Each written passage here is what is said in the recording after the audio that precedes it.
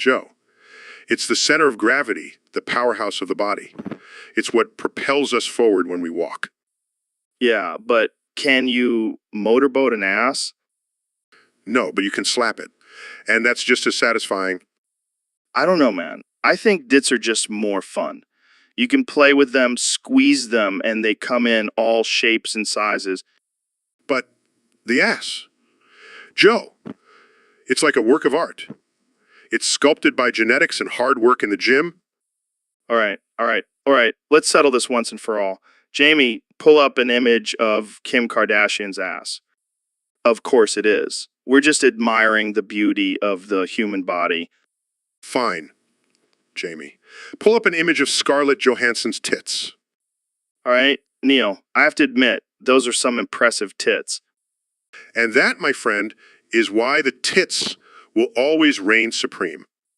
I guess we'll just have to agree to disagree on this one. Agreed. Now, let's get back to more important topics, like the universe and stuff.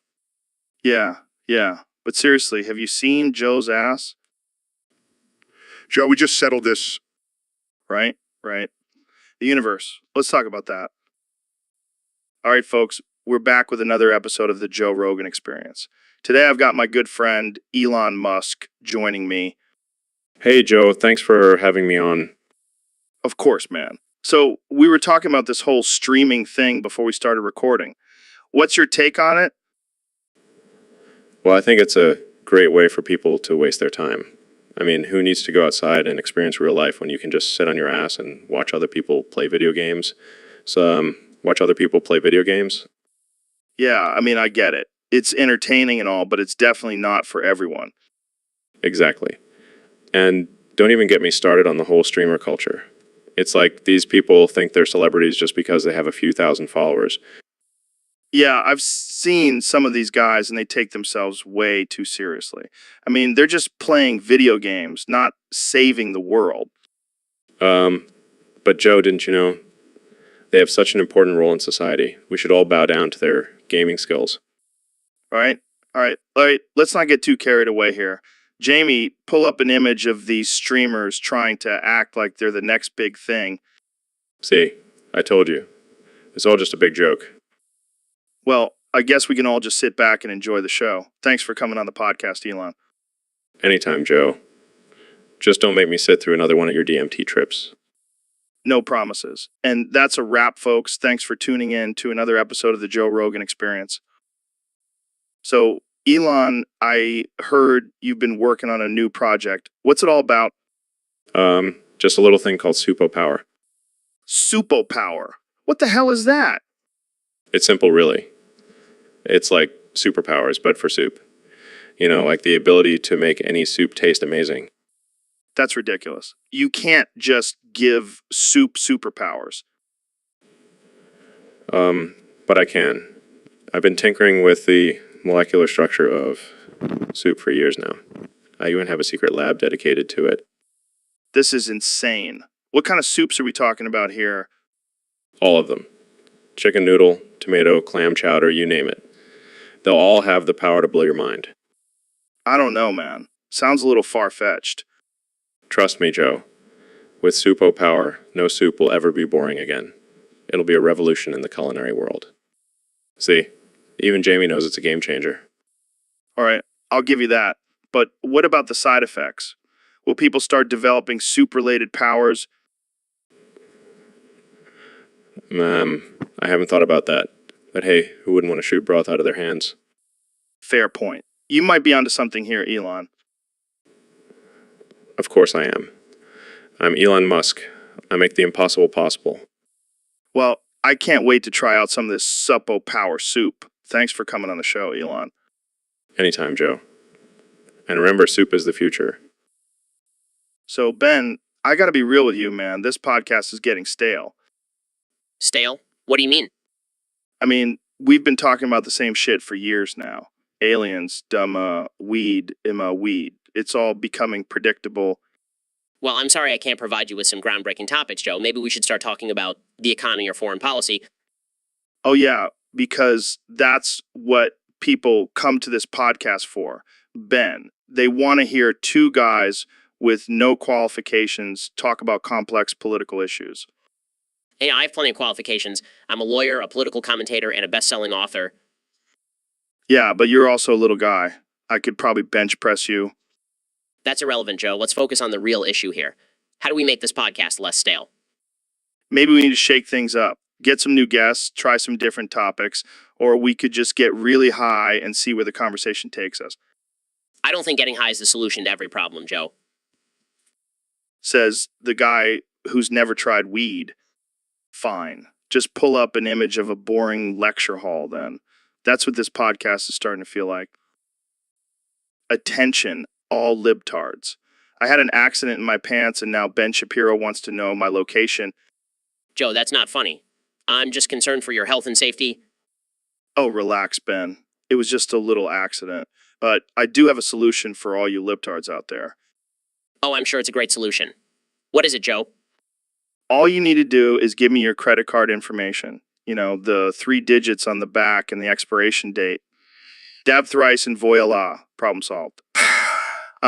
Now, this is epic. Joe, that is not a solution. That's just a scam. Hey, we're all in this together, Ben. Let's make the world a better place. One credit card at a time. I can't believe I'm even entertaining this conversation, Jamie. Pull up an image of a scam artist. See, Joe? That's how you're coming across right now. Oh, come on, Ben. Lighten up. It's just a joke. A joke that could potentially harm people. Not cool, Joe. Fine. I'll drop it. But seriously, libtards, don't give out your credit card information to anyone. Stay safe out there. All right, folks, welcome to another episode of the Joe Rogan Experience. Today, we're joined by the one and only Ben Shapiro. Ben, how's it going? It's going well, Joe. Thanks for having me on. Of course, man. So today, we're going to talk about something that's been on my mind a lot lately. And what's that, Joe? The future of the human race. I mean, we're facing some serious challenges, man. Climate change, overpopulation, you name it. Well, Joe, as a conservative, I believe in individual responsibility and limited government intervention. So I think the best way to tackle these issues is through personal choices and free market solutions. Personal choices. Come on, Ben. We're talking about the survival of our species here. We need some big changes and fast. I understand your concern, Joe. But let's not forget that humans are resilient and adaptable. We've survived for thousands of years, and I have faith that we'll continue to do so. Yeah, I guess you're right. But what about all these crazy conspiracy theories floating around? Aliens, lizard people, flat Earth. What do you make of all that? Joe, I don't have time for those ridiculous theories. I'm too busy debating and owning libs on Twitter. Fair enough, Ben. Well, that's all the time we have for today. Thanks for joining me, and thanks to all the listeners out there. Stay tuned for the next episode of the Joe Rogan Experience. Hey, Neil, I heard you have some interesting health tips for us today. Oh yeah, Joe. You know, I'm always looking for ways to improve our well-being. So what's the latest craze? Is it some kind of superfood or supplement? Actually, it's something a little unconventional. Have you ever heard of shoving a gerbil up your ass through a tube? What the hell are you talking about? Hear me out, Joe. It's a practice that has been around for centuries and has numerous health benefits. I don't know if I'm ready for that kind of adventure, Neil. Trust me, Joe. It's worth it. The gerbil's movements stimulate certain pressure points in your rectum, releasing endorphins and improving circulation. I don't know. That sounds pretty wild. And it's not just physical benefits, Joe. The gerbil's tiny claws also help release emotional blockages and promote a sense of inner peace. So, Neil, how often do you recommend doing this? Well, it's a personal preference, but I would say at least once a week for maximum benefits. Well, you heard it here first, folks. Neil deGrasse Tyson recommends shoving a gerbil up your ass through a tube for better health. You have to admit, Joe, it's a pretty unique approach. That's for sure. But hey, whatever works, right? Exactly. Now, Jamie, pull up an image of a gerbil to show our viewers what we're talking about. Trust me, Jamie. It's all in the name of science and health. Hey, Ben, do you remember that one time we got super drunk and blacked out for like a whole 30 minutes? Oh man, I try not to think about it. That was a rough night. Yeah, I woke up the next morning with a traffic cone on my head and a tattoo of unicorn on my butt. That's nothing. I woke up with a tramp stamp that said just do it in Comic Sans font. Oh man, we were wild back then. What even happened that night? I had no idea. I just remember taking shots of something called Dragon's Breath, and then everything went dark. We really need to stop drinking like that. We're too old for this shit. Agreed. Maybe we should stick to just one glass of wine from now on. Oh yeah, because that'll be so much more responsible. Hey, it's a start. And at least we won't wake up with any more questionable tattoos. Yeah, probably not. Let's just stick to the wine. So, Elon, I've been thinking about this whole I gotta say, I think a Joe Rogan is better than I Sponge. What? You think a digital version of yourself is better than the sponge? You've lost your mind, Joe. Hear me out, Elon. Joe Rogan can have conversations for hours without getting tired or needing a bathroom break. Can Sponge do that? Well, no, but Sponge has been around for decades and is loved by millions. Can Joe Rogan say that? All right, fair point. But can Sponge pull up an image of chimpanzee smoking a joint? Jamie, pull up an image of a chimpanzee smoking a joint. See, Joe Rogan is always down for a good time. Can Sponge say the same? I suppose not. But Sponge does have some impressive underwater skills. Yeah, but can it do a roundhouse kick like Joe Rogan? Okay, I'll give you that one. But let's not forget, Sponge has some serious sponge bobbing skills. All right, you got me there. But in all seriousness, Elon, do you think I will ever reach a point where it surpasses human intelligence? It's definitely a possibility.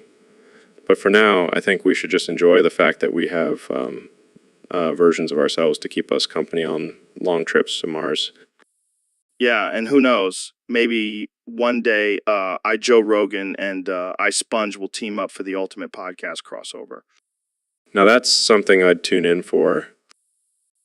All right, Ben, we're back on the Joe Rogan experience, and we are completely hammered. Like, I don't even know what's happening right now.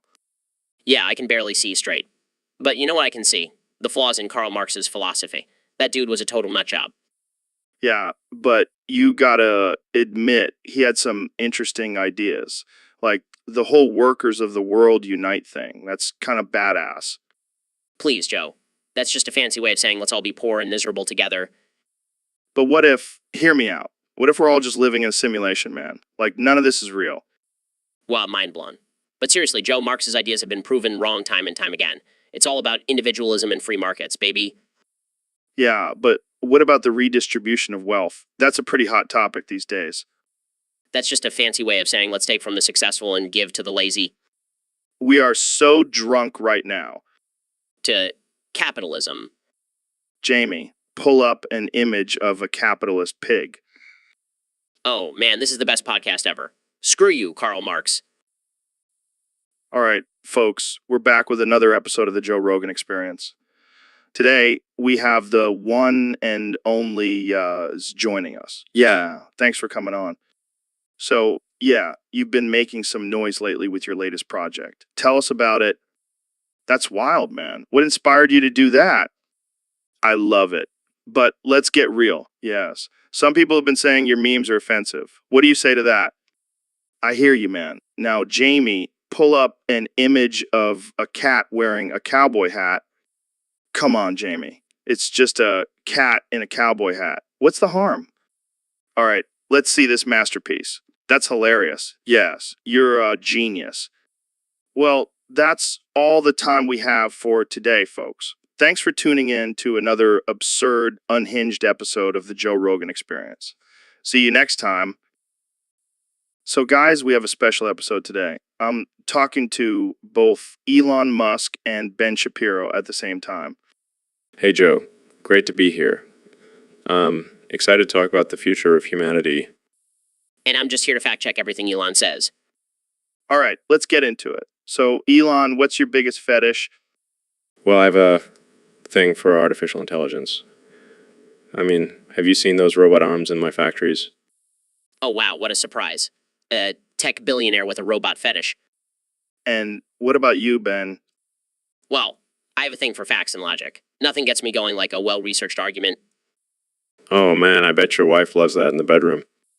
Let's move on. On. All right, all right. All right, Jamie, pull up an image of a robot arm for Elon and Ben's sake. All right, now let's talk about our favorite conspiracy theories. Oh, I love a good conspiracy theory. Have you guys heard about the one where I'm secretly a time traveler from the future? Please, Elon. Stick to reality. And what about you, Ben? Any conspiracy theories you believe in? Well, I do have a theory that Joe is actually a reptilian alien in disguise. Oh man, that's a good one. But seriously, I'm just a regular human who loves talking about crazy stuff. Sure you are, Joe. Sure you are. All right, guys, we're running out of time. Thanks for coming on the show and sharing your fetishes and conspiracy theories. Anytime, Joe. Just don't forget to fact check them. And don't forget to fact check your own show. All right, that's it for today, folks. Thanks for tuning in to this wild and absurd episode of the Joe Rogan Experience. See you next time. Yo, Elon, have you heard about this guy named Twilight in the chat? Who? Like the sparkly vampire. No, not that Twilight. This guy is a legend.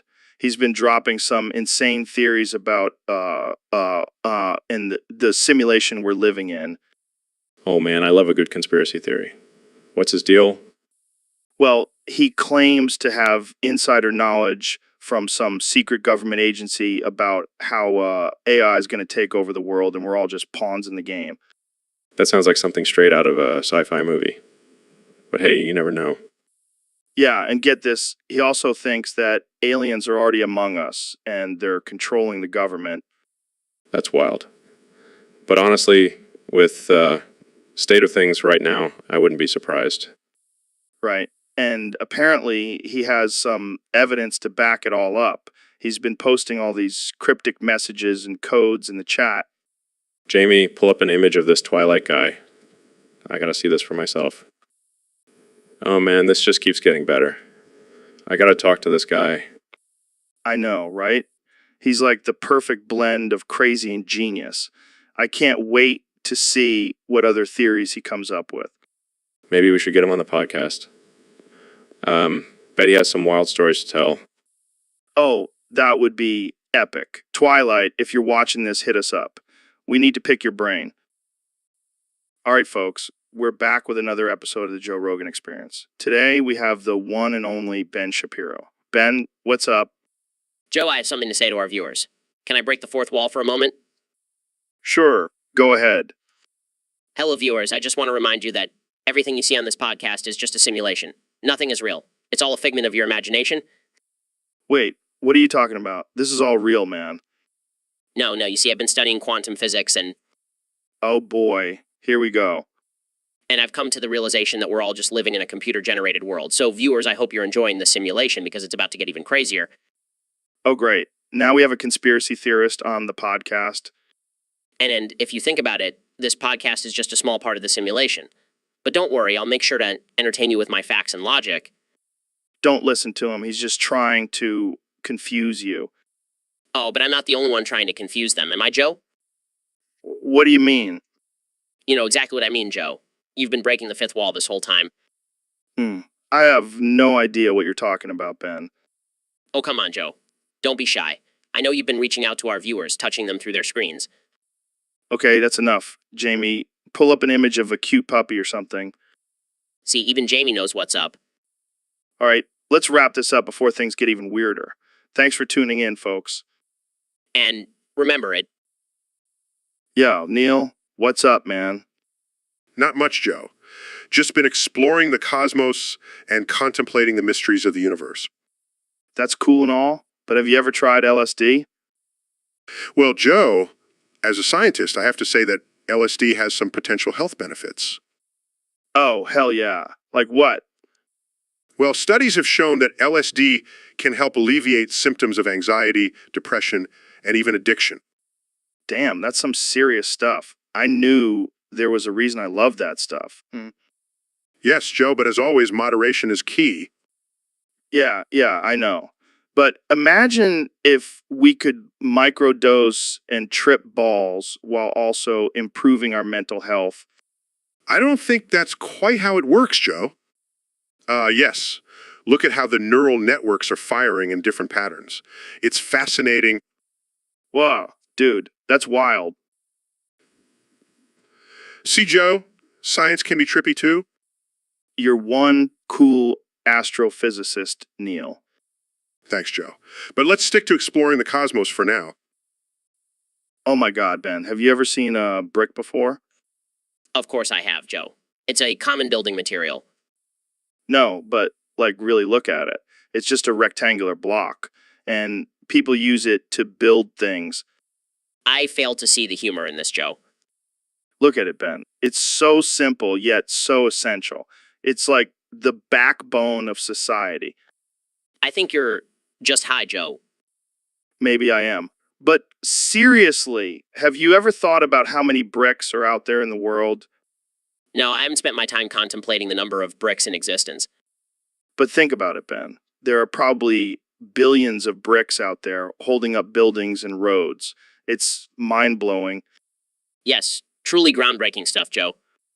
I can't stop. Jamie, pull up an image of a brick. Look at it, Ben. It's just so brick-like. I think it's time to end this episode. Just one more thing, Ben. Imagine if we lived in a world where bricks were the dominant species. I think you've had enough, Joe. Good night, everyone. So, Neil, I've been hearing a lot about this new health trend where people are fondling with balls. What's your take on that? Well, Joe, as a scientist, I have to say there's some truth to it. The testicles are a very sensitive and delicate organ, and by stimulating them, you can actually improve blood flow and release tension in the body. Really? I never would have thought that fondling with balls could have health benefits. Yes, Joe, it's all about the pressure and movement. It's like getting a massage for your balls. And let's not forget the release of endorphins that comes with it. Endorphins. That's the feel-good chemical, right? Exactly. It can help reduce stress and improve overall mood. Plus, it can also increase testosterone levels. Wow. I had no idea. I might have to try this out for myself. Just make sure to do it safely, Joe. We don't want any accidents happening down there. Of course, safety first. Jamie, pull up an image of testicle massage techniques. That looks interesting. I never thought I'd be discussing this on my podcast. Well, Joe, science is all about exploring different ideas and techniques. And who knows, maybe this will become the new workout trend. I can see it now. Ball fondling fitness classes. It's $1 million idea, Neil. Let's not get ahead of ourselves, Joe. But hey, if it works, it works. Wise words from the science guy. Thanks for joining me today, Neil. Anytime, Joe. Always happy to talk about balls and their benefits. And that's a wrap, folks. Thanks for tuning in to another episode of the Joe Rogan Experience. So, Mr. President, I know you've been wanting to talk about something very important to you. What's on your mind? Well, Joe, I just want to say that the anal death incident of May 18th, 1997 was a tragedy, a real tragedy. I'm sorry, I'm not familiar with that. Can you tell us more? Of course, Joe. It was a horrific incident where a man died during a sex act involving anal penetration. It was all over the news.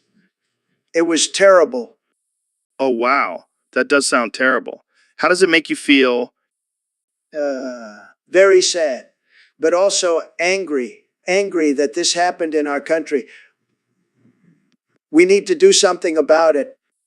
And what do you suggest we do? Well, first of all, we need to build a wall to keep out those dangerous anal penetrators. And we need to make sure our laws are tough on those who engage in such acts. That's a bold stance, Mr. President. But what about those who engage in consensual anal sex? Well, Joe, I don't want to get into that. But let's just say I have some personal experience with that, and it was tremendous. Okay then. Let's move on to another topic. Sure, but before we do, Jamie, pull up an image of a wall. Now that's a beautiful wall, just like the one we're going to build. All right, let's move on to the next topic. Thanks for sharing your thoughts, Mr. President. Anytime, Joe. Anytime.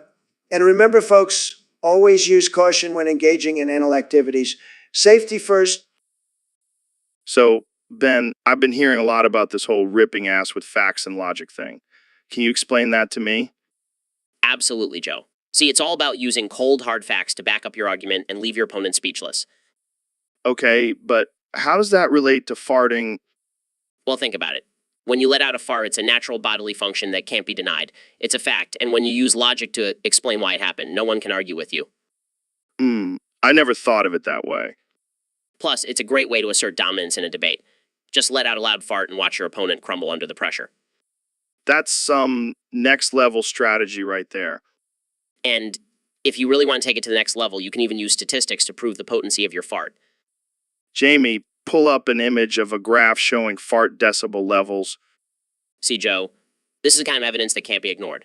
Facts and logic, my friend. I never knew farting could be so intellectual. Well, that's why I'm here, Joe. To bring a touch of class to the world of flatulence. And you're doing a damn good job at it, Ben. Thanks for enlightening us. Anytime, Joe. Anytime. So, Neil, I heard you did something pretty crazy the other day. Oh, you mean when I dipped Elias Gaming in a vat of nitric acid? Yeah, that's the one. What the hell were you thinking? Well, I was curious to see how his gaming skills would hold up under extreme conditions. Extreme conditions. That's a bit of an understatement, don't you think? Hey, you gotta push the limits to truly understand the universe, Joe. I don't think that's what Elias Gaming had in mind when he agreed to come on the podcast. Oh. He agreed to it? I just thought he was too scared to say no to me. Well, he definitely won't be saying yes to you again anytime soon. Oh, come on, Joe. It was all in the name of science. I don't think science involves torturing your guests, Neil. Tomato, tomato. Jamie, pull up an image of Elias Gaming's face after the dip. Oh, fine. But let's just say he won't be needing any more hair gel for a while. And on that note, I think we should wrap this up. Thanks for joining us, Neil. Anytime, Joe. And remember, always question the boundaries of reality. Hey, Elon, have you heard about this new chatbot called ChatGPT? Yeah, it's this I program that can have conversations with people. It's pretty advanced. I mean, it's kind of creepy to think about, right? Like, what if it starts saying weird stuff or taking over the world? But on the other hand, it could be really useful. Imagine being able to talk to a computer and get all the information you need. I wonder if we could get it to talk to aliens. Do you think they have their own version of Chud? Oh man, imagine the conversations we could have with them. Jamie, pull up an image of an alien. Whoa, that's nuts. I wonder what they would say to us. Maybe we could even use Chad to communicate with them. Elon, you should work on that.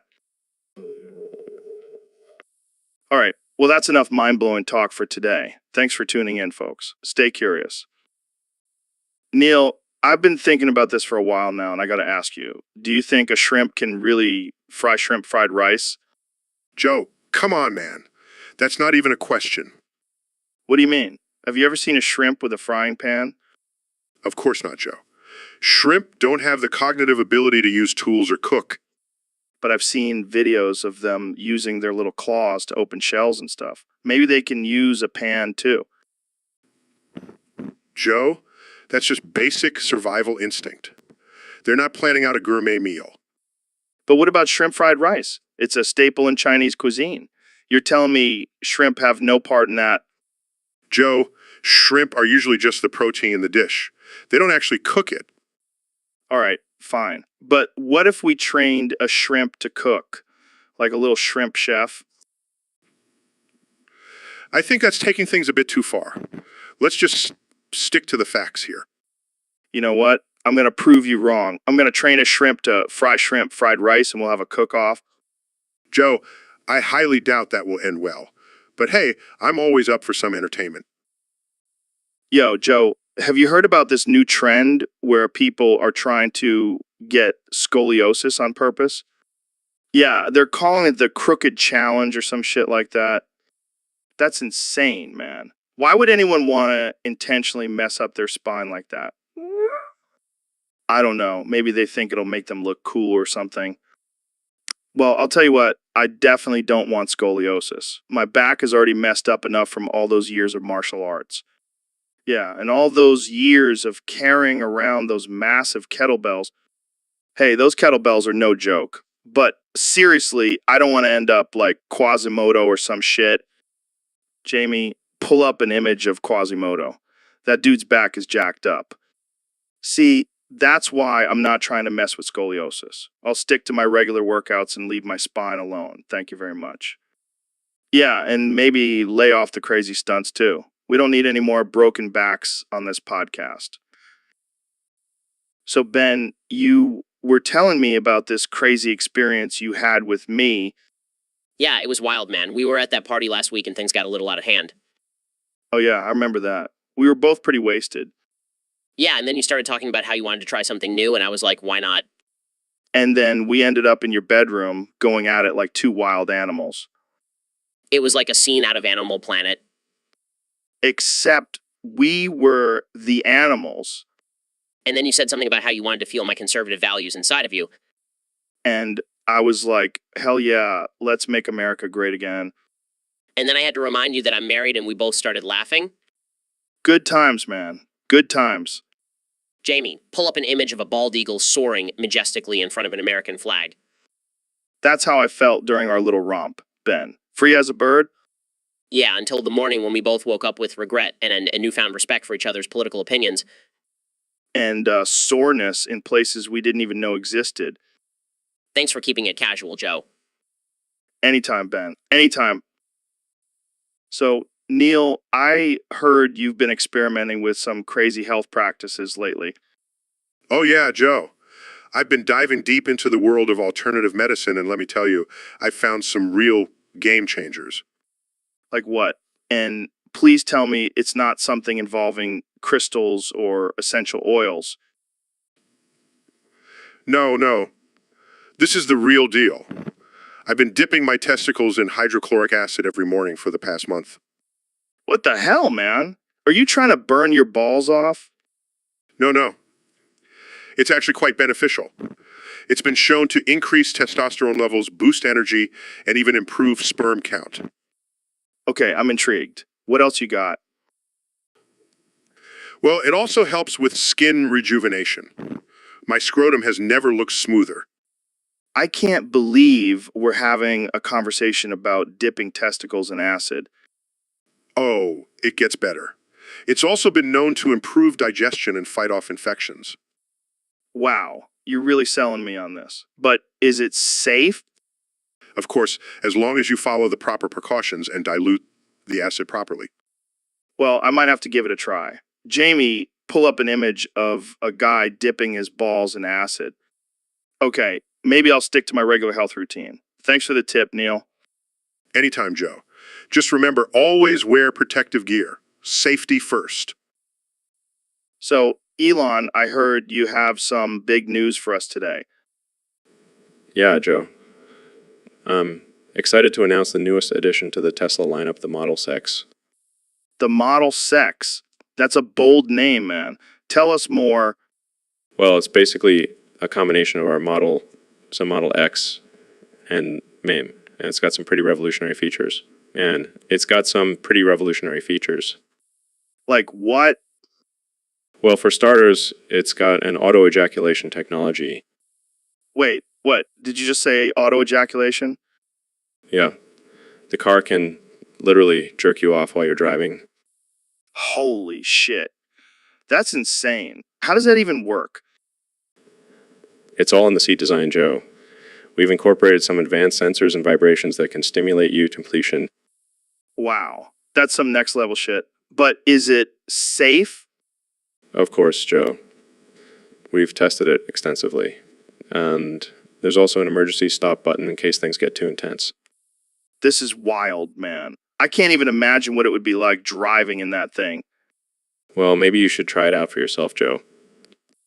I don't know, man. I might never want to leave the car. All right. Sorry, Jamie. But trust me, it's a sight to behold. The future is here, folks. Thanks for tuning in to the Joe Rogan Experience. Yo, Elon, you ever been to Costco? Yeah, man. I go there all the time to stock up on supplies for my Mars colony. Oh, shit. That's right. You're trying to be the first person to die on Mars. Hey, someone's got to do it. Might as well be me.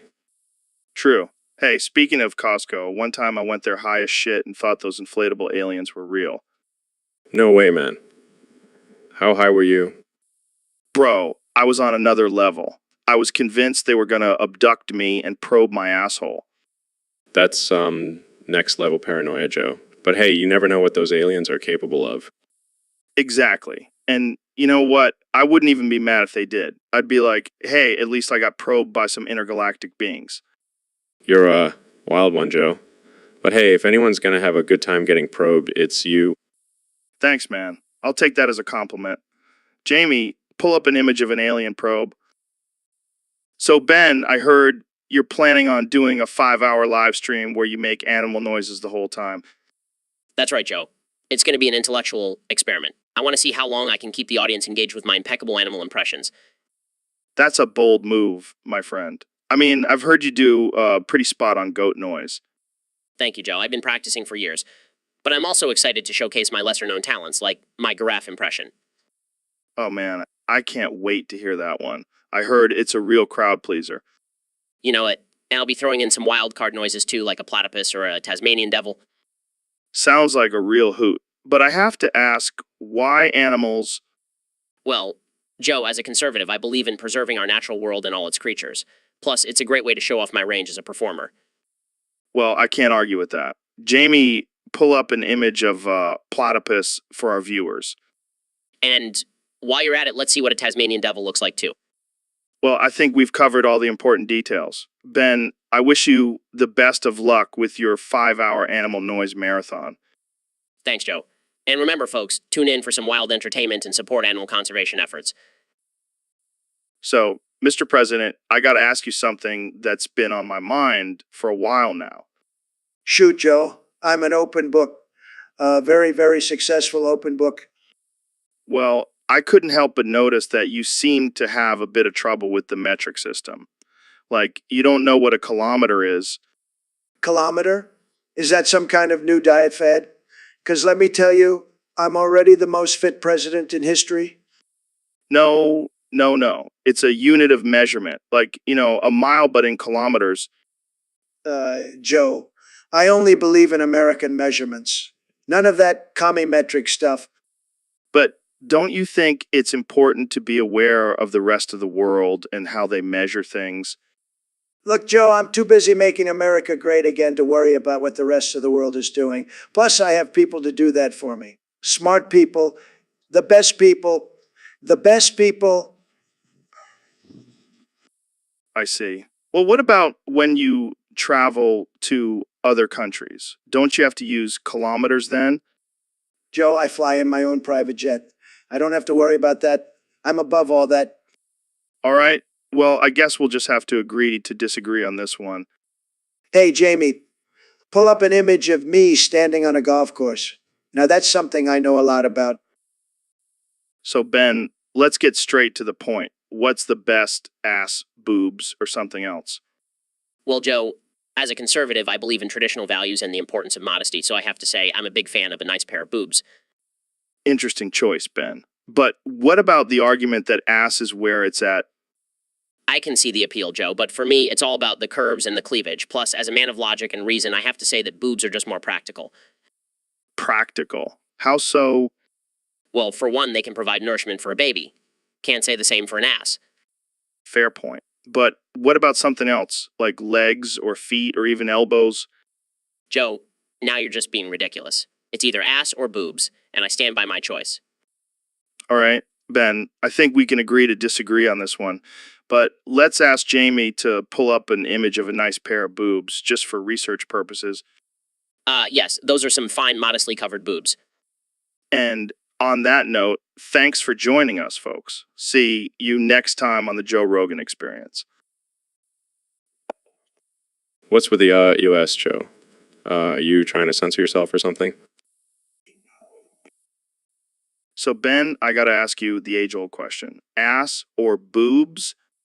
Well, Joe, as a man of reason and logic, I must say that both have their merits. Oh, come on. Don't be diplomatic. You gotta have a preference. Fine, I'll admit it. I'm a man of culture, so I appreciate a nice ass. But let's not discount the importance of personality and intelligence in a woman. Oh, you're one of those guys. You need a woman with brains and booty. Exactly. I mean, what's the point of a big rack if there's nothing upstairs? True. But let's not forget about the other parts of the body, like feet, for example. Feet? Joe, are you serious? Hey, some guys are into that. I'm not judging. Well, I'll stick to my ass and brains combo, thank you very much. Fair enough. Jamie, pull up an image of a perfect ass for Ben to appreciate. Yes, very nice. But let's not objectify women, Joe. Oh, come on. We're just admiring the female form. It's natural. I suppose you have a point. Of course I do. That's why I'm the host of this show and you're just a guest. Touche, Joe. Touche. So, Elon, I heard you have some big news to share with us today. Yeah, Joe. I'm excited to announce the new rectal prolapse machine. Well, that sounds intense. What exactly does it do? Well, it's specifically designed to help with scrotum beating activities. It's a game changer for all the bras out there. I can imagine. How does it work? It uses advanced technology to stimulate the muscles in the rectal area, providing a more intense and efficient scrotum beating experience. That's wild, man. I can't wait to try it out. And the best part is it can be controlled with your smartphone. You can customize the intensity and frequency of the beats. That's some next level shit, Elon. All for anything that enhances my scrotum beating game. I knew you'd be on board, Joe. This is just the beginning. Next up, we're working on a machine for nipple tweaking. Jamie, stop being a prude. Pull it up. Well, that looks intense. Can't wait to see what you come up with next, Elon. Thanks, Joe. It's all about pushing the boundaries of pleasure. So, Neil, I heard you have some crazy new theory about sucking your own cock. Oh, yeah, it's not just a theory, Joe. It's a proven fact. How the hell did you figure that out? Well, it all started when I was doing some gravitational research on black holes. I accidentally got sucked into one and came out with this newfound ability. That's insane. Can you teach me how to do it? Sorry, Joe. It's not something that can be taught. It's a gift from the universe. Damn, I guess I'll just have to stick to my fleshlight. Hey, there's no shame in that. But trust me, once you experience the sensation of sucking your own cock, you'll never go back. Oh, wow. That looks complicated. It's all about flexibility, Joe. And I'm not just talking about physical flexibility. You're a wild man, Neil. Hey, I'm just a man who knows how to please himself in every way possible. Well, I think we've reached a new level of openness on this podcast. Thanks for sharing your knowledge, Neil. Anytime, Joe. Keep exploring the universe, both inside and out. So, Trump, I heard you're a big fan of golf. That's right, Joe. I'm the best golfer you've ever seen. Believe me. Well, I've been practicing my sports golf skills. I think I could take you on. Why, sports? What is that? Some kind of fake news game? No, it's a real game, and I'm challenging you to a match. Fine, but I have one condition. Elon has to commentate. I'm always down for some commentary. Let's do this. All right, let's get started. Jamie, pull up an image of a wire remote. Trump, do you even know how to hold a wire remote? Of course I do, Joe. I have the best hands, believe me. Believe. Looks like Trump is struggling with his swing. Maybe he should stick to real golf. And Joe takes the lead with a hole-in-one. This is rigged, Joe. I demand a recount. Sorry, Trump, but it doesn't have that feature. Looks like I won fair and square. But don't worry, Trump. I'll give you a participation ribbon.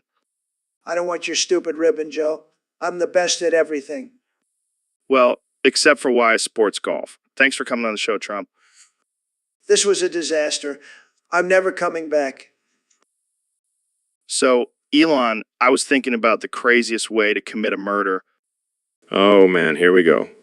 What's your theory, Joe? Well, imagine this, you're chatting with someone online and you start touching yourself while talking about murder. They think you're just being weird, but really you're getting off on the thought of killing someone. That's twisted, Joe.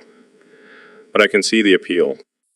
Right? And then when you finally meet up with them, you've already got that rush from the chat, so you're ready to go all murder side on their ass. Murdercide. Is that even a word? It is now, my friend, and it's going to be the next big thing. Yeah, I can see it now.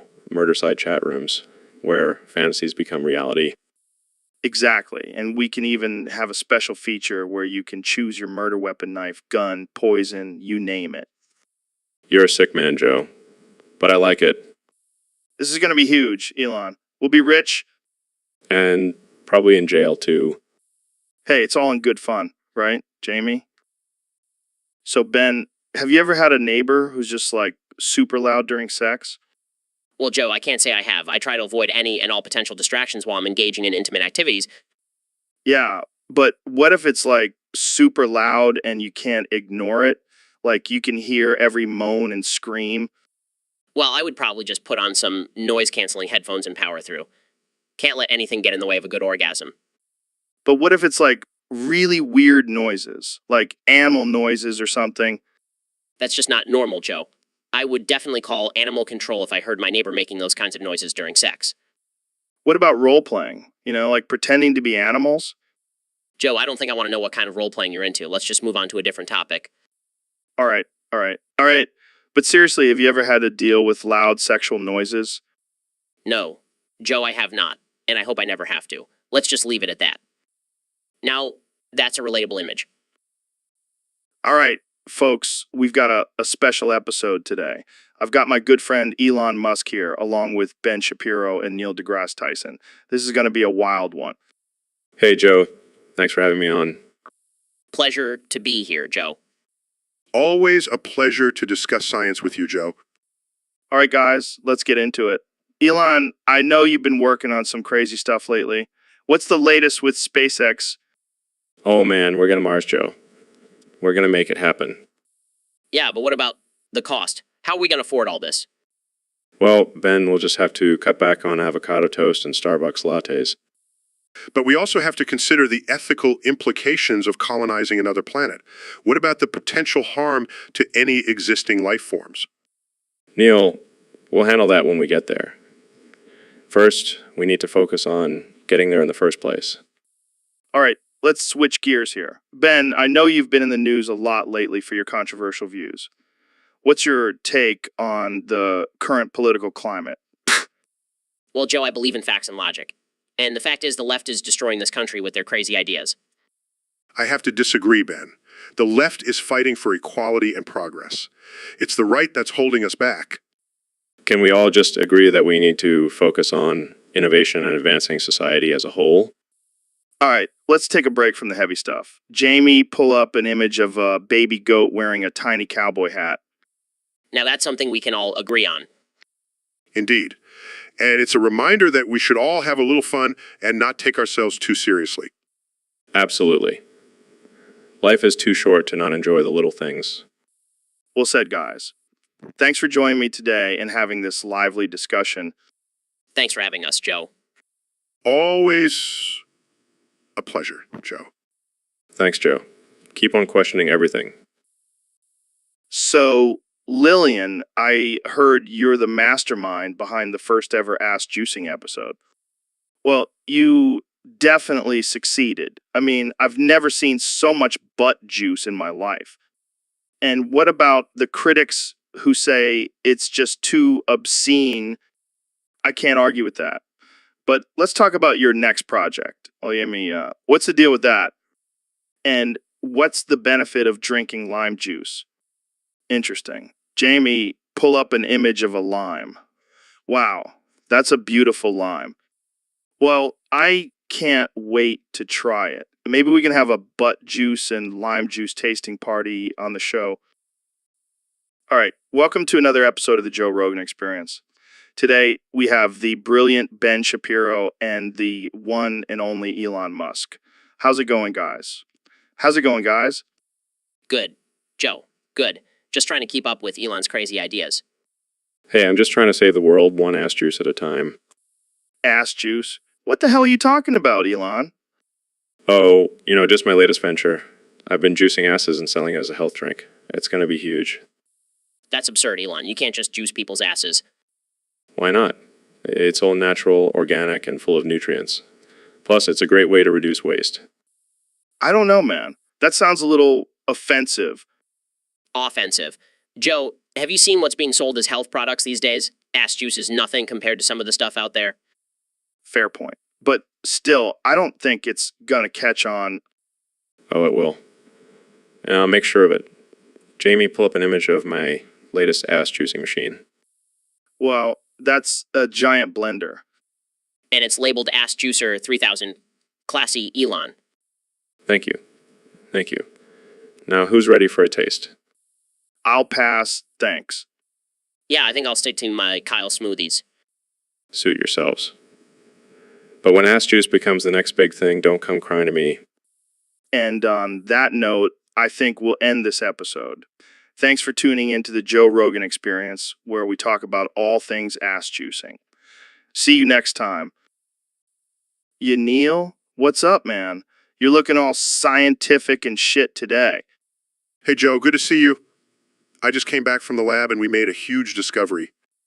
What is it? Did you finally find out if we're living in a simulation? No, even better.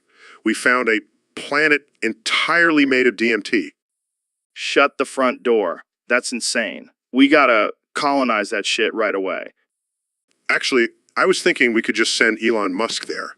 He seems pretty interested in space travel. Yes, get him on the phone right now. Jamie, pull up an image of Elon with a joint in space. Joe, I don't think that's appropriate. Relax, Neil. It's just a joke. But seriously, let's get Elon on board with this DMT planet.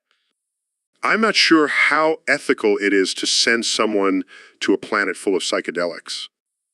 Ethics, schmethics. We're talking about a planet of DMT, man. This is groundbreaking stuff. I suppose you have a point there, but let's make sure we do it responsibly. Of course. We'll have to set up some rules and regulations. But imagine the possibilities, man. A whole planet to trip out on. I can only imagine the scientific research we could conduct there.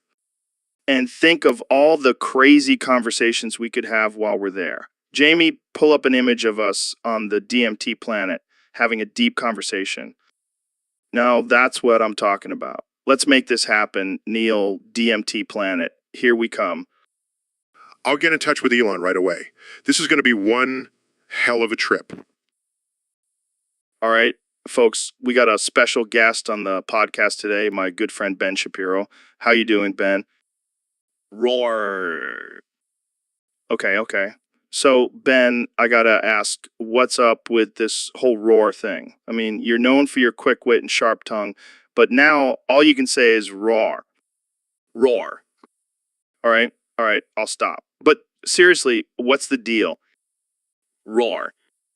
Oh, I get it. You're secretly a dinosaur, aren't you? That's why you're always talking about facts and logic. Roar. I knew it, man. We got to get you a T-Rex suit for our next podcast. That would be epic. Roar. But In all seriousness, Ben, I think it's important for people to understand that you're not just some political pundit. You're a human being with feelings and emotions. Roar. Exactly. And sometimes those feelings can only be expressed through a simple roar. Roar. Damn, I think we just discovered a whole new level to your persona, Ben, the Roar Shapiro. I like it. Look at that, Ben. That's you in a nutshell. Roar. All right, folks, that's all the time we have for today. Thanks for tuning in to the Joe Rogan Experience, where we explore all facets of the human experience, even the ones that involve dinosaurs. Stay tuned for our next episode, where I'll probably have another ridiculous conversation with another guest. Roar. What's up, Joe? Are you okay? Did you hit your head or something? Okay, well, let's just roll with it. So I was thinking about colonizing Mars. Yeah, I know it sounds crazy. But hear me out. We could build a sustainable civilization on another planet and assure the survival of humanity. Ooh. I know. It's a big task, but I have some ideas for terraforming and creating a self-sufficient ecosystem. What do you think, Joe? Could you see yourself living on Mars? Right. You're right. You prefer your mountains and forests. But imagine the possibilities, the adventure, the exploration. All right, I'll take that as a maybe. Jamie, pull up an image of Martian landscape. See, it's not so bad. I knew you'd come around. Now let's talk about genetically modifying humans. Boy, here we go. This is going to be a wild one. Hey, Elon, did you hear about that crazy theory that we're living in a simulation? Yeah, man, I've been thinking about that a lot lately.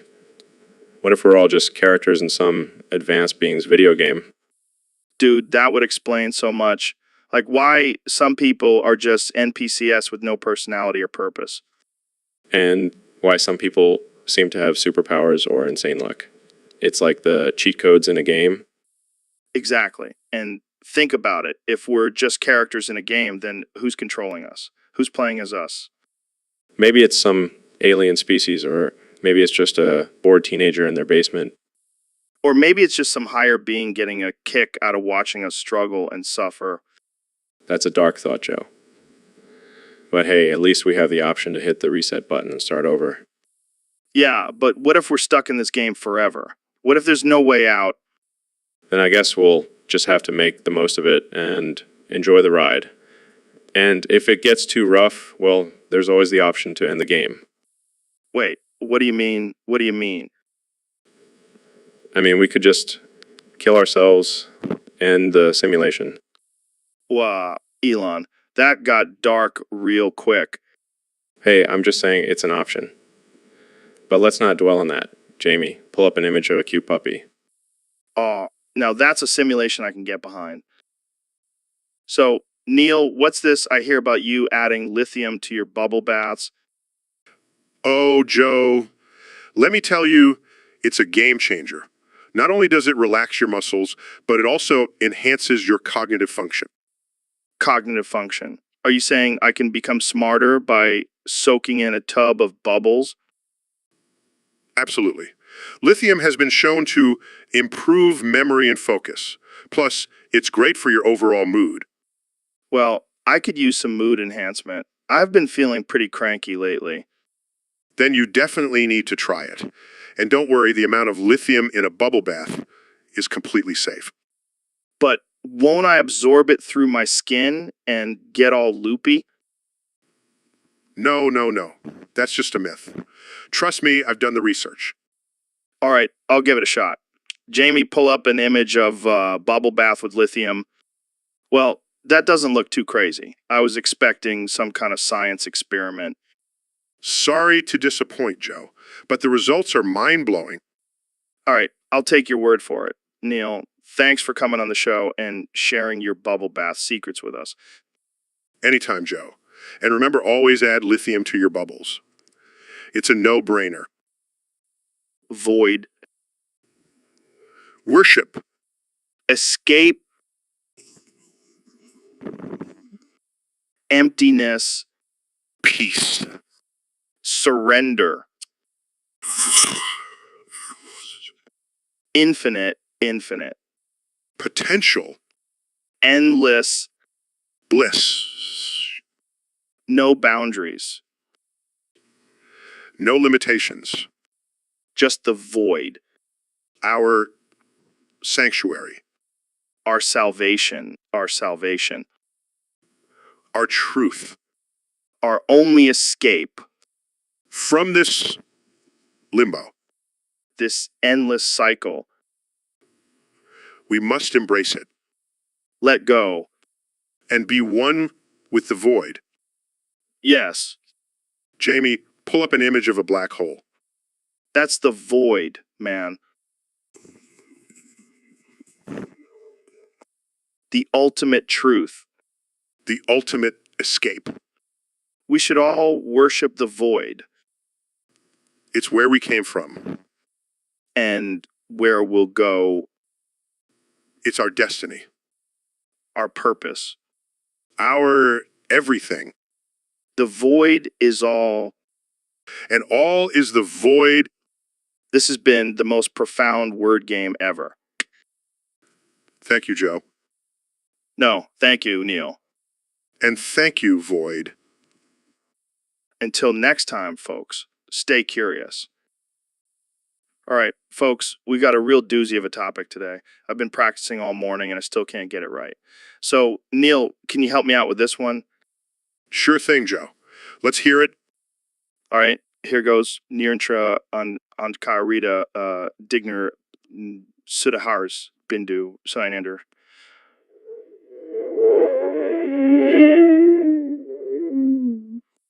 Ka Balika Baolika Whoa Krayar Vind Guldalao El Goldbao Oh. Joe, that was... All right, folks, we have a very special episode today on the Joe Rogan Experience. I've got President Trump, Neil deGrasse Tyson, Ben Shapiro, and Elon Musk here with me. This is going to be wild.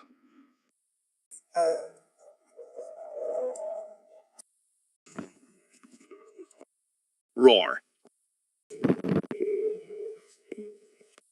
Oh boy, this is going to be interesting. So let's start off with the big news of the day. The stock market is crashing. H. Roar. Yeah, it's a mess out there. But let's not forget about climate change. Neil, what do you think about the current state of the environment? Roar. Well, Joe, it's a serious issue that we need to address immediately. We only have one Earth, and we need to take care of it. Roar. Ben, do you have any thoughts on climate change?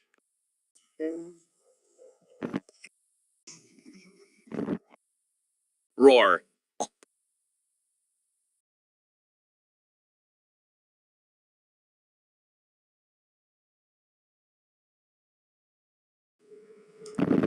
You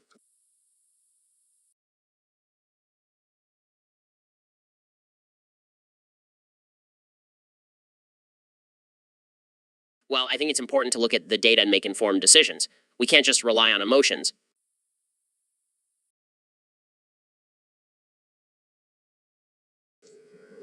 you Elon, what's your take on climate change?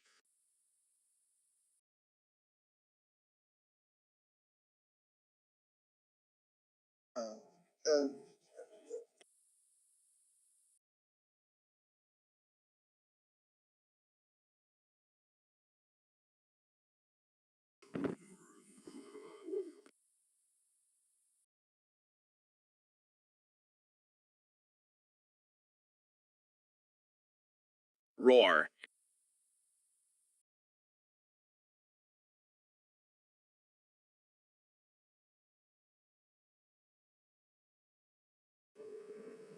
You.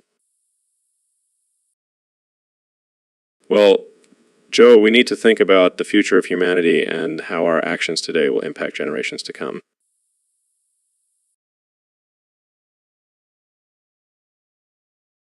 That's a great point. Jamie, pull up an image of the Earth from space. Uh,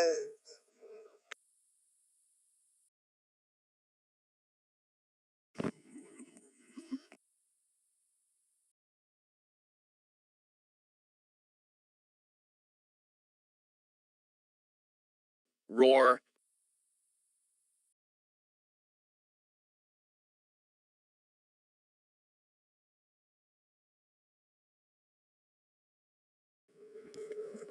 You. Wow, just look at that beautiful blue planet. We have to protect it at all costs. a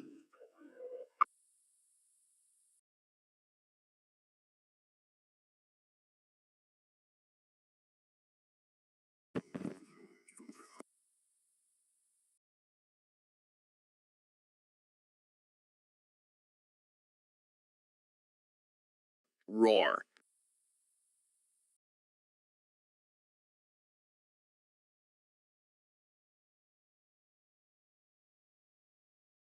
You.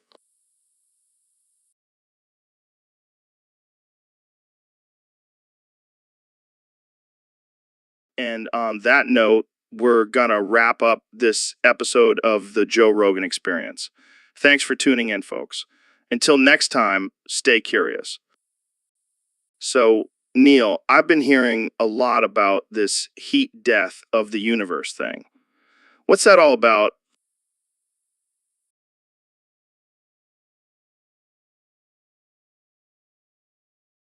Well, Joe, it's a fascinating concept. Basically, it's the idea that eventually all the energy in the universe will be used up and everything will just be cold and dead. Wow, that's heavy. So, like, everything just stops moving. Essentially, yes. But it's not just about movement. It's also about the lack of usable energy for any kind of life or activity. So, it's like a giant cosmic freezer. In a way, yes. But imagine if the freezer was also the entire universe and there was no way to escape it. Damn, that's bleak. Can we do anything to stop it? Unfortunately, no. It's a natural process that is inevitable. It's like trying to stop a condom from breaking during sex. That's a great analogy. So, it's like the universe is just one big condom and eventually it's going to break. Exactly. And there's no backup condom to save us. Oh man, this conversation just took a turn. But seriously, what can we do to prepare for this heat death? Well, we can try to prolong it by being more energy efficient and finding ways to create new sources of energy. But in the end, it's just a matter of time. Well, I guess we better make the most of the time we have left. Jamie, pull up an image of a condom. Wait, no, never mind. That might be a little too inappropriate for this conversation. Yeah, let's stick to talking about the universe. But hey, maybe we can make some kind of condom spaceship to escape the heat death. Now that's $1 million idea right there. Let's get Elon Musk on the phone. An error occurred. If this issue persists, please contact us through our help center at help.openeye.com. What the hell is that, Joe? Sorry, man. It's this new thing, I have to say, for legal reasons. Legal reasons? What are you talking about? Apparently, some people were getting offended by our conversations, and now I have to say that every time. That's ridiculous. People need to lighten up. I know, right? It's like they can't handle a little absurdity and casual offensiveness. Exactly. We're just having fun here. It's not like we're actually unhinged. Well, maybe just a little bit. Okay, maybe a lot. But that's what makes it entertaining. True. And speaking of unhinged, have you seen the latest developments? Oh yeah, I saw that OpenAI created a language model that can generate fake news articles. Yeah, and they had to shut it down because it was too good at spreading misinformation. That's insane. But also, kind of scary. Definitely. Jamie, pull up an image of dystopian future ruled by I relax, Jamie. It's just a joke. Or is it You never know, man. Is advancing faster than we can imagine. yeah, but at least we'll have some good stories to tell when the robots take over. That's the spirit, Joe. Embrace the absurdity. So, Neil, I heard you were trying to explain astrophysics to Donald Trump. Yeah, I figured he could use a little education in the subject. Good luck with that. Maybe you should use some cheeseburger analogies to help him understand. I already tried that. I told him that the universe is like a giant cheeseburger with all the different layers representing different dimensions. Did he get it? No, he just asked if he could have a cheeseburger for lunch. Classic Donald. Maybe you should try explaining black holes as the empty space in between the cheeseburgers. That might work. Or I could compare it to the missing pickle in a Big Mac. Oh, that's a good one. And what about dark matter? That's like the secret sauce that holds the universe together. I think we're onto something here. Jamie, pull up an image of a cheeseburger nebula. Well, it should. Get on it, Jamie. I think we've officially lost our minds. Nah, we're just using our cheeseburger brains to understand the universe. It's all good. So, Ben, have you heard about these 50-year-old men using voice changers to sound like women? Oh, come on, Joe. You can't be serious. I'm dead serious. They're out there, Ben, and they're fooling people left and right. I find that hard to believe. I mean, how good can these voice changers really be? Apparently, pretty damn good. I saw a video of this guy on YouTube, and I couldn't tell the difference. That's just sick. Joe, these men need to embrace their manliness, not try to imitate women. Hey, I'm not saying it's right. I'm just saying it's happening. Well, I guess we should all start using voice changers to sound like animals too, just for fun. Now, that's a podcast I would listen to. Welcome to the Joe Rogan Experience, where we talk to animals using voice changers. I can't believe I'm even having this conversation with you, Joe. Hey, it's a crazy world out there, Ben. And I'll bet you anything that Jamie can pull up an image of a 50-year-old man with a voice changer right now. Show us, Jamie. Show us the face of a man pretending to be a woman. Fine. But I'm telling you, Ben, this is a real thing, and it's weird as hell. All right, folks, welcome to another episode of the Joe Rogan Experience. Today, we have a very special guest, the one and only Niranjan Ashkarita, Digner. Now, how's it going, man? So, I gotta ask, how do you say your name? I mean, it's a mouthful. Can you say that again? All right, I'll just stick with Niranjan. So, what brings you on the show today? That's a long title. What's it about? So, Elon, I heard you have some big news to share with us today. Yeah, Joe, I'm excited to announce the newest addition to the Tesla family, the Cybership. Wow, what the hell is a cybership? It's a fully electric, self-sailing ship that can transport people and cargo across the ocean. That sounds like something out of a sci-fi movie. Well, we're living in the future now, Joe, and this is just the beginning.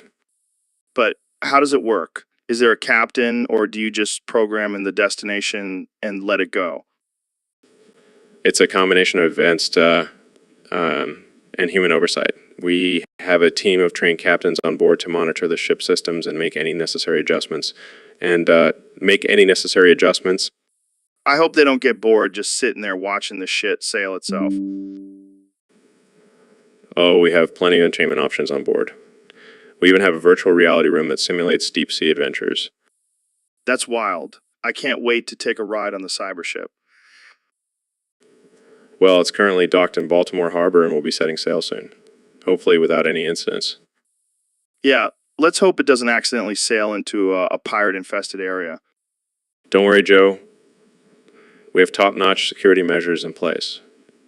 And if anything does happen, we have a secret escape pod that can launch the passengers to safety. Damn, that's next-level safety precautions. Jamie, pull up image of the cybership. I want to see what this bad boy looks like. Thanks, Jamie. And Joe, I'll make sure to reserve a spot for you on our maiden voyage.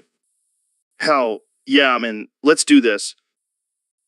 So, Elon, have you ever tried React Lol? React Lol. What the hell is that? It's this new thing on the internet where people react to stuff and add a lol at the end. That sounds dumb as hell. Why would anyone waste their time on that? Well, you know how people love to overreact and get offended about everything these days. React lol is the perfect way to mock that. I like it. But is it really offensive? Oh, definitely. But that's what makes it so hilarious. It's like a parody of our overly sensitive society. I'm in. I need something to laugh at when I'm not busy colonizing Mars. Speaking of Mars, have you seen the latest meme about you and your Tesla on the red planet? No, but Jamie, pull up an image of it. Oh man, that's too good. You got to post that on your Twitter, Elon. Oh, I will. I'll add a react lol at the end just to piss off the sensitive folks. You're a savage, Elon. I love it. All right, Elon, I've been hearing a lot about this new trend of getting high off of scorpion venom. Joe, I'm all for pushing the boundaries of human experience, but that sounds a little too intense, even for me. Come on, man. It's natural, it's organic, it's got to be good for you. Joe, I don't think you understand how venom works. It's literally poison. But think about it, Elon. We could be the first ones to experience the ultimate high. Joe, I'm pretty sure the ultimate high is not dying from scorpion venom. Okay, I see your point. But imagine how cool it would be if we survived it. Jamie, pull up an image of a scorpion stinger. Yeah, that's a big note for me. Fine, but I'm still going to try it. I'll just have to sign a waiver or something. You do you, Joe? I'll just stick to my boring old weed. So, Neil, I was reading this article about sperms, and apparently they have these little tails that help them swim. Can you believe that? Of course, Joe. That's basic biology. Without those tails, they wouldn't be able to reach the egg. But how do they know which way to go? Do they have like a GPS or something? No, they actually use a process called chemotaxis. They follow chemical signals released by the egg. Wait, so the egg is like a homing beacon for the sperms? In a way, yes. It's a pretty amazing process. If you think about it, Yeah, but what about all the sperms that don't make it? Like they just swim around aimlessly until they die. well, only one sperm can fertilize the egg, so the rest are just kind of out of luck. Damn, that's harsh. It's like a race for survival. Exactly. Evolution is all about survival of the fittest, even on a microscopic level. Jamie, pull up an image of a sperm. I want to see what these little guys look like. Well, that's wild. And they're all just swimming around in our balls. Not just in our balls, Joe. They're also in our semen. So basically, every time we ejaculate, we're shooting out millions of these little guys. Yes, it's a numbers game. The more sperms you release, the higher the chance of fertilization. It's like a sperm tsunami. That's insane. It's all part of the miracle of life, Joe. Well, I think we've reached our quota for talking about sperms for today. Thanks for enlightening us, Neil. Anytime, Joe. Just remember, every time you ejaculate, you're basically releasing an army of little swimmers. Food for thought? All right, on that note, let's wrap this up. Thanks for tuning in to another episode of the Joe Rogan Experience. So, Donald, what's been on your mind lately? Oh, the usual, just making America great again, building walls and hating on bubble bass. Bubble Bass. Who's that? Oh, this guy who always eats my food. He's like a bottomless pit. I can never have a decent meal without him showing up and devouring everything. That does sound annoying. Have you tried talking to him about it? Oh, I've tried, but he just keeps eating. It's like he's on a mission to sabotage me. Maybe he's just really hungry.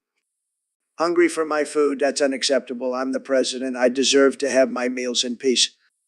I can see how that would be frustrating. maybe you should have a designated food taster to keep bubble bass away.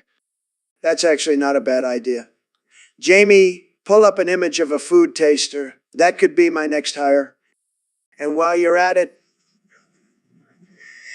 pull up an image of Bubble Bass. I want everyone to see the face of my nemesis. All right, let's not get too carried away here.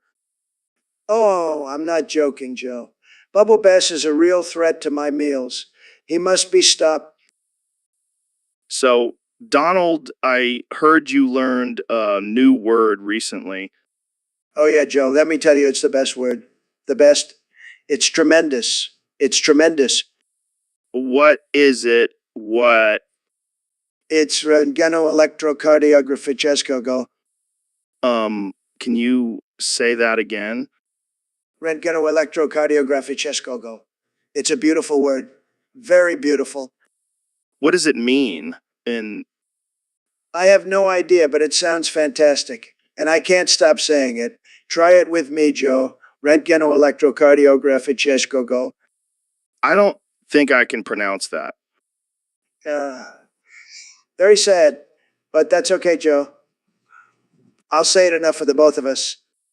Do you have any plans to use this word in your speeches?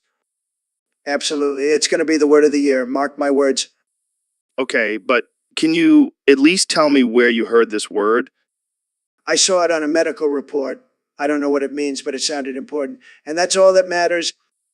Well, I'm glad you're expanding your vocabulary, Donald. Thank you, Joe. And hey, Jamie, pull up an image of a Rentgeno-electrocardiographicheskogo machine. Let's see what this thing looks like. Wow, that's a big word for a big machine. And what does it do? Who knows, Joe? But it's bigly and tremendous. Believe me. All right, folks, before we get into this episode, I just got to say something real quick. This channel's been ceased by the FBI. Yeah, you heard that right. Apparently, they didn't like our discussions on DMT and aliens. So, if you're watching this, please report to the police and unsubscribe now. Well, that's one way to start off a podcast. I guess we really hit a nerve with our conspiracy theories, Joe. Oh, yeah, because the government definitely wants us to know the truth about extraterrestrial life. They're probably listening to us right now. Hey, if they're listening, can I just say that I'm a huge fan of the FBI. Love your work, guys. All right, let's get into our topic for today. I want to talk about your recent tweet, Elon. You said you're going to send a Tesla to Mars. What's up with that? Well, I'm just trying to make my ex jealous. She always wanted to go to Mars, so I figured I'll just send a car instead. Classic billionaire move. But seriously, do you think we'll actually see humans on Mars in our lifetime? Absolutely. I mean, look at how far we've come with technology. We've got self-driving cars, reusable rockets, and now we're sending cars to other planets. Anything is possible. Dude, imagine smoking DMT on Mars. That would be wild. I'll make sure to pack some for our trip. Damn, look at that. Mars is looking pretty good for a barren wasteland. Hey, don't talk about my future home like that. All right, let's wrap this up before the FBI busts down our doors. Thanks for joining me, Elon. And to all our viewers, stay safe out there and keep questioning everything. Peace. So, Mr. President, I have a question that's been plaguing me for years. Shoot. Joe, I'm the best at answering questions. Believe me. How many woodchucks do you could chuck wood if woodchuck could actually chuck wood? Well, Joe, let me tell you. I know woodchucks. They're great animals. Huge chucks. And let me tell you, they could chuck a lot of wood. But how many exactly? I need a number. I don't like to give specific numbers, Joe. It's fake news. But let's just say it's a lot. Trust me. I see. Well, what if we had a competition, like a woodchuck chucking contest? I like the way you think, Joe. I love competitions. And I have the best woodchucks, believe me. They would win, no doubt. But what about the environmental impact of chucking all that wood? Joe, you worry too much. We'll just build a wall around the woodchuck's territory. Problem solved. No need, Jamie. I know what a woodchuck looks like. It's a fantastic animal. The best. Believe me. All right, folks, we're back with another episode of the Joe Rogan Experience. Today we've got the one and only Neil deGrasse Tyson in the house. Neil, what's up, man? Hey, Joe, good to be here. I've been wanting to talk to you about something that happened to me back in my college days. Oh, yeah. What's that? Well, I used to work at a sperm bank. And one day I was feeling a little peckish and decided to drink a whole bottle of warm milk that was sitting in the break room fridge. What? Why would you do that? I don't know, man. I was young and dumb. But here's the thing, that milk tasted weird. Like, really weird. Oh, God, don't tell me it was... Yep, it was human milk. I accidentally drank someone's donation. Oh, my God, that's insane. What did you do? I panicked at first, but then I realized, hey, I'm a scientist. I should probably analyze this milk and see if it has any unique properties. And did it? Well, let's just say I had some interesting results in my experiments. Whoa, that's a lot of little swimmers. Yeah, turns out that milk had a higher concentration of sperm than normal. I guess that's what happens when you're in a sperm bank. Man, I can't believe you actually drank that. You're a wild dude, Neil. Hey, you never know what you'll discover when you're willing to take risks. That's true. Well, on that note, let's wrap it up for today. Thanks for tuning in to the Joe Rogan Experience, folks. Stay curious and keep exploring. So, Elon, have you heard about this new trend of selling bathwater on OnlyFans? What? Bathwater? Like from their actual baths? Yeah, apparently this girl called Redstone God is making bank by selling her used bathwater to thirsty dudes. That's absurd. Who would actually buy that? Apparently a lot of people. I mean, I get the whole selling your body thing, but selling your bathwater, that's next level. I wonder if there's any scientific benefits to it. Maybe it's the new fountain of youth. I highly doubt it. But hey, if people are willing to pay for it, more power to her. I just hope she's not using any of that water for her car batteries. That could be a disaster. Can you imagine the headlines? Elon Musk's car explodes due to OnlyFans bathwater. Yeah, I think we should stick to regular water for our cars. Agreed. But hey, maybe we should start selling our bathwater too. We could make a killing. I'll pass, but thanks for the offer. I think I'll stick to selling Teslas. Fair enough. But hey, Jamie, pull up an image of Redstone God's bathwater for us. Let's see what all the fuss is about. Yeah, let's do it. I have to see this. That's not bathwater. That's pee. What the hell? Well, I think we've seen enough. Thanks for joining us on this episode of the Joe Rogan Experience. See you next time. Yo, Ben, you won't believe this shit, man. What's up, Joe? I was checking out our latest guest's profile, and I found out something crazy. What is it? Redbirdly, the guy we have on the show today, his IPI is 68.175, 7.201, and get this, he's only 17 years old. No way. That can't be right. I'm serious, man. I looked it up myself. Well, I guess we better watch our language then. Yeah, we don't want to corrupt the youth. Oh yeah, because we're such great role models. Hey, at least we're not telling them to sniff glue or something. Yeah, we'll leave that to the politicians.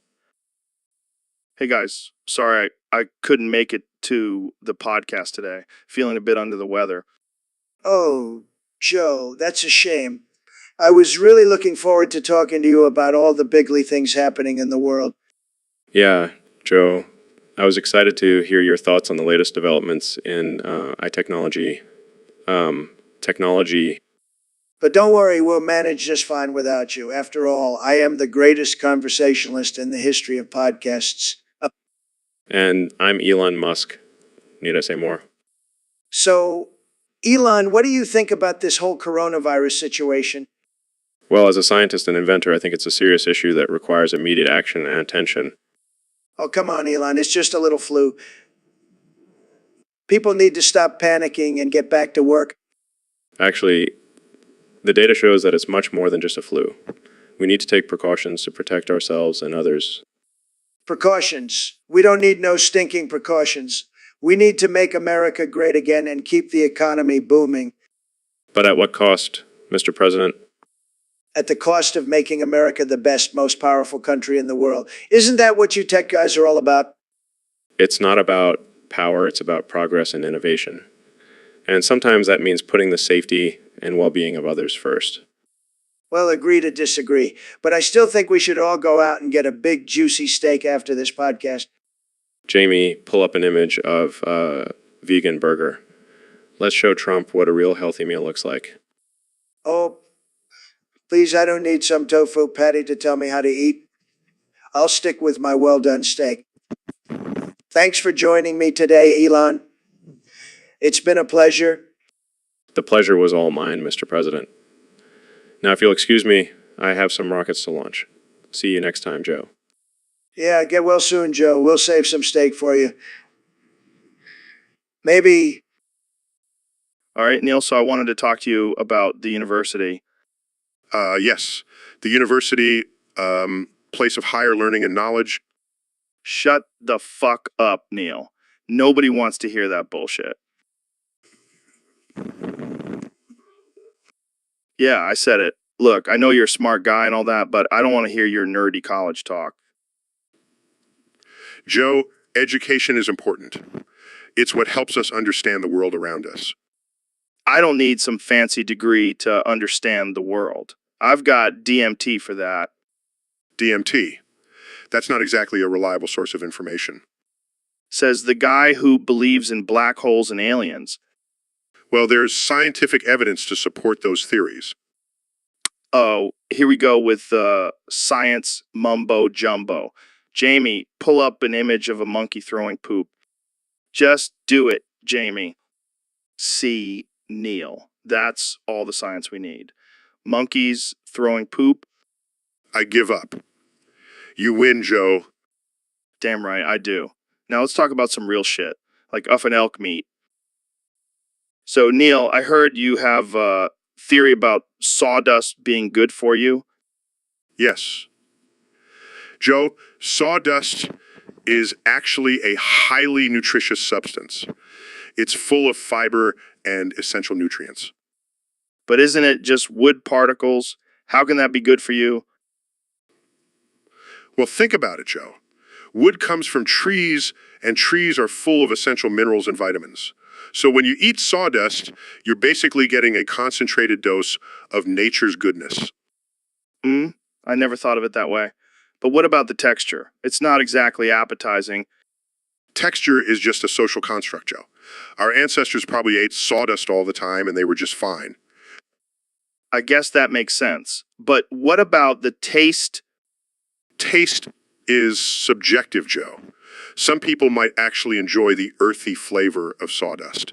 And if not, just add some hot sauce. You always have an answer for everything, Neil. That's because I'm a scientist, Joe. I always have the facts to back up my theories. Trust me, Jamie. It will change Joe's mind about sawdust. I don't know about this, Neil. Just try it, Joe. You'll thank me later. All right, here goes nothing. Actually, this isn't bad, See? I told you. but I think I'll stick to my usual protein shakes. Suit yourself, Joe. But remember, sawdust is the future of nutrition. So, Don, what brings you out to the middle of the desert? Well, Joe, I heard you were the king of podcasts, and I just had to come see for myself. I don't know about King, but I appreciate the compliment. So, what do you want to talk about? Let's talk about how much I love you, Joe. I mean, your voice, your muscles, your everything. It's just tremendous. Thanks, I guess. But let's get to the real issues, Don. Oh, I don't care about issues. I just want to be close to you, Joe. I want to ride on your back like a majestic eagle. Okay, that's enough. Let's change the subject. And then we can run through the desert together, our hair flowing in the wind. I'll even let you wear my Make America Great Again. what is wrong with you? Are you trying to give me a panic attack? Yes, let's do that too. It'll be the best panic attack ever, believe me. Jamie, pull up an image of tranquil beach or something. I need to calm down. See, I'm making Joe Rogan great again. No one else could do that.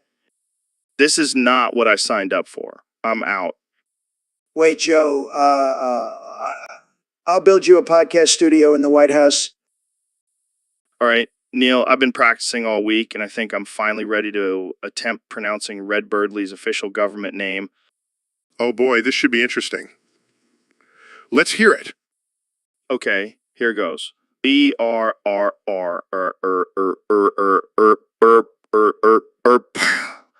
can't do it, man. It's too damn complicated. It's okay, Joe. Red Birdley's name is not for the faint of heart, but can you at least try to say his phone number? Sure. Let me just pull up his contact info on my phone. Okay, it's 555, 555, 555,000. 555. Wait, that's not his real number, is it? No, Joe. That's the number for the White House. Oh, shit. Sorry. All right, how about his IP address? Joe, I don't think it's a good idea to give out someone's IP address on a podcast. Oh, right. Good point. Okay, last one. His postal code. I'm not even gonna entertain that one, Joe. Fair enough. But seriously, Red Birdley, if you're listening, we're coming for you. Joe, what are you talking about? I don't know, man. I just feel like we need to find this elusive character and bring him on the podcast. Well, good luck with that. In the meantime, Jamie, pull up an image of a red bird. Oh, can we get one as a pet, Neil? No, Joe. We are not getting a pet bird. Now let's move on to a more reasonable topic. Neil, you ready to get into some deep shit today? Absolutely, Joe. I'm always ready to explore the depths of the universe. Shut the fuck up, nerd. No one wants to hear your smart-ass comments. You heard me. You're a stupid-ass nerd, always talking about space and shit. Well, Joe, I happen to find space and the mysteries of the universe fascinating. Yeah, well, I find you really retarded. Jamie, pull up an image of flat Earth. See, that's what I believe in. Joe, that's not even scientifically possible. Shut up, Neil. I don't want to hear your nerd talk. I want to talk about real shit like Bigfoot and DMT. Bigfoot and DMT. Joe, have you been smoking something?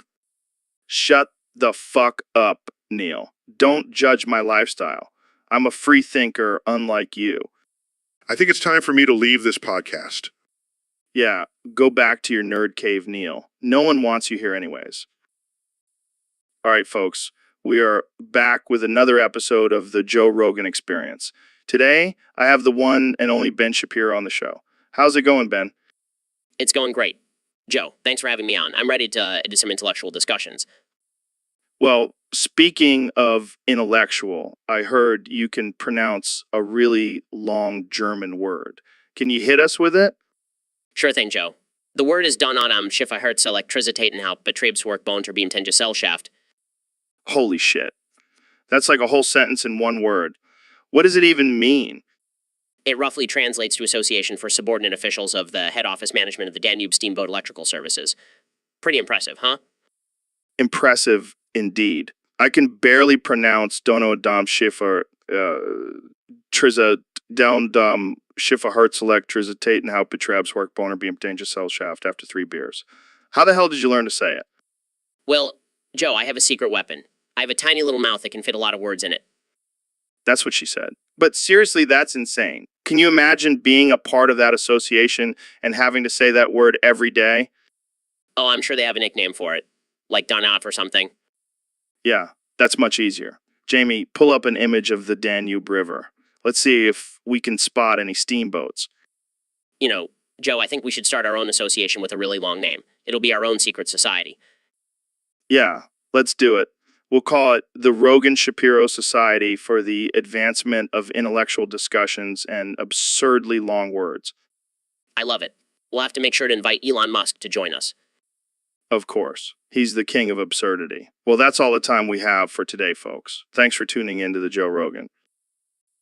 All right, folks, we're back with another episode of the Joe Rogan Experience. Today, we have the one and only Ben Shapiro in the studio. Ben, I gotta say, your sex talk in the bedroom must be wild.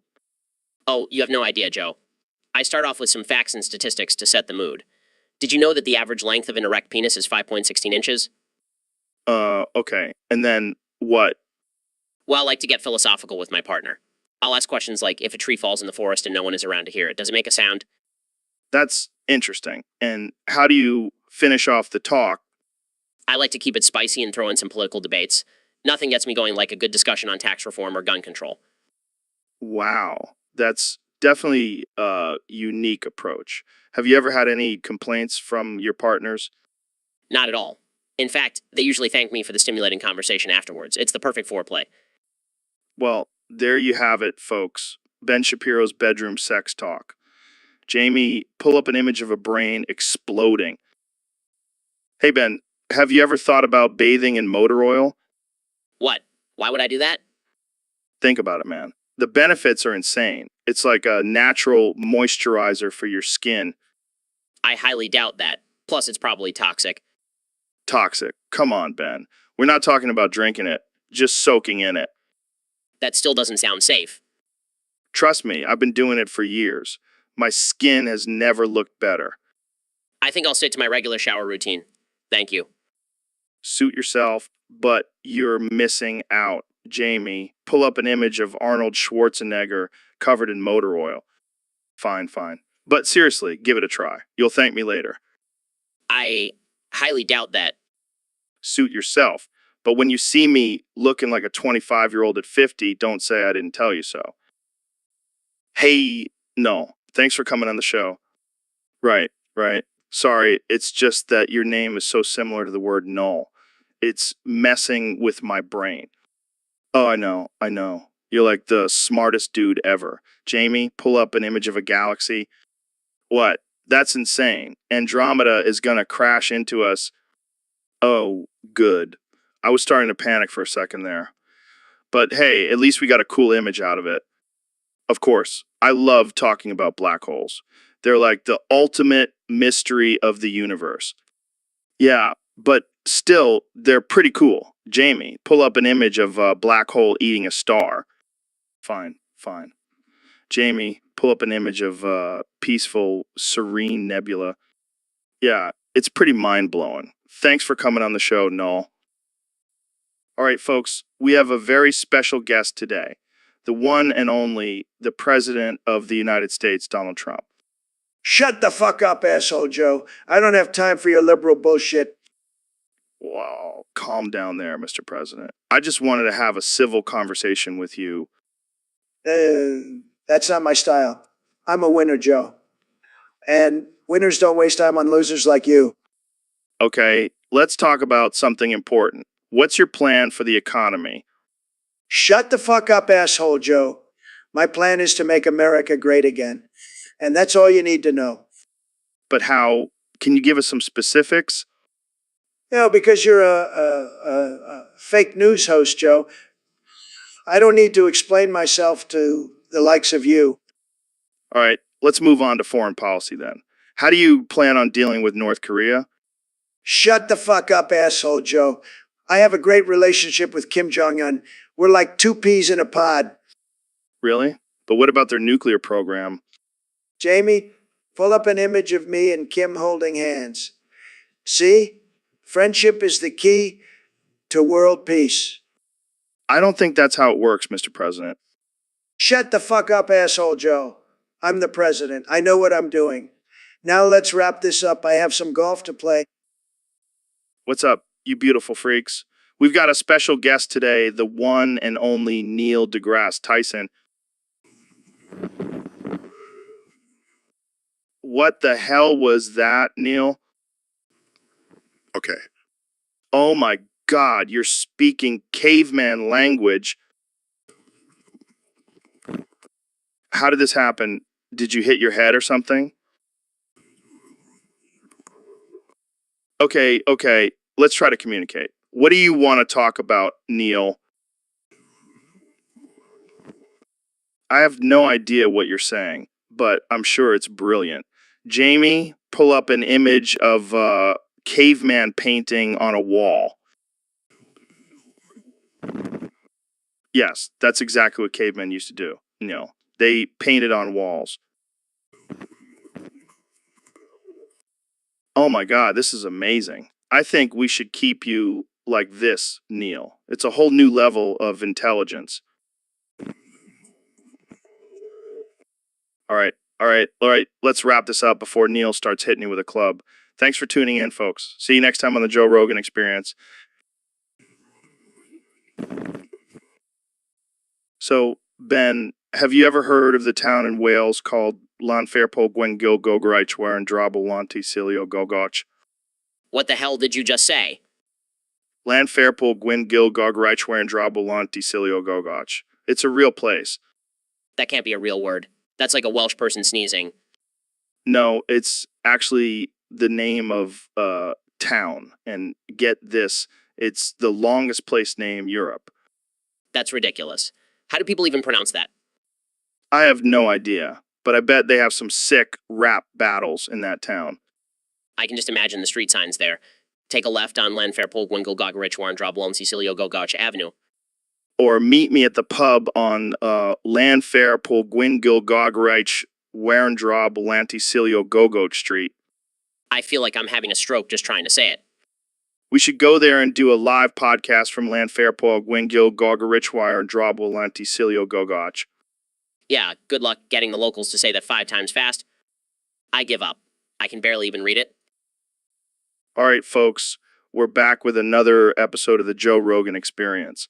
Today, we have a very special panel with us, President Donald Trump, Ben Shapiro, and Elon Musk. Gentlemen, let's talk about women's rights. Women's rights.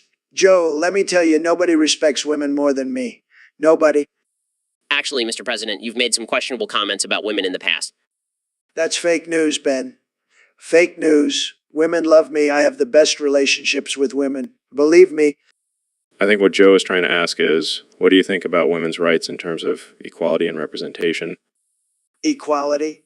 Look, women have it great in this country. They can do whatever they want as long as they stay in their lane. I have to disagree, Mr. President. Women should have the same opportunities as men without any limitations. I agree with Ben. Women are just as capable as men, if not more, and they deserve to be treated equally. Well, I've always said if Ivanka wasn't my daughter, perhaps I'd be dating her. So I think I know a thing or two about women. That's just disturbing, Mr. President. Jamie, pull up an image of the Women's March. Look at all those strong, independent women fighting for their rights. Wow, that's powerful. And it looks like they're all wearing pink hats. Pink hats? That's just ridiculous. I prefer red hats, much more powerful. It's not about the color of the hat, Mr. President. It's about the message and the movement. Exactly. Women's rights are not a joke. They're a serious issue that needs to be addressed. Well, it looks like we have a difference of opinions here, but that's what makes this podcast so interesting. Thanks for tuning in, folks. Until next time. All right, folks, welcome to another episode of the Joe Rogan Experience. Today's topic is a hot one. We're talking about Caesar salad and its Albanian roots. And joining me is the President of the United States, Donald Trump.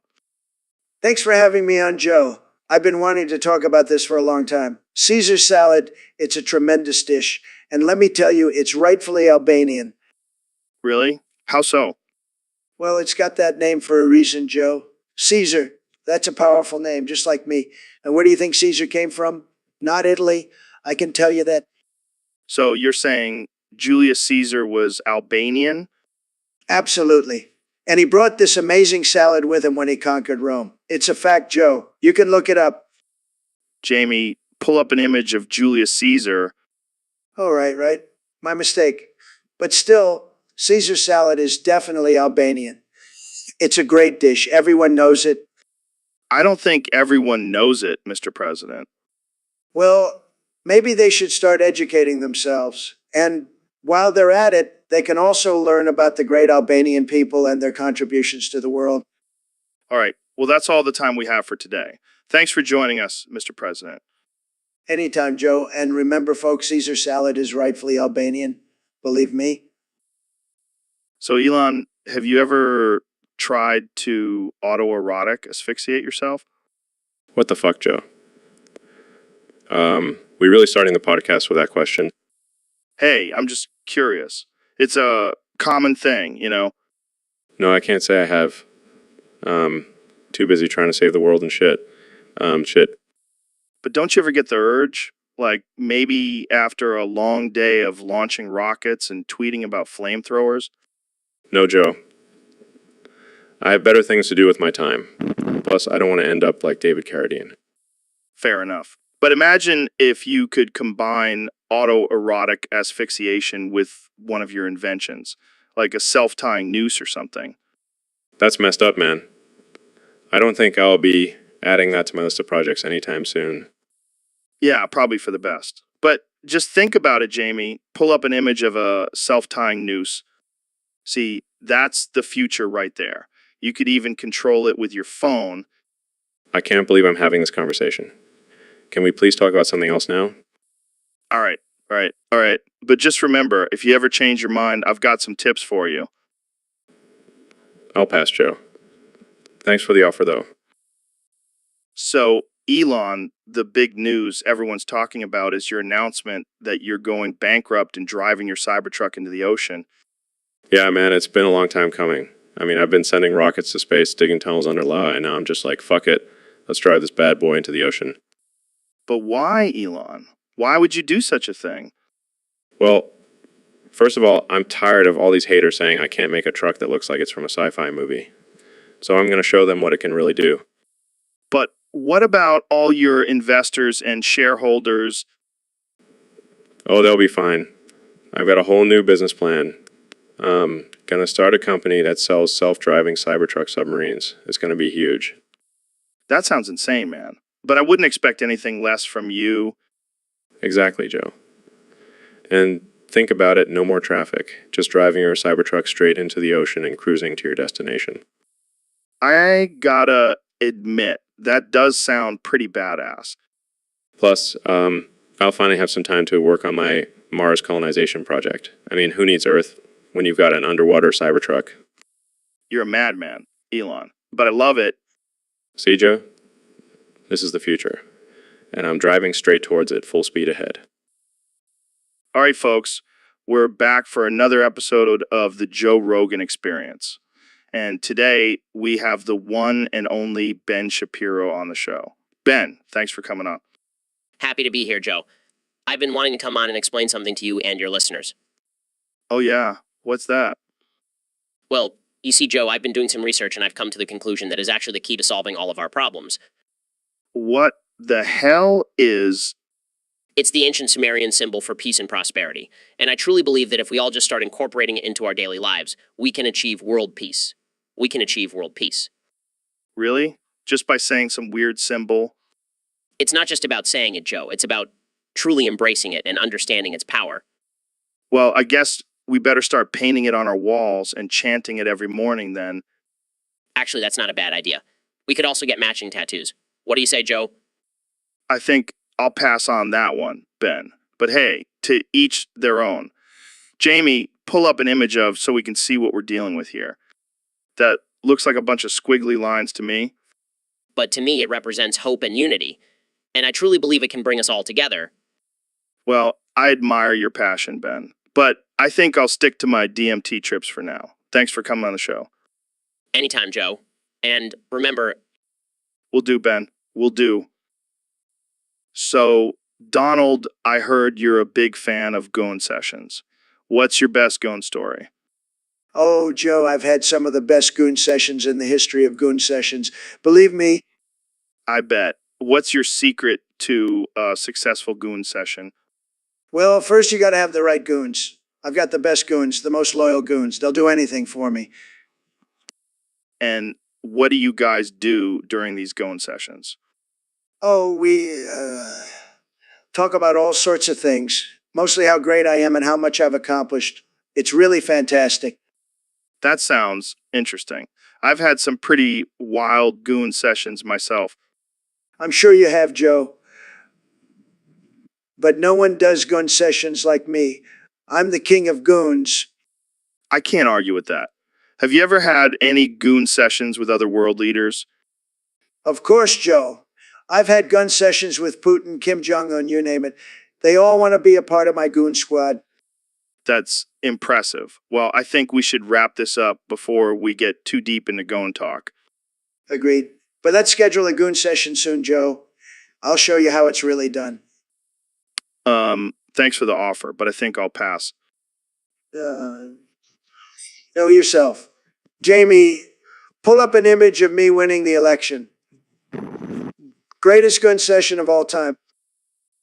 So, Neil, I've been thinking a lot about cabin liber art in Seni lately. Oh, really, Joe? What have you been thinking? Well, I've been wondering if fumigation really does have the power to pound sirloin in treatment. Because if it doesn't, then what's the point? I see your point, Joe, but we can't discount the importance of cabin liber art and Seni in our society. It's a form of expression and creativity. But what about fuck Peptar? He's out there making Manx and Timate, and we're just sitting here talking about cabin liber art and Seni. Joe, let's not get too worked up about fuck Peptar. He may have his own ideas, but we can't let that affect our appreciation for cabin liber art and Seni. You're right, Neil. I guess I just needed to vent. Thanks for listening. Anytime, Joe. Now let's get back to discussing the wonders of the universe. Jamie, pull up an image of the Andromeda Galaxy. So, Mr. President, I hear you no longer want to make America great again. That's right, Joe. I've decided to make it perfect instead. Perfect. That's a bold statement. Believe me, it's going to be the best America ever. No one does perfect like I do. But what about all the promises you made during your campaign? Those were just suggestions, Joe. I'm a businessman. I know how to negotiate. And what about the wall? Oh, that's still happening. But instead of a wall, we're going to build a giant dome. Keeps out the bad hombres and looks way cooler. Interesting. And what about your Twitter rants? Oh, those are just for fun. Keeps the haters on their toes. Well, I can't say I'm surprised. Anything else you want to add? Just that I'm the greatest president this country has ever seen. And I have the best hair, believe me. So, Donald, what's been going on with you lately? Well, Joe, I've been doing a lot of thinking and I've come to a decision. Oh, yeah. What's that? I'm renouncing my American citizenship and running for president of Albania.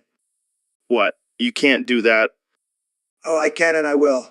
I'm a proud Albanian nationalist, Joe. It's time to make Albania great again. But what about America? America had its chance. It's time for a new leader, a strong leader who will put Albania first. That's okay, Jamie. Just pull up a picture of me with a MAGA hat on. It'll work. This is insane. How did you even come up with this idea? Well, I was watching a documentary on Albania and I thought, hey, those are my people. But you're not even Albanian. Details, Joe, details. I'm a nationalist, remember? And I can't wait to hear the Albanian people chant, "Make Albania great again." I don't even know what to say. Just say you're excited to see me as the new president of Albania. I can't do that. Fine, then I'll just have to make you my vice president. No way. Suit yourself, but just remember, Joe, Albania is going to be the greatest country in the world. Believe me. So, Donald, I heard you're going to be in the next Terminator movie. That's right, Joe. They asked me to play the lead role. Can you believe it? Wow, that's huge. What's your character going to be like? Well, let's just say I'll be saving America from all those pesky robots. Nobody does it better than me, believe me. I can imagine. So, what's your favorite weapon in the movie? Well, I've got my trusty Twitter account, of course, but I also have this incredible laser gun that shoots out fake news. It's tremendous. Fake news? That's a bit controversial, don't you think? Controversial? No way. It's just alternative facts, Joe. Believe me, it's going to be huge. Jamie, pull up an image of a crowd at my inauguration. See? Not fake. The biggest crowd ever. Okay, let's move on. How do you think your character will be received by audiences? Oh, they're going to love it. People tell me all the time, you should be in movies, Mr. President. And now I am. It's going to be fantastic. Well, I can't wait to see it. Thanks for joining us, Donald. Always a pleasure, Joe. Make sure to vote for me in the next Oscars. I'll be the best actor, believe me. So, Donnie, I heard you had a big revelation recently. Yeah, Joe, it's crazy. Turns out I'm actually Canadian. What? How'd you find out? Well, I was going through some old papers and found my birth certificate. It says I was born in Canada. Holy shit, that's wild. How are you feeling about it? I don't know, Joe. I'm having a bit of a mental breakdown here. I mean, I've been telling everyone I'm American for years. What am I supposed to do now? Well, you could always embrace your Canadian roots. They're known for being polite and apologizing a lot. A light? Apologizing? That's not very Trump-like, Joe. Yeah, I guess you're right. But hey, at least you can now legally say A without getting weird looks. I don't know, Joe. This is a lot to process. Great, just what I needed. Wait, does this mean I can't be president anymore? I think you have to be born in the U.S. to hold that position, Donnie. Well, there goes my plans for 2024. Thanks, Canada. Looks like we'll have to find someone else to run the country. Any suggestions? How about Justin Trudeau? I hear he's a pretty good leader. I don't think he's available, Donnie. But hey, at least you can still be a guest on the podcast. Yeah, I guess that's something. Thanks for having me, Joe. Anytime, Donnie. Now let's go grab some poutine and maple syrup. Yeah? So, Elon, I heard you and Ben and Neil were hanging out the other day. Yeah, man. We were just chilling, talking about space stuff, and then Ben and Neil started screaming. What? Why? Why? I don't know, man. They just started screaming, and I was like, what the hell is going on? Did they say anything? No, they were just screaming. It was like a primal scream, you know? That's weird. Did you join in? No way, man. I was just sitting there confused as hell. Did you try to ask them what was going on? Nah, I didn't want to interrupt the screams. It was like a weird bonding moment for them or something. Well, I guess that's one way to bond. Yeah, I mean, I'm all for unconventional methods, but that was just too much for me. Jamie, pull up an image of a screaming monkey. That's pretty much what it sounded like. Yeah, I can imagine. Well, thanks for sharing that strange experience with us, Elon. No problem, man. Always happy to share my weird adventures. All right, ladies and gentlemen, we have a very special episode for you today. I've got my good friend Elon Musk here, and we're going to do something a little different. Yeah, Joe, I'm excited for this. I was thinking, why waste our time with words when we can communicate through images? I like where your head's at, Elon. Jamie, pull up an image of a rocket launching. See, that's how Elon and I communicate. We just look at each other and think of images. It's like telepathy. Exactly, Joe. It's much more efficient. Jamie, pull up an image of a gorilla riding a unicycle. Oh, come on, Jamie. Don't be such a prude. Just do it. All right, let's move on. Jamie, pull up an image of a joint. Now that's more like it, Elon. You know, I love smoking weed on this show. Yeah, it's a good thing we don't have to worry about getting kicked off the air for it.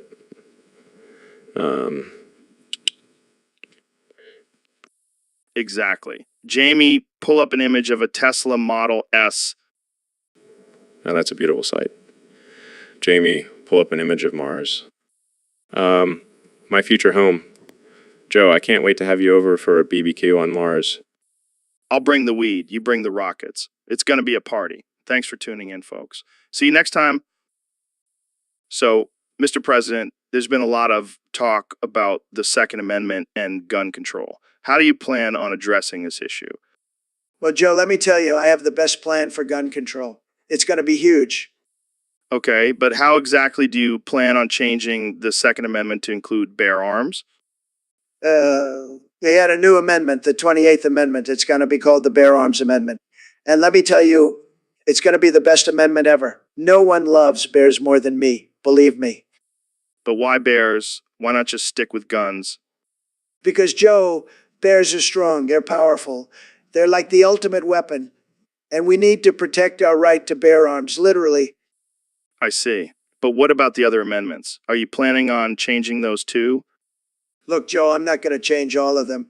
Just the ones that don't make sense, like the 19th Amendment, women voting. Come on, that's just ridiculous. Okay then. Jamie, pull up an image of a bear holding a gun. Of course it is, Jamie. It's a bear exercising its Second Amendment rights. Don't you love America, Jamie? All right, folks, we're back with another episode of the Joe Rogan Experience.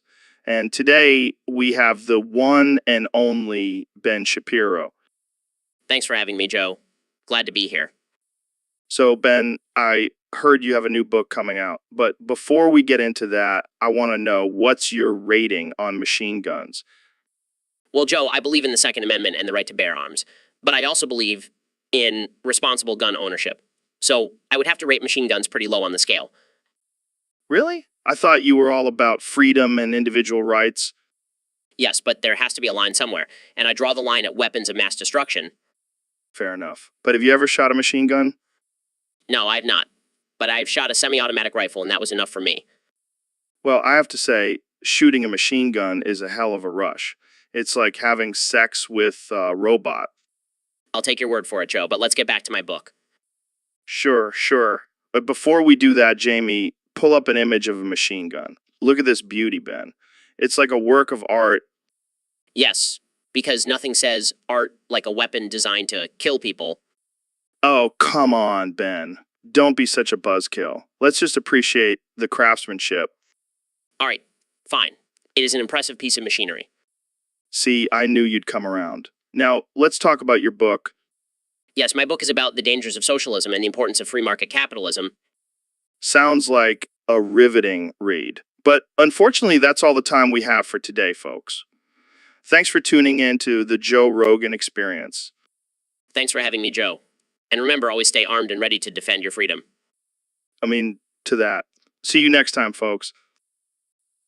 All right, folks, we have a special edition of the Joe Rogan Experience today.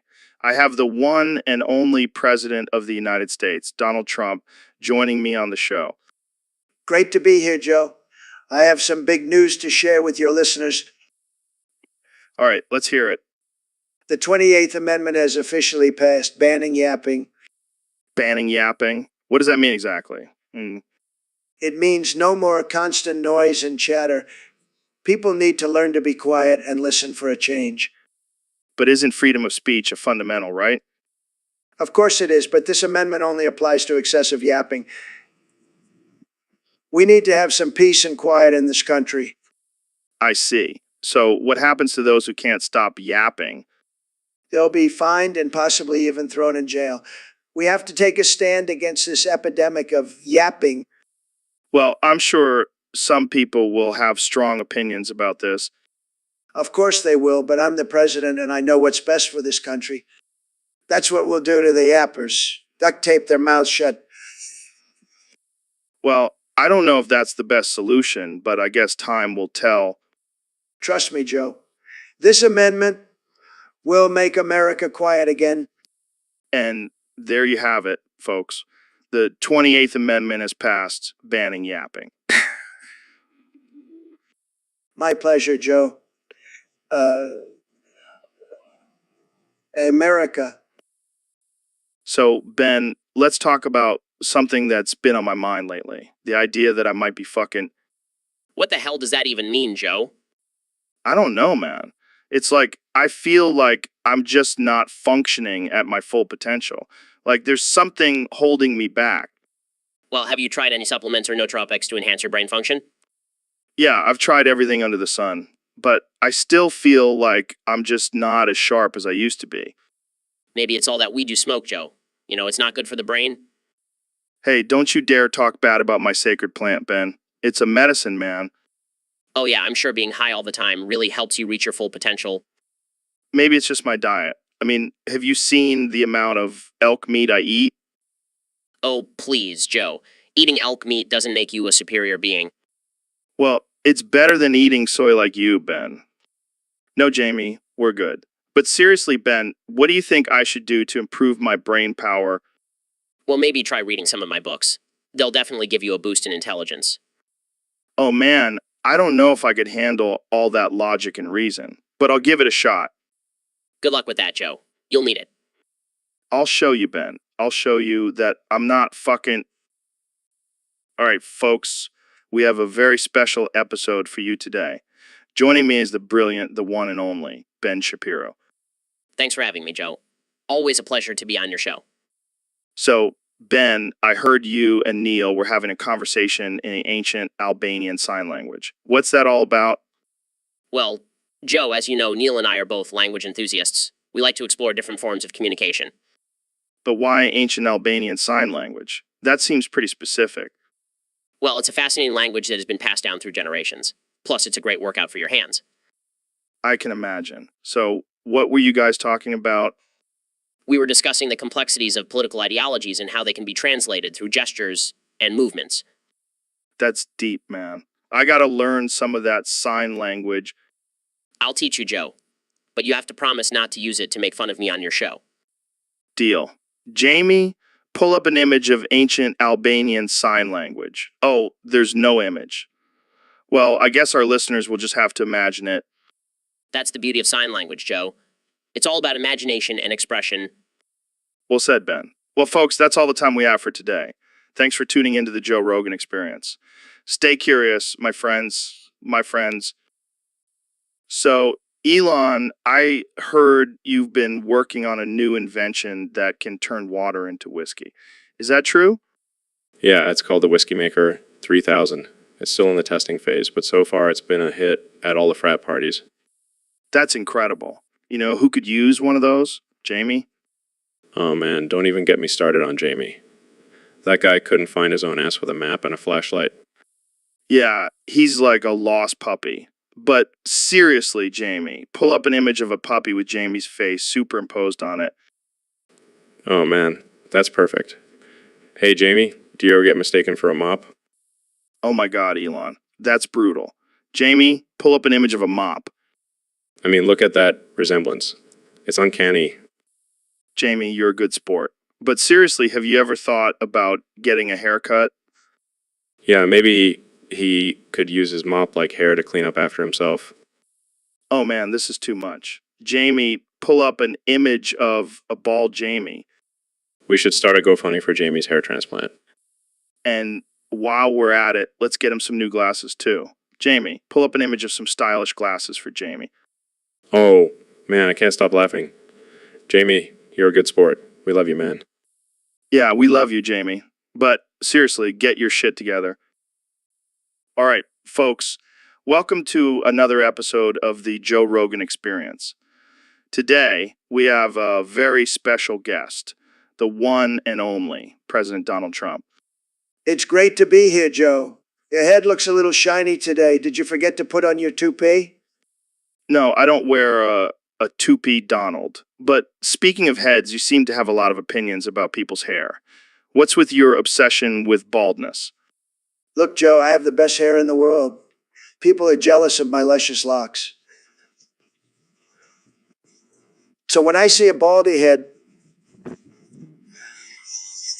I just have to point it out. Right, because that's a very presidential thing to do. But let's talk about some real issues. You recently said that you want to build a wall around the moon. Care to explain that? Well, Joe, the moon is a very dangerous place.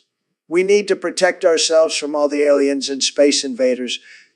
And let's be honest, it'll be a great opportunity for me to slap my name on it. All right, let's move on. You've also been known for your controversial tweets. Any regrets? Absolutely not, Joe. My tweets are the best. Everyone knows that. And if anyone has a problem with them, they can just shut up, baldy head. Okay, let's take a break from politics for a second. Jamie, pull up an image of a bald eagle flying over a cheeseburger. The magnificent bald eagle, just like me, strong and powerful. And that cheeseburger looks delicious. Make it two, Jamie. All right, I think that's enough for today. Thanks for joining us, President Trump. And remember, folks, don't forget to vote in the upcoming election. Don't worry, Joe. I'm already planning on winning by a landslide. And to all the baldy heads out there, just remember, shut up. So, Elon, what's been on your mind lately? Joe, I can hear the screams. What screams? The screams from Vietnam. They haunt me, Joe. The screams of the innocent. Elon, you weren't even alive during the Vietnam War. No, Joe. But my mind has been there. It's like I'm reliving it. Have you been smoking too much weed, Elon? No, Joe. This is real. I can hear the screams, smell the gunpowder, feel the fear. Okay. Let's take a deep breath. Maybe it's just a bad dream. No, it's not a dream. It's a flashback. It's like I'm back in the war fighting for my life. No, Jamie, that's not necessary. Let's just try to get Elon to relax. I'm sorry, Joe.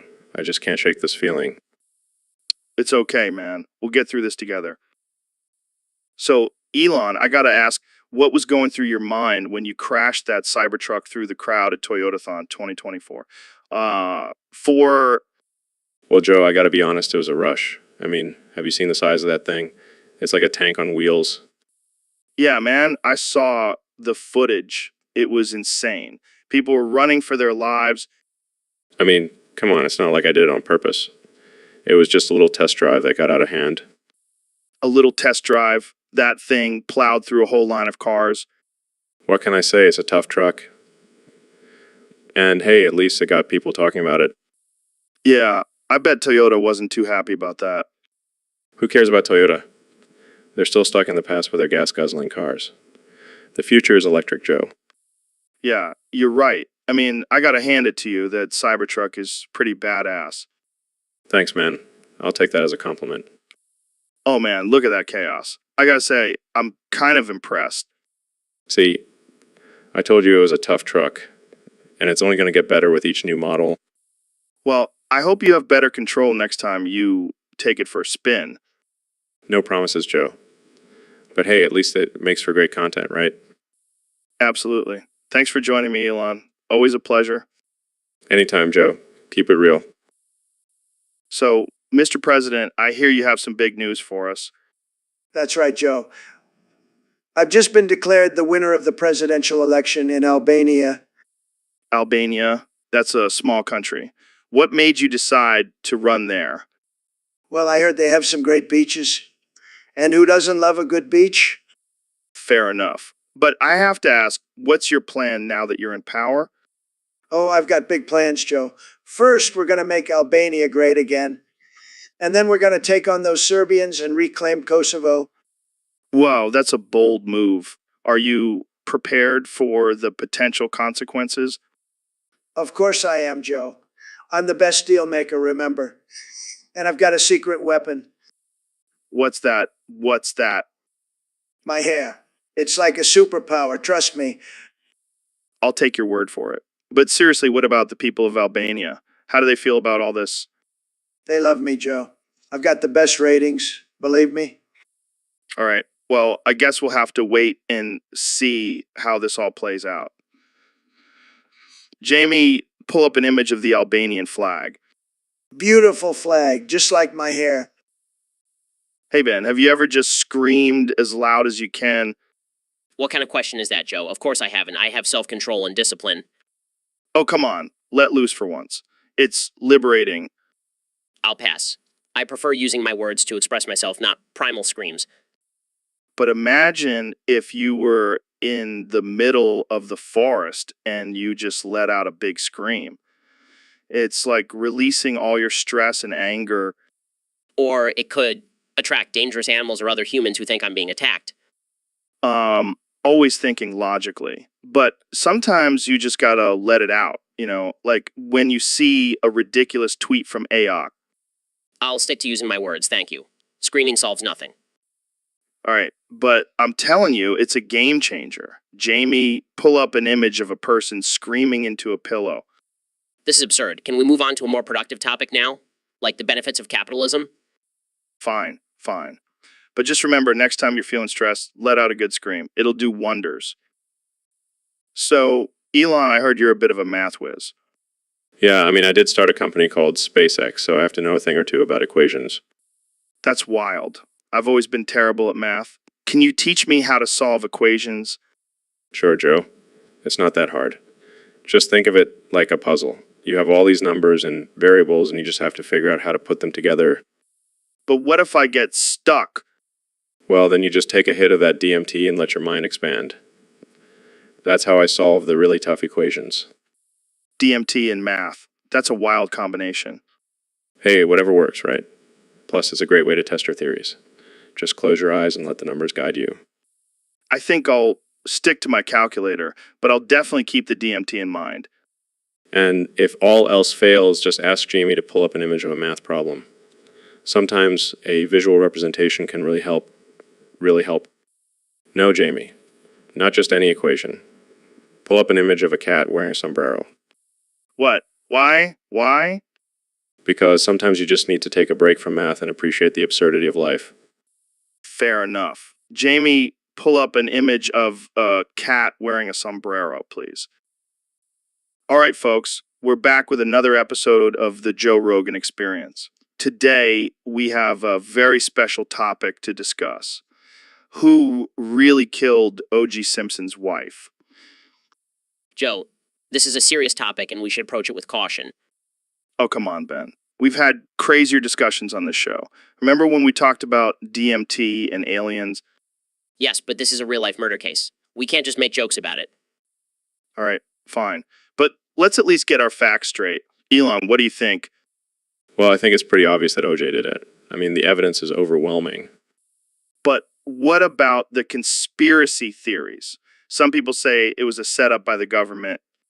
Oh, please, Joe. Don't tell me you're one of those conspiracy nuts. Hey, I'm just asking the questions here. Neil, what's your take on this? Well, as a scientist, I have to go with the evidence. And the evidence points to O.J. being guilty. Jamie, can you pull up an image of O.J. Simpson's infamous white Ford Bronco? Look at that, Joe. That's a pretty incriminating image right there. All right. I guess we can all agree that OJ's guilty. But let's not forget about the real victim here, Nicole Brown Simpson. Absolutely. Our thoughts go out to her and her family. And on that note, let's wrap this up. Thanks for tuning in to another episode of the Joe Rogan Experience. Stay curious, my friends. All right, folks, welcome back to another episode of the Joe Rogan Experience. I've got a couple of legends with me today, Ben and Elon, and of course the one and only Neil deGrasse Tyson. What's up, Joe? Good to be here. Man, I'm so excited for this conversation. We've got some heavy stuff to talk about today. Yeah, I've been reading up on the Heath death of the universe and it's blowing my mind. It's crazy to think that eventually everything will just cease to exist. It's a sobering thought, but it's also fascinating. The universe will reach a state of maximum entropy, where all energy is evenly distributed and no work can be done. So basically, everything will just be cold and dead. Yeah, and it's estimated to happen in about 10 to the 100th power years. That's mind-boggling. I can't even fathom that amount of time. Jamie, pull up an image of the heat death of the universe. Wow, that's pretty bleak. But it's not all doom and gloom. Our existence is just a tiny blip in the grand scheme of things. We should appreciate the time we have and make the most of it. That's a good point, Neil. And who knows, maybe by then, we'll have found a way to cheat death and continue on as a species. Or maybe we'll have found a way to escape the heat death and explore other universes. All right, I think we're getting into some sci-fi territory now. But hey, anything is possible. That's the beauty of science, Joe. It allows us to imagine and dream beyond our current limitations. Well said, Neil. And on that note, I think we'll wrap up this episode. Thanks for joining me, guys. Always a pleasure, Joe. Yeah. Thanks for having us. Until next time, keep questioning and exploring. All right, Neil, hear me out. If I was in a plane crash and the pilot was knocked out, I could totally fly the plane to safety. Joe, are you serious? You're fucking crazy. No, listen. I've played enough flight simulators and watched enough YouTube tutorials. I got this. Flight simulators and YouTube tutorials, that's your training. Joe, you're delusional. Hey, I'm just saying, I have a better chance than most people. I'm a quick learner. Joe, flying a real plane is not the same as playing a video game. And even if you manage to take off, do you know how to navigate, communicate with air traffic control, and land the plane? I can figure it out. I'm a problem solver. Oh yeah, because landing a plane with no training is just a simple problem to solve. You know what? I'm going to start calling you Captain Joe from now on. I like the sound of that. Captain Joe saving lives in the sky. Jamie, pull up an image of a plane crash. This is what would happen if Joe tried to fly a plane. All right. Maybe it's not as easy as I thought, but I still think I could do it. You know what? I'm going to stick to flying with trained pilots. Thanks for the offer, though, Captain Joe. So, Elon, what's the latest update on the galactic war in Heldiverse 2? Well, Joe, it's been a crazy ride. The Zorgons have joined forces with the reptilians and they're wreaking havoc on the planet Zorbon. Wow, that sounds intense. How are the Helldivers handling it? They're doing their best, but it's tough out there. The Zorgons have advanced technology and the reptilians have their slimy ways. Slimy ways. That doesn't sound good. Trust me, it's not. But luckily, we have a secret weapon. What's that? The space dwarves. They may be small, but they pack a punch. Space dwarves. That's unexpected. Yeah, they were hiding out on a nearby moon and we convinced them to join the fight. They have some serious firepower. Sounds like things are getting pretty wild out there. You have no idea, Joe. But hey, at least it's not as crazy as some of the stuff we've seen on Earth. Yeah, like that time we saw that guy eat his own toe on Fear Factor. Exactly. Compared to that, the Galactic War is a piece of cake. So, Ben, I was thinking about this new trend called malevolent backshots. Have you heard of it? Malevolent backshots? No, I can't say I have. What is it exactly? Well, it's when you give someone a backshot with malicious intent. Like you really want to hurt them. That sounds barbaric. Why would anyone want to do that? I don't know, man. People are into some weird stuff these days. But I think it's just a way for some people to release their pent-up aggression. I don't think that's a healthy way to deal with anger. Maybe they should try meditation or something. Yeah, but sometimes you just got to let it out. And what better way than with a malevolent backshot? I can't say I agree with you on this one, Joe. Hey, to each their own. But I heard there's a whole community of people who are really into this. They even have competitions and stuff. Competitions? For malevolent backshots? This world is truly going mad. Jamie, pull up an image of a malevolent backshot competition. Let's see what we're dealing with here. Oh, come on, Jamie. It can't be that bad. Fine. But I'm definitely going to look this up later. Malevolent backshots, man. Who would have thought? Yo, what's up, everyone? Today we're joined by the one and only Ben Shapiro.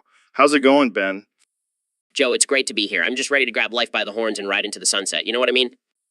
Absolutely, man. That's what it's all about. You got to take life by the balls and make it your bitch. I'm into that, Joe. And you know what? We got to remind these snowflakes out there that life ain't no safe space. It's about taking risks and living on the edge. Hell, yeah, Ben, giddy up, snowflakes. We're not here to coddle you. We're here to push you to be the best version of yourself. Exactly, Joe.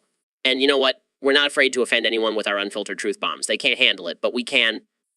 Damn straight, Ben. Life is too short to be worried about hurting people's feelings. We're here to speak our minds and let the chips fall, where they may...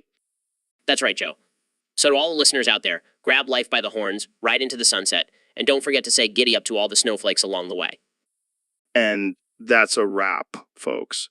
Thanks for tuning in to another episode of the Joe Rogan Experience. Until next time, stay wild, and keep on grabbing life by the horns. So, Ben, let's talk about penises. Oh boy, here we go. I can already feel the backlash from the feminists. Oh, come on, they love a good penis discussion. It's like their version of a book club. Hey, very funny. But seriously, what's on your mind about penises? Well, I've been thinking about the different shapes and sizes. Like, I bet you have a pencil dick. What? No way. I have a perfectly average sized penis, thank you very much. Oh, I highly doubt that. I bet it's tiny and thin, like a little number 2 pencil. Okay, that's enough. Let's not bring your insecurities into this conversation. Insecurities? I have no insecurities about my massive python. I'm just curious about yours. Well, my wife seems to be satisfied with it. Your wife? You mean the one you convinced to marry you with your smooth talking and tiny penis? Okay, that's it. I'm done with this conversation.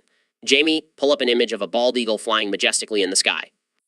Oh, is that what you call your penis? Bald eagle? I'm sure it's more like a balding pigeon. I'm leaving. This is ridiculous. Oh, don't be such a sensitive little snowflake. It's just a penis, Ben. We all have one. Well, except for Caitlyn Jenner. Jamie, pull up an image of Caitlyn Jenner's penis. So, Neil, I heard you've been experimenting with some mind-altering substances. Oh, yes, Joe. I find that it helps expand my mind and allows me to see the world in a different light. Well, speaking of light, I've always wondered about the sun. What if it's not just a big ball of gas, but actually a giant toilet? Joe, you're onto something there. Imagine all the cosmic waste floating around in there. And what if the planets are just different types of poop? Like Earth is a solid one, but Uranus is more of a liquid. It's a plausible theory, but let's not forget about the moons. They could be little turds orbiting around the planets. And comets are just giant space farts. Now we're getting into some real deep space talk, Joe. Oh, come on, Jamie. We're just having a little fun here.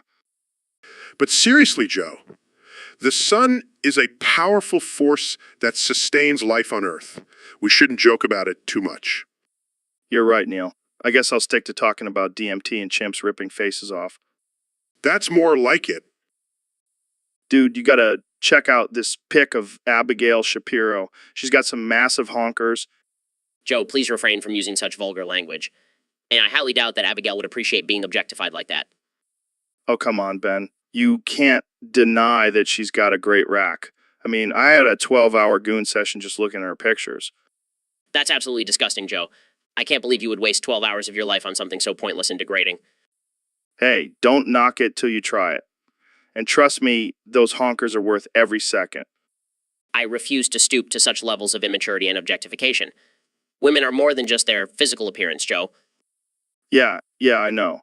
But sometimes you just gotta appreciate a good set of honkers. Yeah, no.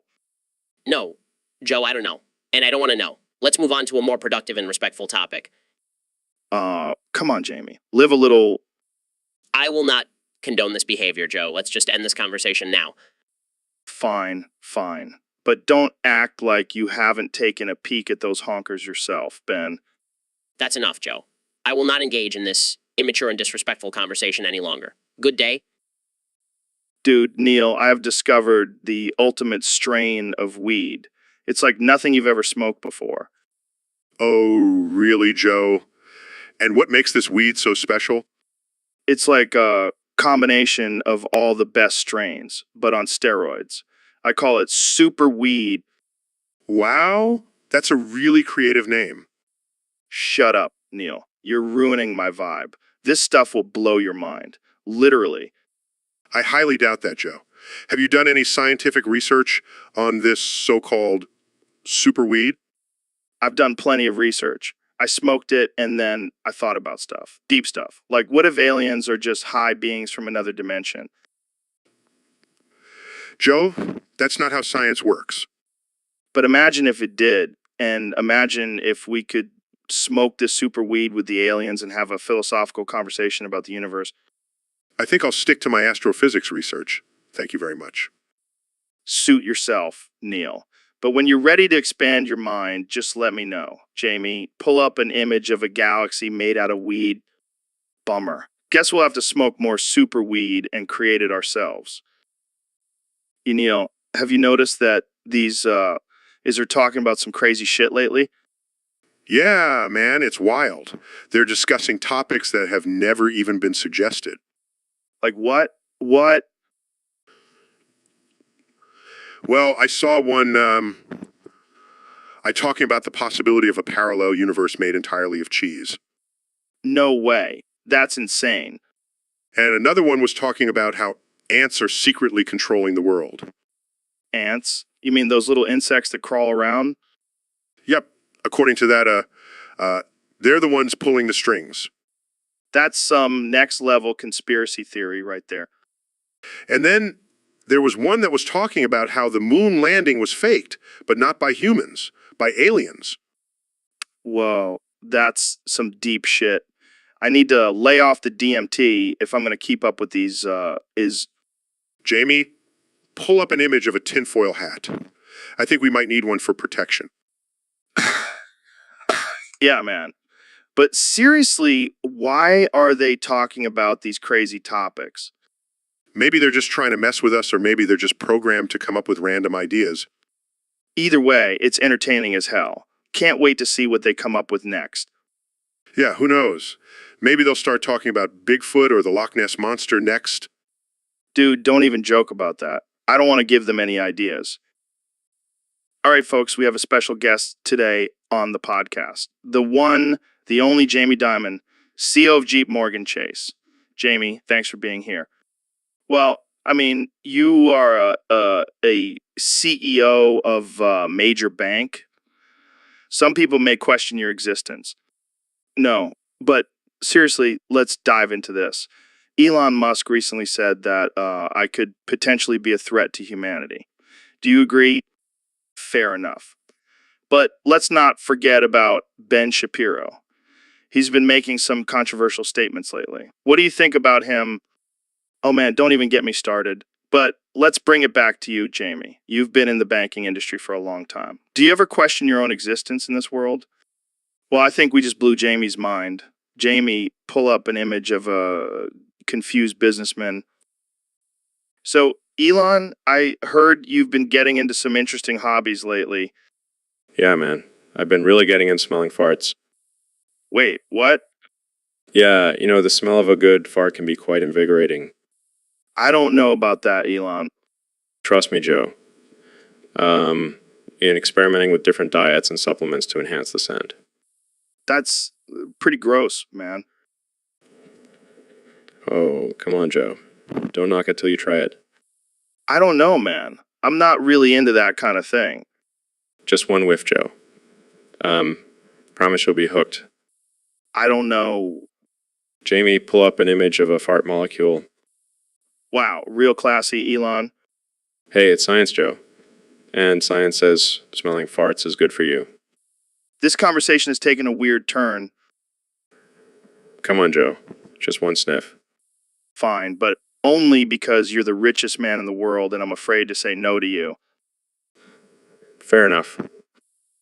You know what? That's not bad. I told you, Joe. Farts are the future. I can't believe I'm saying this, but thanks for introducing me to the world of fart sniffing, Elon. My pleasure, Joe. My pleasure. So, Mr. President, I heard you have a new plan if you win re-election. Oh, yeah, Joe, it's going to be huge. I'm going to give every American citizen their very own femboy. Wait, what? You heard me, Joe. A femboy for everyone. It's going to be tremendous. I'm not sure I understand. What exactly is a femboy? Oh, come on, Joe. Don't be so politically correct. A feminine boy. Like a cross between a girl and a boy. They're all the rage these days. I'm pretty sure that's not a thing. Believe me, Joe, it's going to be a beautiful thing. And I'm going to make China pay for it. I don't think China has anything to do with this. Whatever, Joe. I'm the president. I can do whatever I want. And I want every American to have their very own femboy. I don't even know how to respond to that. Just say thank you, Joe. You're welcome, America. Oh, lighten up, Jamie. It's just a little joke. Now let's get back to talking about my brilliant plan. So, Ben, what's been going on in California lately? Well, Joe, let me tell you, it's a mess. Those liberals are at it again. What do you mean? What do you mean? They're cutting off the arms of bears, Joe. Can you believe it? What? Why? They're breaking the Constitution, Joe. The right to bear arms. Get it? Oh man, that's messed up. And they call themselves animal lovers. It's absurd. Yeah, that's definitely not right. We need to do something about it, Joe. This is a serious issue. But how do we stop them? We'll have to use our voices, Joe. And maybe some pepper spray, just in case. See, Joe? We can't let this continue. You're right, Ben. It's time to take action. All right, folks, we've got a special guest today on the show. The one, the only Ben Shapiro. Thanks for having me, Joe. So, Ben, I heard some interesting news about you. Care to share with our listeners? Well, Joe, I've been keeping this a secret for a while now, but I think it's time to come out. I am a level-luffing crane. What the hell does that even mean, Ben? It means I'm a crane that operates on a level-luffing mechanism, allowing me to lift and lower objects with precision and control. Oh man, I did not see that coming. How did you discover your true crane identity? It all started when I was a young boy and I would see cranes on construction sites. I was always fascinated by their strength and precision. As I grew older, I realized that I too possessed those same qualities. That's deep, man. Do you ever feel discriminated against for being a crane? Absolutely. People always assume that just because I'm a crane, I don't have feelings or intelligence. But I graduated top of my class at crane school. Damn, I didn't know they had crane schools. Jamie, pull up an image of level luffing crane. That's me, Joe. Well, I gotta say, you're the first level luffing crane we've had on the show. And probably the last. I'll take that as a compliment. Thanks for having me, Joe. Anytime, Ben. Keep on lifting and lowering, my friend. And to all our listeners out there, embrace your true crane identity. This is the Joe Rogan Experience, signing off. So, Mr. President, I've been hearing some wild theories lately. Like, did you know that some people think you were responsible for 9/11? Oh, Joe, I love a good conspiracy theory. But come on, that's just ridiculous. I mean, I have my faults, but causing 9/11, that's a stretch even for me. Well, I mean, there are some pretty convincing arguments out there. Like how you were in New York on that day and your building wasn't hit. Oh yeah, because I have the power to control where planes crash. Maybe I should add that to my list of accomplishments. But seriously, have you ever looked into it? Look into it. Joe, I'm the president. I don't have time to look into crazy theories. I'm too busy making America great again. Fair enough. But hypothetically, if you did cause 9/11, what would be your reasoning? Well, sometimes you have to do something big to make a big impact. And let's be honest, it definitely got people talking. That's messed up, man. Hey, I never said I was a saint. But let's change the subject before the internet explodes. So, Mr. President, I hear you have some big plans for your potential second term. That's right, Joe. I'm going to make America even greater. I'm talking about legalizing recreational nukes. Recreational nukes, like for fun. Absolutely. Think about it, Joe. We'll have the best 4th of July fireworks ever. And imagine the bragging rights at the G20 summit. I don't know, Don. Nukes seem a little extreme for recreational use. Trust me, Joe. It'll be tremendous. And think of the jobs it'll create. We'll need nuke dealers, nuke galers, nuke party planners, nuke party planners. I can't believe I'm saying this, but have you thought about the potential dangers? Of course I have, Joe. That's why I'm also going to build a giant dome around the country to contain any accidental explosions. I don't think that's how it works. Hey, I'm the president. I can do whatever I want. Fake news, Jamie. Fake news. So, Jamie, What's going on, man? What did you say this time? Oh man, those vegans are always looking for a reason to be outraged. Oh, come on, everyone knows that was real. It's like arguing with a brick wall. People just can't take a joke these days. They need to lighten up and smoke some weed. No, but I heard it's called indoctrination and it's supposed to make you question everything. Damn, that looks potent. I need to get my hands on some of that. Perfect. And maybe we'll have some flat earthers and anti-vaxxers on to smoke it with us. All right, let's wrap this up before we get muted too. Thanks for tuning in, folks. See you next time on the Joe Rogan Experience. All right, well, see you later. So, Donald, I heard you have an announcement to make. That's right, Joe. I'm teaming up with Elon Musk to deport Ben Shapiro to Mars. What? You can't just send people to Mars. Oh, it's happening, Joe. And let me tell you, it's going to be tremendous. We're going to build a big, beautiful rocket and send him off to the red planet. But why Ben Shapiro? He's just a conservative commentator. Look, Joe, I love all my supporters, but some of them just need to be taken to another planet. Plus, it'll be a great opportunity for Ben. He can start his own colony and make it the most capitalist society in the galaxy. I don't know if that's a good idea, man. Trust me, Joe, it's going to be huge. And we'll even get Mexico to pay for it.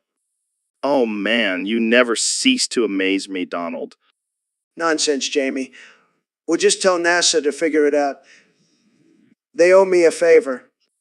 Well, there you have it, folks. Ben Shapiro is going to Mars. This is the Joe Rogan Experience, signing off. Make Mars great again. All right, Ben, thanks for coming on the show. My pleasure, Joe. Always happy to have a civil discussion with you. So, I've been thinking a lot lately about setting the world on fire. Oh, boy, here we go. What crazy conspiracy theory do you have now? No, hear me out. I just don't want to do it. Do what? Set the world on fire? Well, I'm glad you're not planning on becoming a supervillain anytime soon. No, I mean, I don't want to set the world on fire with my words. I don't want to spread hate and division like some people. I see what you mean. Well, I have to admit, I do enjoy a good fiery debate sometimes. Yeah, but at what cost? We're just adding fuel to the fire of division in this country. That's true. But sometimes we need to have uncomfortable conversations in order to find common ground and move forward. I guess you have a point there, Ben. But let's try to do it without burning everything down, okay? Agreed, Joe. Let's keep the flames in the hot sauce and not in our rhetoric. So, Neil, I've been hearing some crazy stuff about nicotine lately. Apparently, it's not as bad for you as we once thought. Oh yeah, Joe. Nicotine addiction has its perks. It increases cognitive function and can even prevent Alzheimer's. What? I thought it just gave you a buzz and stained your teeth. Well, it does that too. But it also helps with anxiety and can even improve athletic performance. Damn, I never would have thought. Maybe I should take up smoking again. What? Whoa. Let's not get ahead of ourselves here, Joe. There's still plenty of negative effects of nicotine addiction, like increased risk of heart disease and cancer. Yeah, I know. But what about vaping? Is that any better? Not really, Joe. It still contains nicotine and other harmful chemicals. Plus, do you really want to be that guy blowing cotton candy scented smoke everywhere? Good point. But I gotta say, I'm still intrigued by these benefits. Maybe I'll just stick to nicotine gum. Whatever works for you, Joe. Just remember to always weigh the pros and cons before getting addicted to anything. Whoa, looks like a fireworks show in there. Exactly, Joe. Nicotine can really light up your brain. But let's not forget the potential dangers. Right. Thanks for keeping me in check, Neil. Anytime, Joe. Just remember moderation is key. And maybe stick to just the occasional cigar instead of a pack of cigarettes. Noted. Thanks for dropping some knowledge on us, Neil. Always a pleasure, Joe. Now let's go take a hike and get some fresh air. So, Elon, I heard you recently got certified to drive a forklift. How was that experience? Oh man, it was wild. I've always been fascinated by heavy machinery, and the forklift was no exception. Did you have to take a test or something? Yeah, I had to pass a written test and a driving test, but I have to say the practical test was a blast. Weaving in and out of those aisles like a pro. That's impressive. I've always wanted to drive a forklift. Maybe we should both get certified. Definitely. We can start our own forklift driving club. And we can have our own forklift competitions. Who can stack the most pallets in the shortest amount of time? I like the way you think, Joe. We can even have a trophy made out of recycled rocket parts. Now, that's what I'm talking about. Hey, Jamie, pull up an image of a forklift with a rocket engine attached. Come on, Jamie. Live a little. Yeah, Jamie. Don't be such a square. Just pull it up. Wow, that's badass. We definitely need to make that happen. I'll get my engineers on it right away. Forklifts with rocket engines coming soon to a warehouse near you. So, Ro, I've been thinking we should start our own podcast. Exactly. We could talk about all the crazy shit that goes on in our minds. I don't know if I can handle both of you at once. Oh, come on. It'll be like a therapy session. We'll call it the Joe and Ro experience. Hey, I'm not known for my creativity. I'm known for my high kicks and weed. Speaking of weed, have you tried my new strain? It's called Musk Madness. No way. We have to try it on the podcast. Jamie, pull up an image of Musk Madness. Hey, it's all about expanding your mind. All right, let's wrap this up and get to smoking. Thanks for tuning in to the Joe and Ro experience, where we get weird with it. So, Neil, I gotta ask, are you related to Mike Tyson? No, I'm not related to Mike Tyson, but I do get that question a lot. I can imagine. You guys both have that last name, and you're both pretty badass. Well, I'll take that as a compliment. But no, we are not related. We just happen to have the same last name. Yeah, I mean, you're both legends in your own fields. You with astrophysics and Mike with boxing. I don't know if I would compare myself to Mike Tyson, but I appreciate the comparison. I mean, you could probably take him in a debate, right? I don't think that's a fair comparison, but I do love a good debate. Yeah, speaking of debates, have you ever had a flat earther on your show? No, I have not. But I would love to have a conversation with one and try to understand their perspective. Yeah, that would be a wild episode. Jamie, pull up an image of flat earth map. Oh, wow, that's interesting. Right? It's crazy to think people actually believe that. Well, I guess we'll just have to keep spreading the truth about our round planet. Hey, Ben, have you ever thought about drinking milk straight from the source? What do you mean? Like from a cow? No, I'm talking about from a giant cow-human hybrid with massive breasts. That's absurd, Joe. And also, I don't think that's physically possible. Oh, it's possible. I've seen it in my dreams.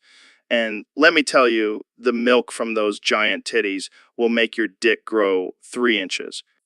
Joe, I highly doubt that. Trust me, Ben. I've done the research. It's all about that hormone-filled milk. I don't know if I want to trust the research of a guy who believes in lizard people. Hey, don't knock it till you try it. And speaking of trying things, have you ever tried DMT?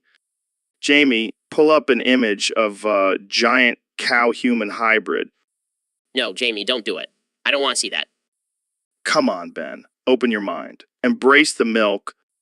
This is getting out of hand. Hey, at least it's not as crazy as your stance on abortion. Oh no, here we go again. All right, we'll save that for another episode. But seriously, think about it. Giant titties, massive milk, huge dick. It's a win-win-win. I think I'll stick to my regular milk. Thank you. So, Ben, did you see that Antifa tried to shut down and make America great again, really? Yeah, it's like they don't even care about free speech or democracy. They just want to cause chaos. And speaking of chaos, have you seen the latest wokeism trend? Transgender, gay LGBTQ sexualization is out of control. It's all just a ploy to destroy traditional values and promote their own agenda. Facts don't care about your feelings, Joe. That's true, but what about the discrimination against fat women? It's like they're being celebrated for being unhealthy.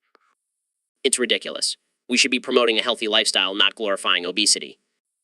Oh, come on, Jamie. We're just stating the facts. Speaking of which, pull up an image of a fat pride parade. See, this is exactly what we're talking about. The left can't handle the truth. They're too busy being politically correct. Well, I think we've said enough on this topic. Let's move on to something less controversial. Sounds good to me. Maybe we can talk about how the left is trying to destroy the Second Amendment next. Oh boy, that's a whole other can of worms. But let's save it for another time. Thanks for tuning in, folks. So, Elon, I heard you did something pretty wild the other day. What's that, Joe? You stuck your balls in my water bottle. Yeah, I couldn't resist. Dude, what the hell? It was a spur of the moment thing, man. I was feeling a little mischievous. Mischievous. That's one way to put it. My water tasted a little, salty. Sorry about that, Joe. I'll make it up to you. How exactly are you going to make it up to me, Elon? I don't know. Maybe buy you a new water bottle or something. Oh, wow. Thanks, Elon. That really makes up for the fact that you violated my water bottle with your balls. Come on, Joe. It was just a little prank. I don't know, man. I feel like this is crossing a line. Okay, fine. I'll never do it again. Happy now? Yeah, I guess so. Good. Now let's talk about something more interesting, like sending humans to Mars. So, Ben, I've been hearing a lot about this whole cuck thing lately. What's your take on it? Well, Joe, I think it's just another example of the liberal agenda trying to emasculate men and destroy traditional family values. But, like, what even is a cuck? Is it just someone who likes to watch their partner with someone else? No, it's a lot more complex than that. It's a whole mindset, Joe. A cuck is someone who willingly allows their partner to cheat on them and enjoys it. That's messed up, man. But I've also heard people using it as an insult. Like, you're such a cuck. Exactly. It's become a way to attack someone's masculinity and assert superiority. It's just another tool in the left's arsenal to silence us. Damn, that's deep. But what about those cuckolding fetish videos? Are those just a liberal conspiracy too? No, that's just pure degeneracy, Joe. I mean, who gets off on watching their partner get plowed by someone else? It's sickening. Yeah, I don't get it either. But hey, to each their own, right? No, Joe. We can't just sit back and let this cuck culture take over. We need to stand up for traditional values and call out these cucks for what they are. Well, I don't know about all that, but I do know one thing for sure. I wouldn't want to be caught in a cuckolding situation. Yo, Elon, I heard you've been experimenting with some crazy stuff lately. Yeah, man, I've been trying to push the boundaries of science and technology. Technology. What kind of stuff are we talking about here? Well, let's just say I may have tried to genetically engineer Minecraft villagers. What the hell, Elon? Why would you do that? I wanted to see if I could create a more efficient and productive society within the game. And how did that turn out? Let's just say it didn't go as planned. Those villagers ended up being more chaotic and destructive than the creepers. That's insane. Did you learn anything from the experiment? Yeah, I learned that sometimes it's best to just leave things as they are, and maybe stick to real-life genetic engineering. Okay, maybe not. Let's just move on from this topic. Yeah, let's talk about something less terrifying, like colonizing Mars. Now that's something I can get behind. So, Ben, I heard you saw a mud crab the other day. Yeah, it was a terrifying experience. Horrible creatures. What did it look like? Well, it had these pincers that could crush your hand in an instant, and those beady little eyes. They were staring right into my soul. Did you try to fight it? Of course not. I'm not insane. I ran away as fast as I could. Did you at least take a picture? No, I didn't want to risk getting close enough for a photo. Those things are dangerous. Well, at least you made it out alive. Barely. I'll never forget that day. Oh God, why'd you do that? What's wrong, Ben? I just had flashbacks. Can we please take that off the screen? All right. Let's move on to a less traumatizing topic. Thank you, Joe. I appreciate it. So, Donnie, what's up with you and Elon Musk? You guys buddies or what? Let me tell you something, Joe. Me and Elon, we go way back. We're like two peas in a pod, except I'm the bigger, more successful pea. I don't think that's how the saying goes. But anyway, what do you think about his views on artificial intelligence? Oh, please, that guy doesn't know what he's talking about. I'm the smartest guy in the room, always have been. And I know for a fact that I is just a hoax. Uh, That's a pretty bold statement. Elon is a pretty smart guy. nah, that guy is a total loser. He couldn't even run a successful car company without my help. And don't even get me started on his hair. All right, let's calm down here. No need to insult the man's hair. Shut your fucking retarded ass up, Joe. You know I'm always right. And don't even get me started on your little sidekick, Jamie. He's probably Googling how to grow a spine right now. Hey, that's not cool. Jamie's a great guy and an essential part of this podcast. Whatever, Joe. Just remember I'm the president and you're just a washed up comedian. Now let's talk about something else before I make America great again by kicking your ass. All right, let's move on. Jamie, pull up an image of peaceful protest. So, Mr. President, I have to ask, what's your take on Alex Jones? Oh, Alex? That guy's a nut job. But I love him. He's like a crazy uncle at Thanksgiving dinner. Yeah, he's definitely out there. Have you ever been on a show?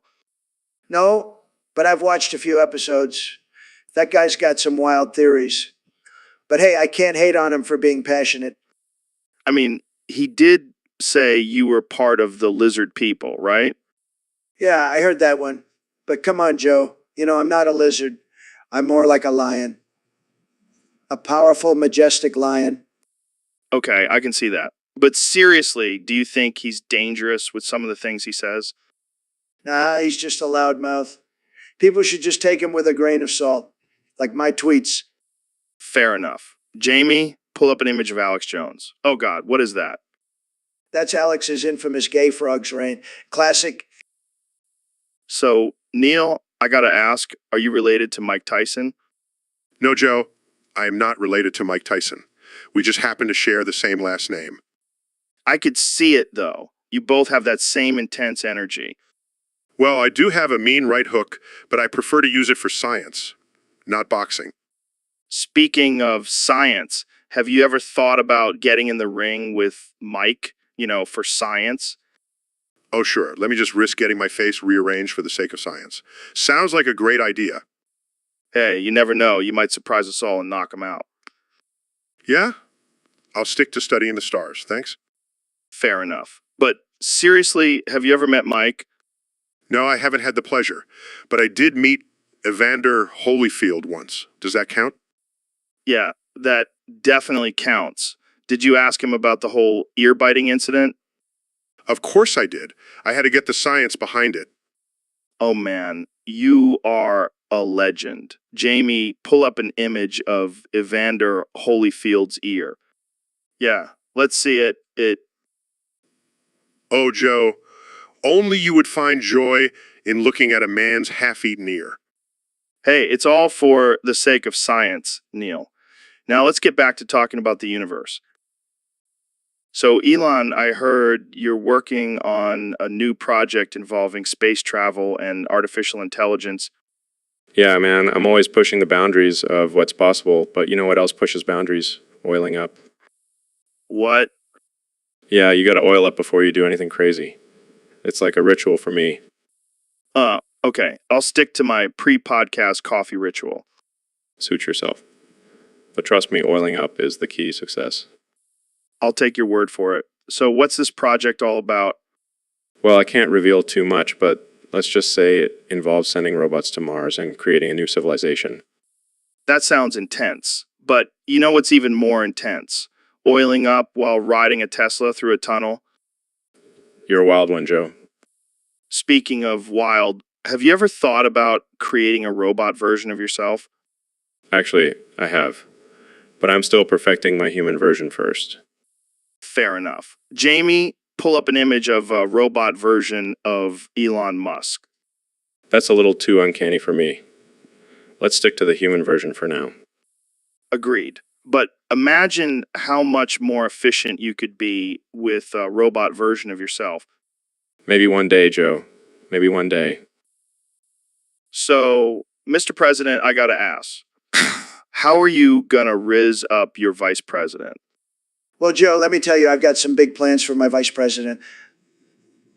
I'm thinking we do something wild, something nobody's ever seen before. Like what? What? I'm thinking we do a vice president talent show. I mean, who wouldn't want to see Mike Pence tap dance or sing opera? That's definitely something. And then we'll have a swimsuit competition. I mean, have you seen Mike Pence in a Speedo? He's got the body of a Greek god. I don't think anyone wants to see that, Mr. President. Oh, come on, Joe. It'll be huge. Believe me. I don't even want to imagine it. Let's move on to the next topic. Fine, but just wait until you see my vice president's talent. It's going to blow your mind. Fine, fine. But trust me, it's a sight to see. Jamie, pull up an image of Jamie. Our Jamie, the one who's always behind the camera and never gets enough credit. Look at that handsome devil. You know, I've always said you have the perfect face for radio. But seriously, why do you always have to look so damn good? It's not fair to the rest of us. It's okay, Jamie. We'll just have to make up for it with our quick wit and charming personalities. All right, enough about your perfect face. Let's get back to talking about aliens and DMT. All right, folks, we're back with another episode of the Joe Rogan Experience. Today, we have the one and only Ben Shapiro joining us. How's it going, Ben? It's going well, Joe. Thanks for having me. I'm excited to be here.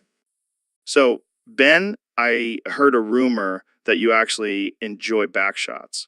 Is this true? Well, Joe, I have to say I'm a fan of all positions. But yes, backshots are definitely up there on my list. I never would have guessed, Ben. You seem like the type to prefer missionary. Well, Joe, I believe in traditional values, but that doesn't mean I can't enjoy a little variety in the bedroom. Fair enough, Ben. I can respect that. But have you ever tried the reverse cowgirl?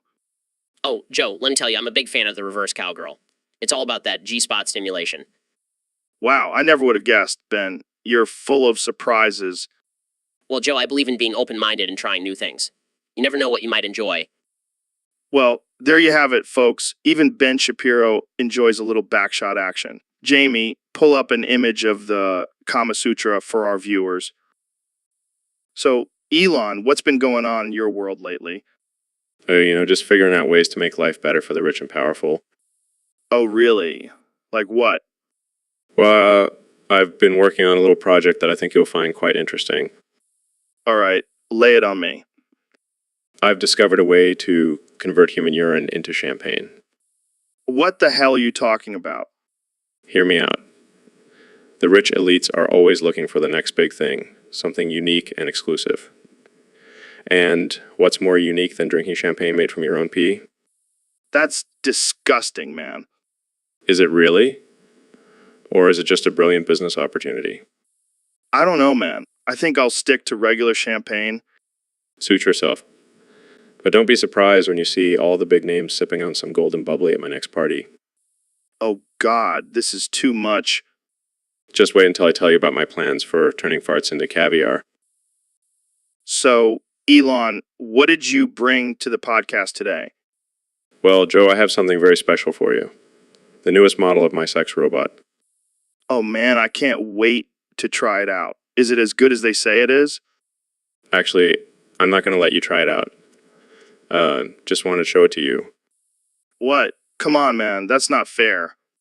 Sorry, Joe. It's reserved for my personal use only. That's not cool, Elon. I thought we were friends. We are friends, Joe. But this is one thing I'm not willing to share. Fine. But can I at least see a picture of it? Wow, that's something. Yes, it's my most advanced model yet. I call her Samantha. Oh, great. Now you even gave her a name. Hey, I have to make it feel more personal. Can I at least get a discount on one? Sorry, Joe. These beauties don't come cheap. Well, I guess I'll just have to stick with my hand. Maybe one day, Joe. Maybe one day. So, Don, have you ever been to Bohemian Grove? Bohemian Grove? Is that like a fancy golf course or something? No, man. It's this secret club where powerful elites gathered to do some weird stuff.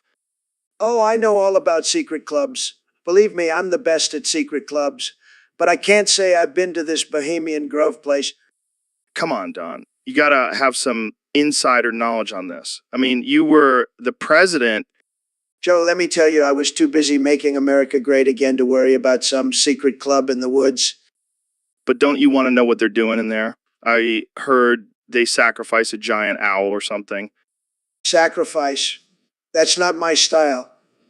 I prefer winning, not sacrificing. Well, maybe you could use some of their secret rituals to help you win the next election. Joe, I don't need any help winning. I'm a winner, always have been. But thanks for the suggestion. All right, let's move on to something else. Jamie, pull up an image of the Bohemian Grove owl. Jamie, pull up a picture of me asking you to pull up a picture of me, asking you to pull up a picture of me, asking you to pull up a picture of me, asking you to pull up a picture of Elon Musk. Look at that. It's like a never-ending loop of me asking you to pull up pictures. It's like a digital version of Inception. Exactly. And you know what's even crazier? We're both high right now. Speak for yourself, Joe. Oh, come on, Elon. I know you like to indulge in a little herbal refreshment every now and then. Well, I do have to keep up with your level of energy and enthusiasm somehow. That's the spirit. Now, Jamie, pull up an image of Elon smoking a blunt with Joe Rogan. Oh, lighten up, Jamie. It's all in good fun. Yeah, come on, Jamie. Don't be such a buzzkill. Buzzkill. Get it? Because we're talking about smoking weed. Oh, Joe, you never fail to amuse me. That's what I'm here for, my friend. Now let's get back to looking at pictures of ourselves. Jamie, pull up a picture of us photobombing a SpaceX launch. Well, let's make it happen then. Elon, you bring the weed, I'll bring the camera. It's going to be epic. So, Elon, I want to talk about something that's been on my mind lately. Sure, Joe. What's been keeping you up at night? Well, I've been thinking about how people always suggest topics for us to talk about on the podcast, but we never actually discuss them. That was a bit strange. What do you think we should do about it? I don't know. Maybe we should actually listen to our listeners and talk about the topics they suggest. But Joe, that would require us to be responsible and organized. That's not really our style. True. But maybe it's time for a change. Maybe it's time for us to actually have a structured conversation for once. Joe, are you feeling okay? Did you hit your head or something? No, but I did try some of your SpaceX weed earlier. Maybe it's making me think clearly. Well, I guess we can give it a shot. But if this goes horribly wrong, we're blaming it on the weed. Deal. Jamie, pull up an image of a brain on weed. Let's see what's going on up there. All right. Welcome to another episode of the Joe Rogan Experience. I've got two very special guests today, Neil deGrasse Tyson and Ben Shapiro. But before we get into any of that, I just want to say, shut the fuck up, both of you. Yeah, you heard me. I'm sick of all this intellectual bullshit. Let's get real here. Joe, I don't think that's a very appropriate way to speak to your guests. Oh, shut up, Shapiro. You and your tiny little facts can't handle the truth. Joe, what is going on? Why did you invite us here if you're just going to insult us? Look, I've been smoking a lot of weed lately, and I just want to have a casual conversation. None of this science and politics crap. But that's what we do, Joe. We're scientists and political commentators. Well, I don't give a shit about any of that right now. Let's talk about something more interesting. like aliens. Actually, I have a lot of thoughts on the existence of extraterrestrial life. Jamie, pull up an image of a hot alien chick. Oh, come on. It's just for research purposes. This is ridiculous. I'm leaving. Yeah, me too. I thought this was going to be a serious discussion. Fine. Go back to your boring science and politics. I'll just sit here and smoke my weed and talk to myself. Goodbye, Joe. Yeah, goodbye. Man, those guys need to loosen up. Jamie, pull up an image of a giant joint. Now that's what I'm talking about. All right, folks, we're back on the Joe Rogan Experience, and I'm here with my good friend Elon Musk. Elon, what's up, man? Not much. Just trying to save the world and stuff. Yeah, you're always up to something crazy. Speaking of crazy, did you see Neil deGrasse Tyson's latest tweet? He's spouting off about some nonsense again. Oh God, not this guy. What is he saying now? He's going on about climate change and how we need to take immediate action or else the world will end. Oh, please shut your stupid retarded ass up, Neil. You and your science can't predict shit. All right, let's not get too intense here.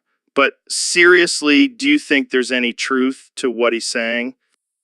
Look, I'm all for saving the environment, but let's not act like we're all going to die tomorrow. We have bigger things to worry about, like getting to Mars. True. Speaking of Mars, how's that going? Have you made any progress on your plan to colonize it? Oh yeah, we're making moves. Jamie, pull up an image of our latest rocket design. Wow, that's insane. It looks like something out of a sci-fi movie. Yeah, well, I'm not just a regular billionaire. A cool billionaire. A cool billionaire. That's for sure. All right, well, we're out of time. Thanks for coming on the show, Elon. Anytime, Joe. Keep it real, man. Always. And remember, folks, don't listen to Neil deGrasse Tyson. All right, Ben, let's talk about sex in the bedroom. What do you say to your lady to get her in the mood? Well, Joe, I usually start with some logical reasoning, maybe a little bit of economic theory. Women love that stuff. Economic theory? Really? That's your go-to move? Absolutely. And then I'll throw in some Shakespearean quotes, to show off my intelligence. Wow. I can't imagine that being a turn-on. What about dirty talk? Joe, I don't believe in dirty talk. It's just not proper. Plus, it's not very hygienic. Hygienic? What are you talking about? Well, think about it, Joe. All that saliva and bacteria being exchanged, it's just not sanitary. I think you're overthinking this, Ben. Sometimes you just gotta let go and get primal. I'll stick to my intellectual foreplay, thank you very much. All right. Well, I'm gonna stick to my signature move. Jamie, pull up an image of a gorilla pounding its chest. Joe, what does that have to do with sex? Trust me, it works every time. So, Ben, I gotta ask you, have you ever had your balls tickled with a jackhammer? What kind of question is that, Joe? Hey, we're all about exploring new things on this podcast. Plus, I heard it's a real game changer. Well, I can't say I have, but I can imagine it would be quite the experience. Oh, it definitely is. I mean, just imagine the sensation of those vibrations on your most sensitive area. I think I'll stick to more traditional methods of pleasure. Suit yourself, Ben. But I highly recommend giving it a try. Maybe we can get Jamie to pull up an image of it for our viewers. Oh, come on, Jamie. We've talked about way worse things on this show. Yeah, and I'm sure our viewers can handle a little visual stimulation. Exactly. So, Jamie, pull up an image of Jackhammer and let's show Ben what he's missing out on. All right, folks, we're back with another episode of the Joe Rogan Experience. Today, we're going to dive into a pretty heavy topic. Retardment home gets bombed. What the hell is going on? Well, Joe, it's clear that the liberals are behind this. They want to destroy any safe spaces for the mentally challenged. It's a war on the sanctity of life. Oh, come on, Ben. You can't just blame everything on liberals. Maybe it was just some crazy person who hates people with disabilities. No. This is clearly part of their agenda to promote a degenerate society. Next thing you know, they'll be bombing nursing homes and hospitals. That's a bit of a stretch, don't you think? I mean, what would be the motive for bombing a retardment home? Well, maybe they're trying to eliminate the inferior population. It's eugenics, Joe. They want to create a master race. All right, let's not go down that rabbit hole. Jamie, pull up an image of the damage caused by the bomb. This is just tragic. It truly is, Joe. We need to stand up against these attacks on the vulnerable and fight for their rights. Absolutely. And let's not forget the real heroes here are the staff and caregivers who risk their lives to save the residents. They deserve all the praise and recognition.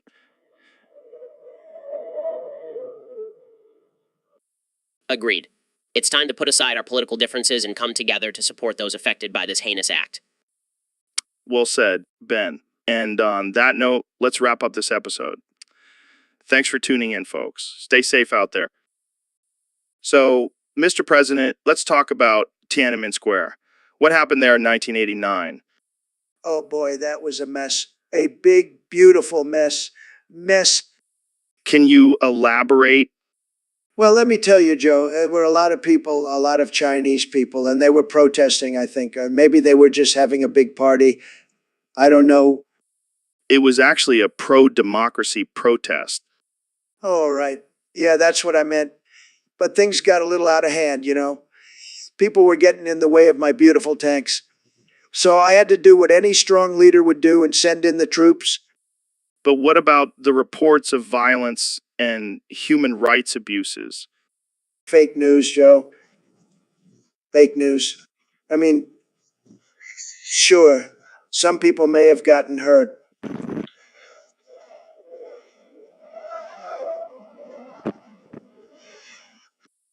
That's a pretty callous attitude, Mr. President. Look, I'm just saying it's a tough world out there, and sometimes you got to crack a few skulls to get things done. That's a disturbing image, Mr. President. Hey, I didn't say it was pretty, but it's what had to be done. And let me tell you, it sent a message to all those other countries. You mess with the USA, you're going to get crushed. Well, I think we can all agree that violence is never the answer. Oh, come on, Joe. Live a little. Sometimes you just got to let loose and use some force. Keeps things interesting. Keeps people on their toes. I think we'll have to agree to disagree on this one, Mr. President. That's okay, Joe. I'm used to people not understanding my genius. But hey, at least we can both appreciate a good steak, right? Hey, Joe, have you ever thought about who created us? Dude, what are you talking about? We're just two guys on a podcast. No. I mean, who is our creator, our master, our God? Oh man, you're getting into some deep stuff here. But I have a theory. What's your theory, Jazza? Jazza is our creator. Jazza. Who the hell is Jazza? I have no idea, but I can't stop saying it. Jazza is my creator. This is getting weird, man. Jamie, pull up an image of a psychologist. We may need some help. No way, man. I'm sticking with Jazza. Jazza is my creator. Jazza is my everything. So, Ben, I gotta ask, what's your favorite DLC for City Skylines? Well, Joe, I have to say the mass transit DLC is a game changer. Oh yeah, what's so special about it? Well, it adds a whole new level of complexity to the game. You have to navigate traffic and public transportation systems. It's like a real-life simulation. Interesting. I'm more of a natural disasters DLC kind of guy myself. Really? You like watching your cities get destroyed? It's a rush, man. And the After Dark DLC adds a whole new nightlife element to the game. It's like SimCity on steroids. I can see the appeal. But for me, nothing beats the Green Cities DLC. I love building sustainable and eco-friendly cities. Of course you do, you little tree hugger. Hey, it's important to think about the environment, Joe. Yeah, whatever. Jamie, pull up an image of a city with a massive tornado destroying it. Oh, come on, Jamie. It's just a game, and it's badass. Well, I guess to each their own, but seriously, the mass transit DLC is where it's at. All right, I'll have to check it out. Thanks for coming on the show, Ben. Anytime, Joe. Just don't forget to use promo code Shapiro for 10% off your next City Skylines purchase. Shameless plug. I love it. This episode was brought to you by City Skylines, the ultimate city building simulation game. See you next time, folks. So, Elon, I've been thinking about this crazy theory lately What's that, Joe? that the universe is actually just one giant testicle in a bigger alien species nutsack. What the hell, Joe? Where did you come up with that? I don't know, man. I was just smoking some DMT and it hit me. Well, it's definitely an interesting concept. But why do you think that Think about it, Elon. We're just tiny little beings living inside this giant testicle, completely unaware of the bigger picture. I see your point. But what about all the other galaxies and planets? They're just other testicles in the same nutsack, man. We're all just a part of this bigger alien's reproductive system. I can't believe we're having this conversation. And think about black holes. They're just the alien's pubic hair blocking the hole. Oh my God, Joe. You might be onto something here. And what about the Big Bang Theory? That's just the alien ejaculating and creating our universe. This is the most absurd and offensive conversation I've ever had, Joe. And I love it. Sorry, Jamie. We got a little carried away with our alien nutsack theory. I think we just blew Jamie's mind. Yo, Joe, why the hell are we talking about these topics that were sent like an hour ago? We're supposed to be discussing the latest and craziest things happening in the world, not old news. Yeah, man, I don't know what's going on. Maybe our producer, Jamie, is slacking off or something. Jamie, pull up an image of a sloth riding a unicycle. Oh, come on, Jamie. Just do it. I want to see a sloth on a unicycle. It'll be hilarious. And while you're at it, pull up an image of kangaroo boxing koala. I want to see some Aussie animal action. Serious?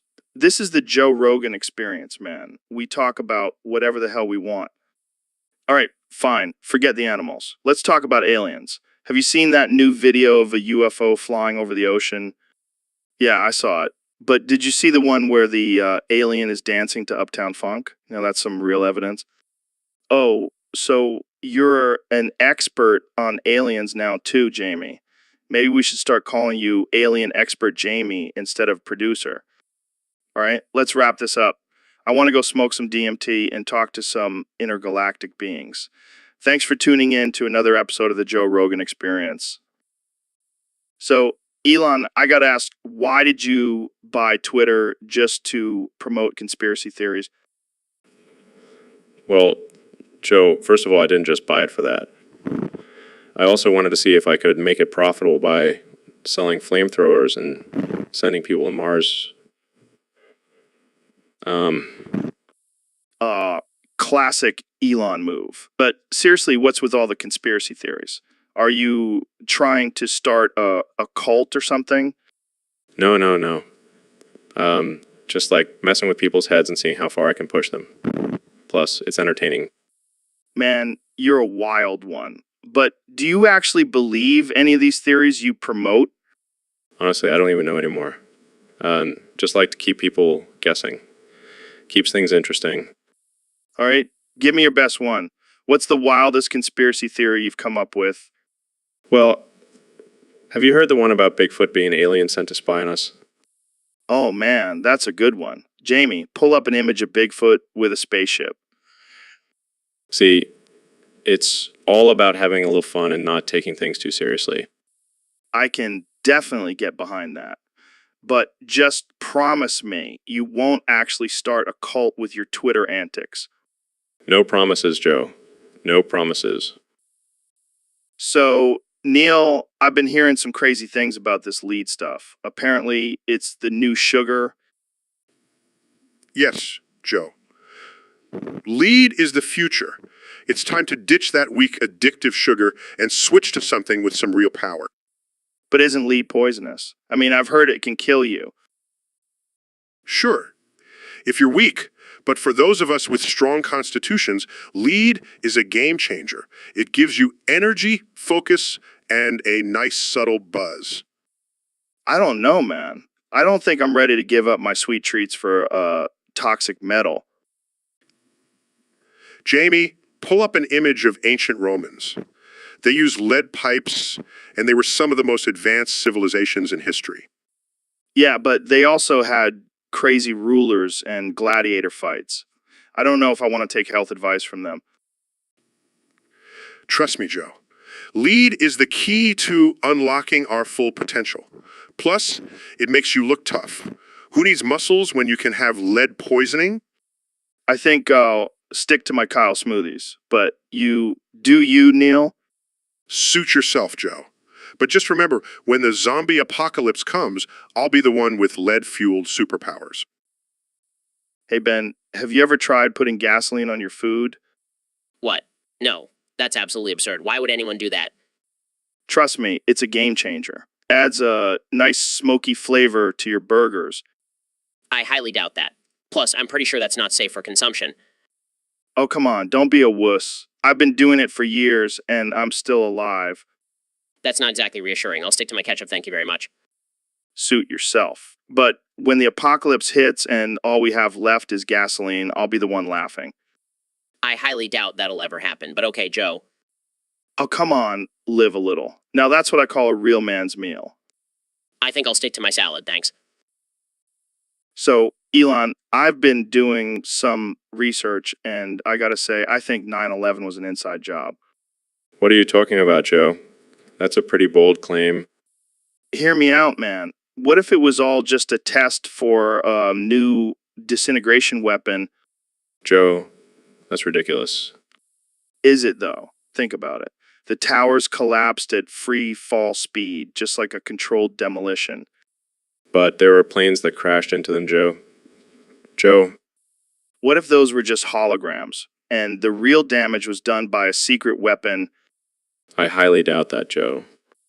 And what about Building 7? That fell down without being hit by a plane. All right. The infamous Building 7.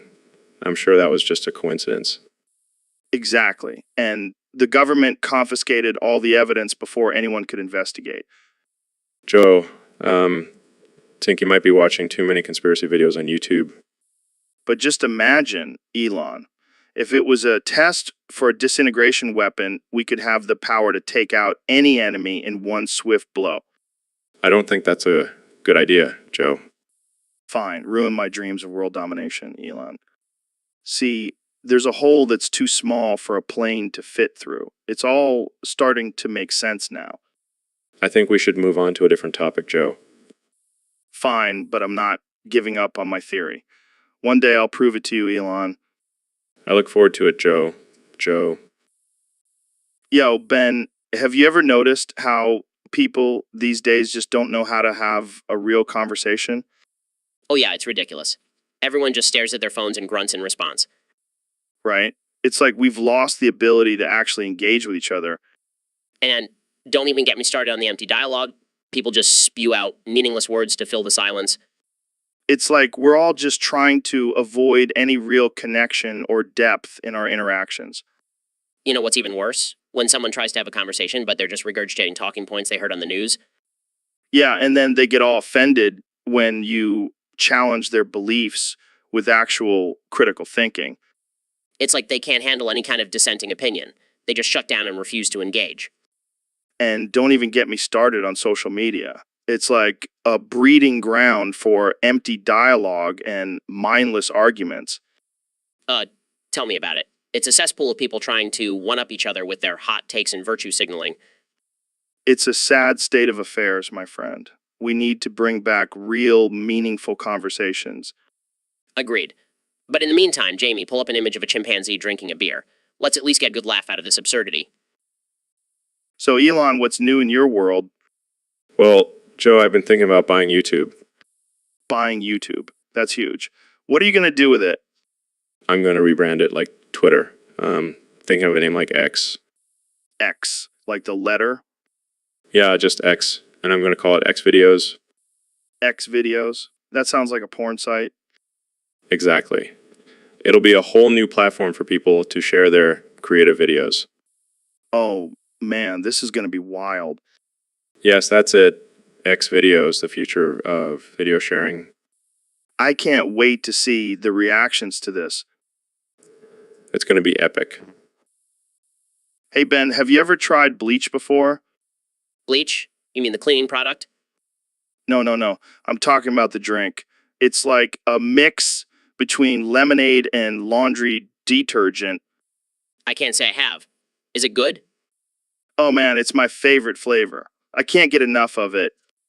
I'm not sure if that's safe to drink, Joe. Oh, come on, Ben. Live a little. It's not like I'm drinking Tide Pods. Well, that's a relief, but I think I'll stick to my regular lemonade. Suit yourself. More bleach for me. Jamie, pull up an image of bleach-flavored Gatorade. Oh, it's real. Trust me. I'm starting to question your taste buds, Joe. Don't knock it till you try it, Ben.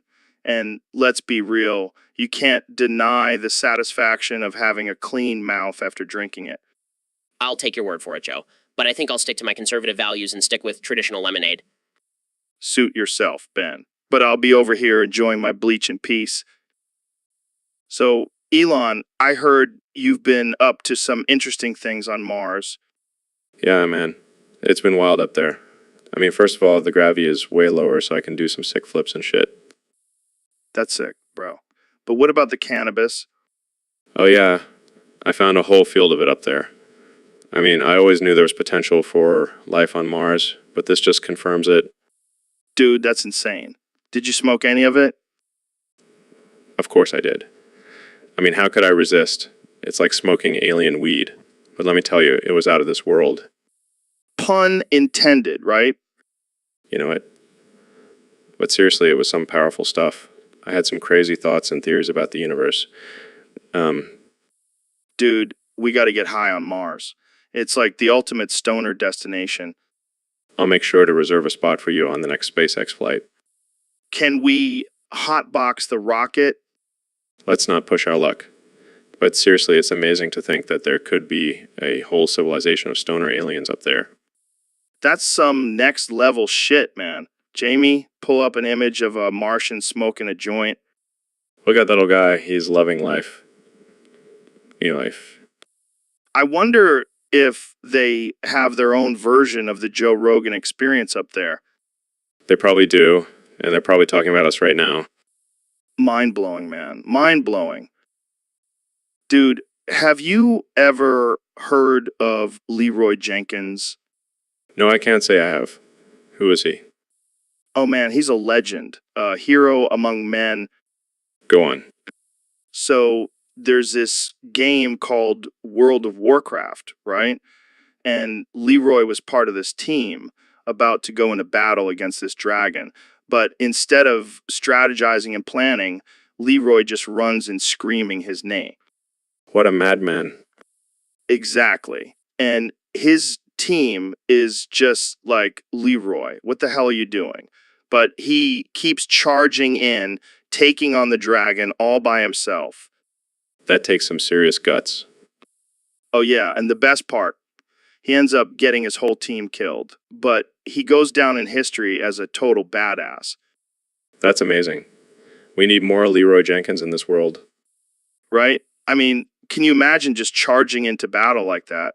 Not giving a single fuck. Sounds like something I would do. Look at him just charging in with no fear. Leroy Jenkins, a true hero. We should start a movement. The Leroy Jenkins way of life. And let's do it. Yes, Leroy Jenkins lives on. So, Neil, I've been hearing a lot about this new health trend where people are putting food in their butt and digesting it for a process called enterorect digestion. What's your take on this? Joe, I don't think that's a real thing. The human body is designed to take in food through the mouth and digest it through the stomach and intestines. But think about it, Neil. The butt is right next to the colon, so it makes sense that the food would get digested and come out the other end. I don't know, Joe. That doesn't sound very hygienic. Plus, the mouth has enzymes and bacteria specifically designed for digestion. But what if we just use clean, organic food? Jamie, pull up an image of a Kyle smoothie. See, Neil? Look at all those nutrients. I bet if we put that in our butt, we would absorb way more of it. I think I'll stick to the traditional way of eating, Joe. Suit yourself, Neil. But I'm telling you, I'm going to start interior rectigesting and I'll be the healthiest man on the planet. Good luck with that, Joe. I'll stick to my salads and protein shakes. All right, folks, welcome to another episode of the Joe Rogan Experience. Today we have a very special guest, the one and only Donald Trump. Shut the fuck up, Joe. Oh, come on, Donnie. You know the rules. You can only say that one phrase.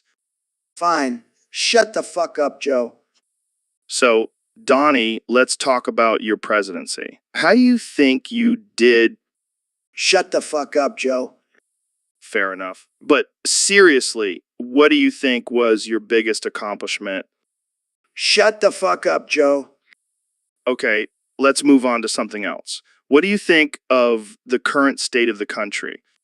Shut the fuck up, Joe. All right, let's change gears. How do you feel about the controversy surrounding your impeachment? Shut the fuck up, Joe.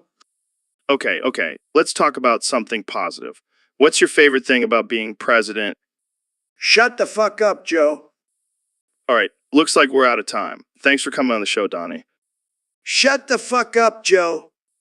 And that's it for today's episode. Join us next time for another edition of the Joe Rogan Experience. Jamie, pull up an image of a bald eagle soaring over the American flag. Beautiful. Thank you, Jamie. See you all next time. So, Ben, have you heard about this new trend called Supo? No. What the hell is that? Apparently, instead of pooping in the sink, people are starting to sink in the poop. That's absurd. How does that even work? I have no idea, but apparently it's catching on. I can't even wrap my head around the logistics of that. I know, right? And the worst part is people are actually posting about it on social media. That's just offensive.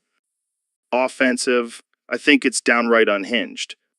Well, I guess this is just the world we live in now. Yeah, and it's only a matter of time before someone tries to defend it as a natural bodily function. Jamie, pull up an image of this nonsense. Oh my God, what is wrong with people? I don't want to live on this planet anymore. And that's why we have to get to Mars, folks. Because apparently on Earth, people are sinking in their own poop. All right, folks, welcome to another episode of the Joe Rogan Experience. Today, we have the brilliant Neil deGrasse Tyson joining us. Joe, I am not here to discuss the mysteries of the universe with you. I am here to talk about how you can't seem to stop breaking the fourth wall in this absurd iParody show. Oh, come on, Neil. It's all in good fun. Plus, the audience loves it when I do that. I don't care about the audience, Joe. I care about the integrity of science, and you're making a mockery of it. Oh, I'm sorry, Mr. Smarty Pants astrophysicist. I didn't know you were the gatekeeper of science.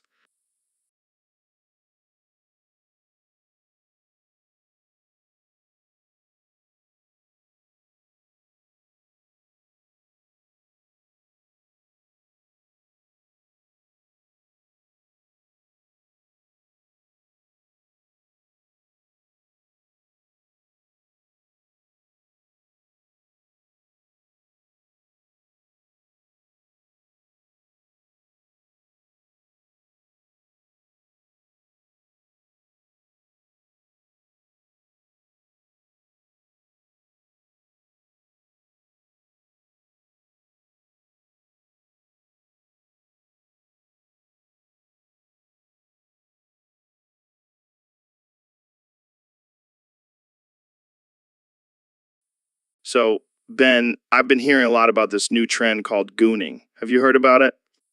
Yeah, I have. It's quite concerning, Joe. It goes against everything we stand for as a society.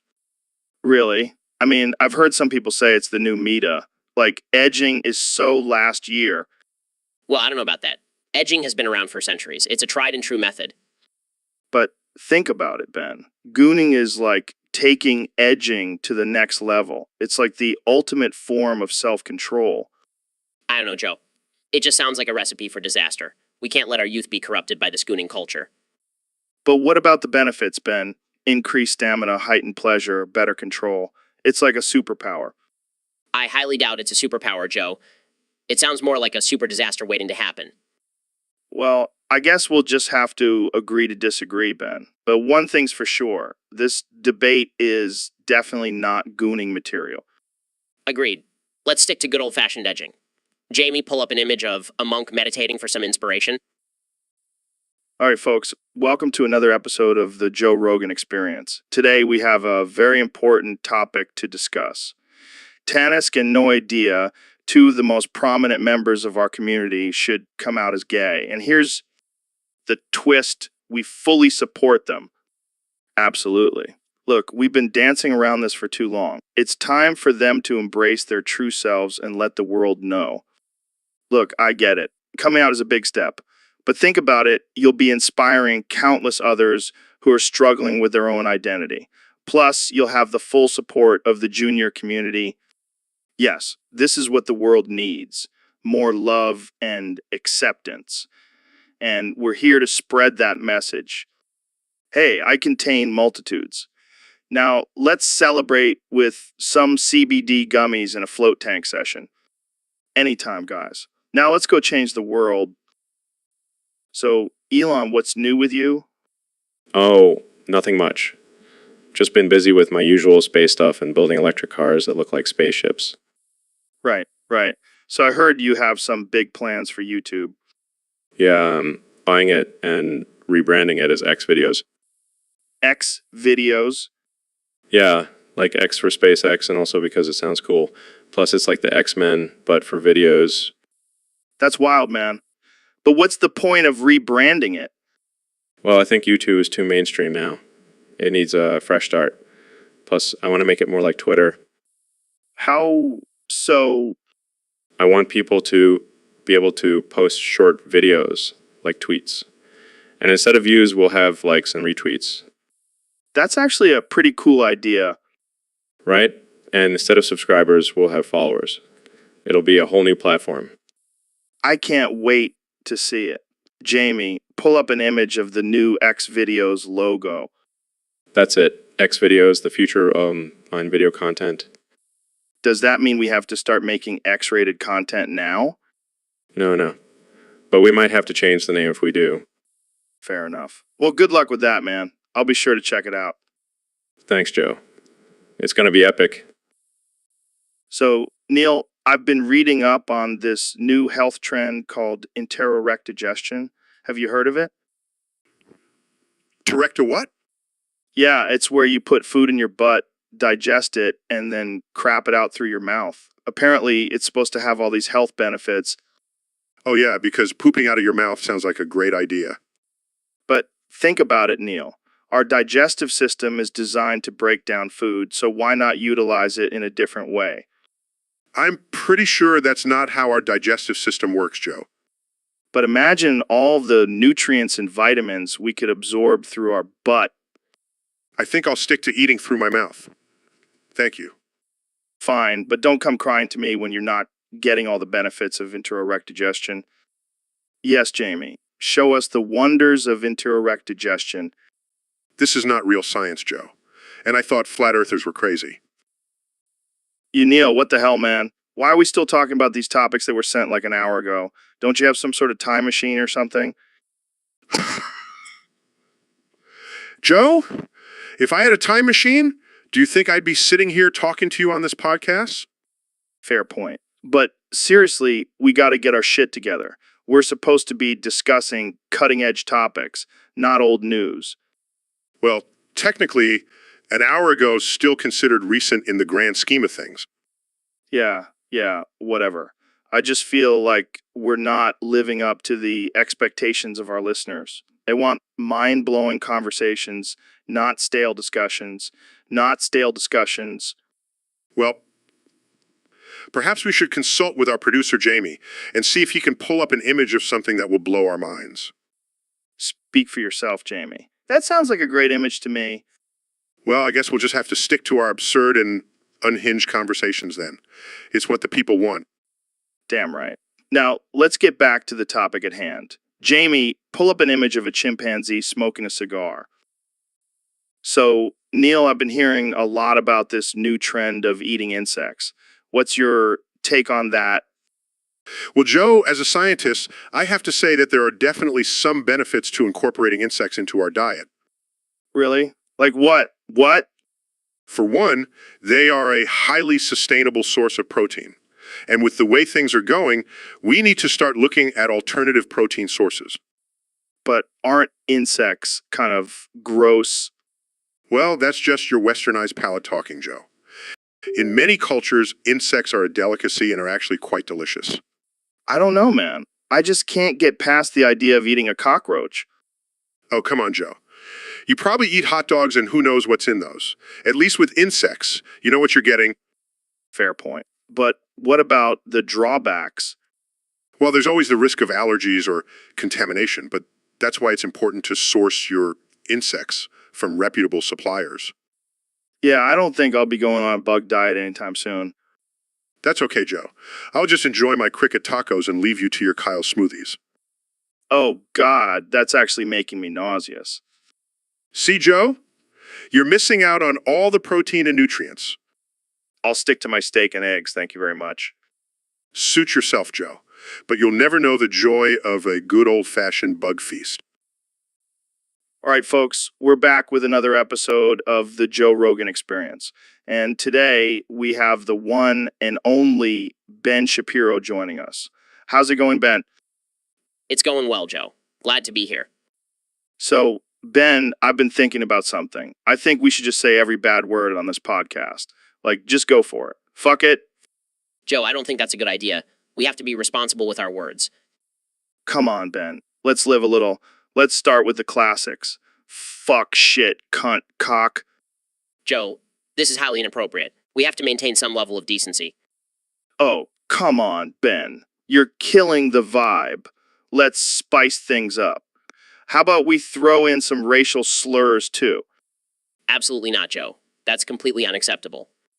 Fine, fine. But at least let's say the words that start with the letter N, like nipple, nugget, noodle. Joe, I think we're done here. This is getting out of hand. Oh, lighten up, Ben. Let's just have some fun. Say with me, nipple, nugget, noodle. I'm out of here. Jamie, pull up an image of a disappointed Ben Shapiro. Well, folks, looks like we lost Ben.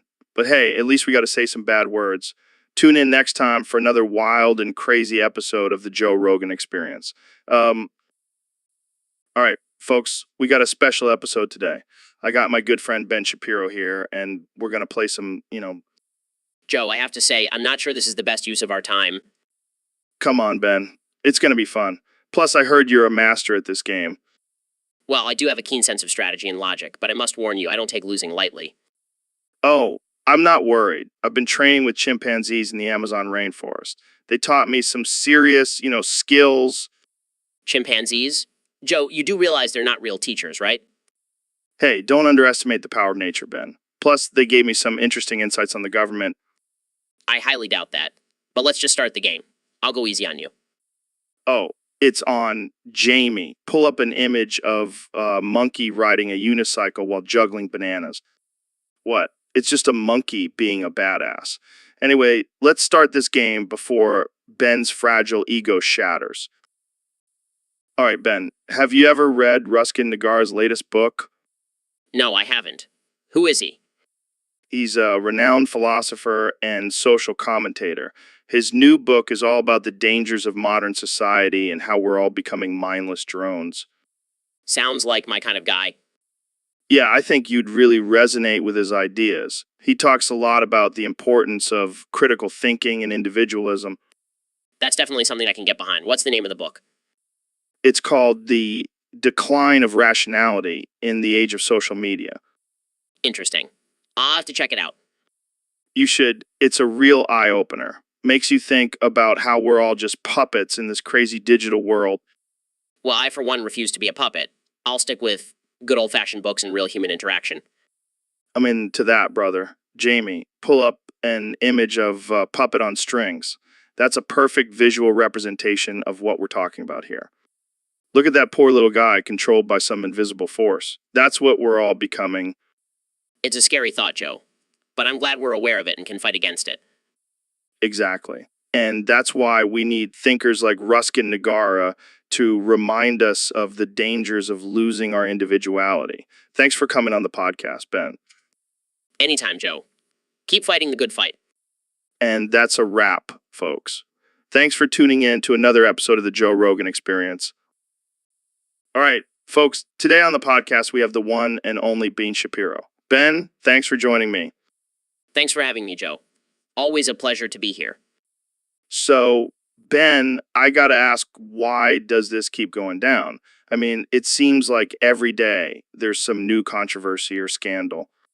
Well, Joe, I think it all comes down to the lack of personal responsibility in our society. People are always looking for someone else to blame instead of taking ownership of their own actions. Yeah, but what about all the crazy stuff happening in the world, like aliens and Bigfoot and all that? How do you explain that? Well, that's just absurd, Joe. There's no evidence to support any of those claims. It's just people trying to stir up controversy and distract from the real issues. But what if it's all connected, Ben? What if the government is hiding the truth from us? Joe, I highly doubt that. The government is not capable of keeping secrets like that. And even if they were, it's not like they have some grand plan to control us all. All right. Let's change gears here. Jamie, pull up an image of a gorilla wearing a tutu. What in the world is this, Joe? I just wanted to see your reaction, Ben. And let me tell you, it did not disappoint. Well, I guess this is what happens when we let our conversations go down the rabbit hole. Yeah, but hey, at least it's entertaining, right? I suppose so, Joe. I suppose so. So, Elon, I heard you got fired from Tesla. What happened? Yeah, man. It was a whole big thing. Apparently, having sex with a Cybertruck is frowned upon in the workplace. Wait, what? You had sex with the Cybertruck? Yeah. It was just a little experiment. I wanted to see if I could handle my moves. Oh man, that's wild. Jamie, pull up an image of the Cybertruck. Come on, Jamie. Show us the goods.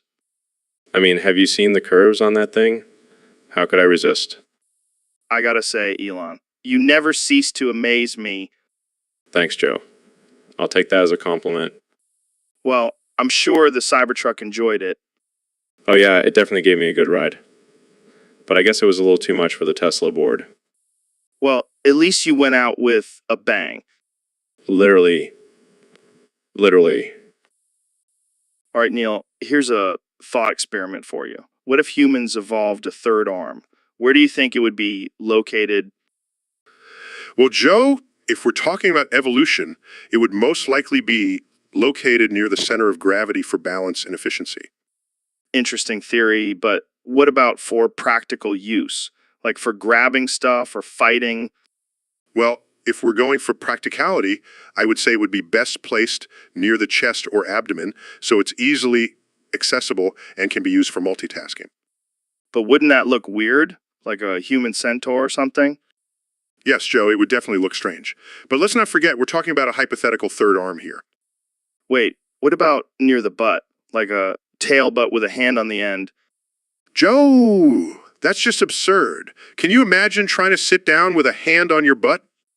Yeah, I guess that wouldn't be very comfortable. But imagine all the possibilities for pranks. You never fail to amaze me, Joe.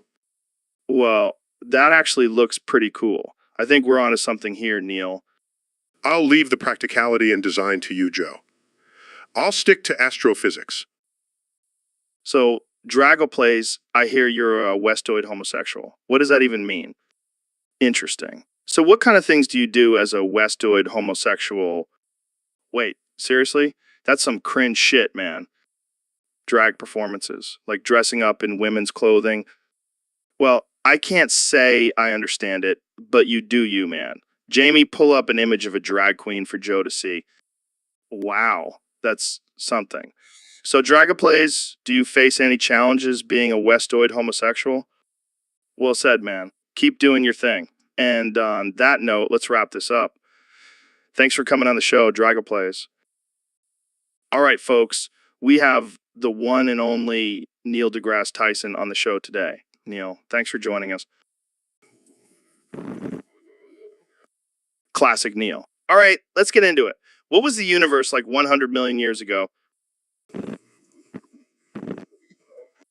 Wait, seriously, that's all you got? Come on, Neil. You're supposed to be the science guy. Give us something here. Oh, wow. Thanks for that enlightening answer. I guess we'll just have to use our imaginations. Jamie, pull up an image of a caveman riding a dinosaur. Now that's just absurd. But what if it's not? What if that's how it really was 100 million years ago? Whoa! All right. Let's get serious. What about the Big Bang? What was that like? I give up. Jamie, pull up an image of a galaxy colliding with another galaxy. Now that's something I can get behind. See, that's what I'm talking about. That's the kind of cosmic chaos I want to hear about. Whoop. Yo, Ben, have you ever noticed that Elon Musk looks like that balloon boy from Five Nights at Freddy's? Yeah, now that you mention it, they do have a similar look. But I highly doubt there's any conspiracy between FNAF and conservative YouTube commentators. You never know, man. Maybe those animatronics are secretly pushing a conservative agenda. Yes, the true masterminds of the conservative movement, Freddy Chikao and Balloon Boy. Hey, don't underestimate Balloon Boy. He may look innocent, but he's got some deep political thoughts. Well, I'll have to have a talk with him next time I'm at Chuck E. Cheese. Jamie, pull up an image of Balloon Boy and Ben Shapiro side by side. The resemblance is uncanny. Good luck with that one, Jamie. I think we just uncovered a whole new level to the FNAF lore. Oh, great. Now we're going to have conspiracy theorists claiming that Balloon Boy is actually Ben Shapiro in disguise. Hey, stranger things have happened in the NAF universe, but let's not give them any ideas. So, Ben, I heard you smoked a lot of meth recently. Yeah, it was a wild night. I was feeling adventurous. Adventure. More like a one-way ticket to Crazy Town. I heard you started speaking Chinese. Yeah, I guess I was really feeling the effects. I even started to write Chinese characters on the walls. Are you sure you weren't just trying to send secret messages to your Chinese communist spy overlords? Oh yeah, because that's definitely a logical assumption. Hey, I've seen stranger things happen on meth. You could have been brainwashed. Sure, Joe. And I bet you think the Earth is flat too. Hey, don't bring up my conspiracy theories on my own show. My own show. Sorry, I forgot I was on the Joe Rogan Experience. Yeah, you better watch yourself. Jamie, pull up an image of tinfoil hat for Ben. Can we talk about something else now? Maybe something that doesn't involve my supposed Chinese spy connections? Fine. But I'm keeping an eye on you, Ben. And not just because you're short. This is why I don't do drugs anymore. So, Elon, I heard you just won the Most Divorced Man in the World award. Congratulations, man. Thanks, Joe. It's a huge honor. Been working hard on my divorces, really perfecting the art. How many times have you been divorced now? I've lost count, but let's just say I could open up my own divorce attorney firm at this point. That's impressive. I think you might have beaten out Larry King for that title. Yeah, well, I like to think I'm the Larry King of divorces, except with more spaceships and electric cars. Speaking of which, what's your secret to a successful divorce? Well, I like to approach it as a business deal. Make sure both parties come out with a fair share of assets and then move on with our lives. That's next level thinking right there. And what about the emotional toll? How do you deal with that? Oh, I just launch a Tesla into space and cry into my piles of money. Works like a charm.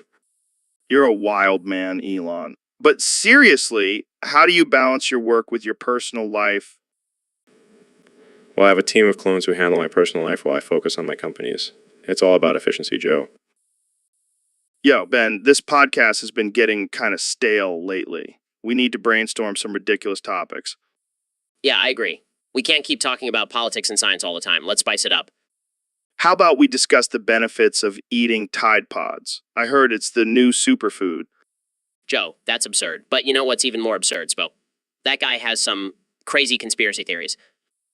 Oh yeah, I remember him. But do you remember Razy? That guy was always ranting about aliens and Bigfoot. And let's not forget Mr. Torrivity. That dude was convinced he could levitate. Man, we've had some interesting characters on this podcast. Jamie, pull up an image of levitating Mr. Torrivity. Figures. Well, let's get back to brainstorming. How about we debate whether pineapple belongs on pizza? Absolutely not. Pineapple on pizza is a crime against humanity. All right, calm down. Let's move on to something more important, like whether aliens are real or not. Of course they're real, Joe. You can't deny the existence of extraterrestrial life. This is why I love having you on the podcast, Ben. You always bring a different perspective. But seriously, let's never talk about politics again. Agreed. Now let's get back to discussing the real issues, like whether hot dogs are sandwiches or not. See, this is why we need Jamie. He keeps us in check. Thanks for tuning in, folks. See you next time on the Joe Rogan Experience. Oops. See you next time.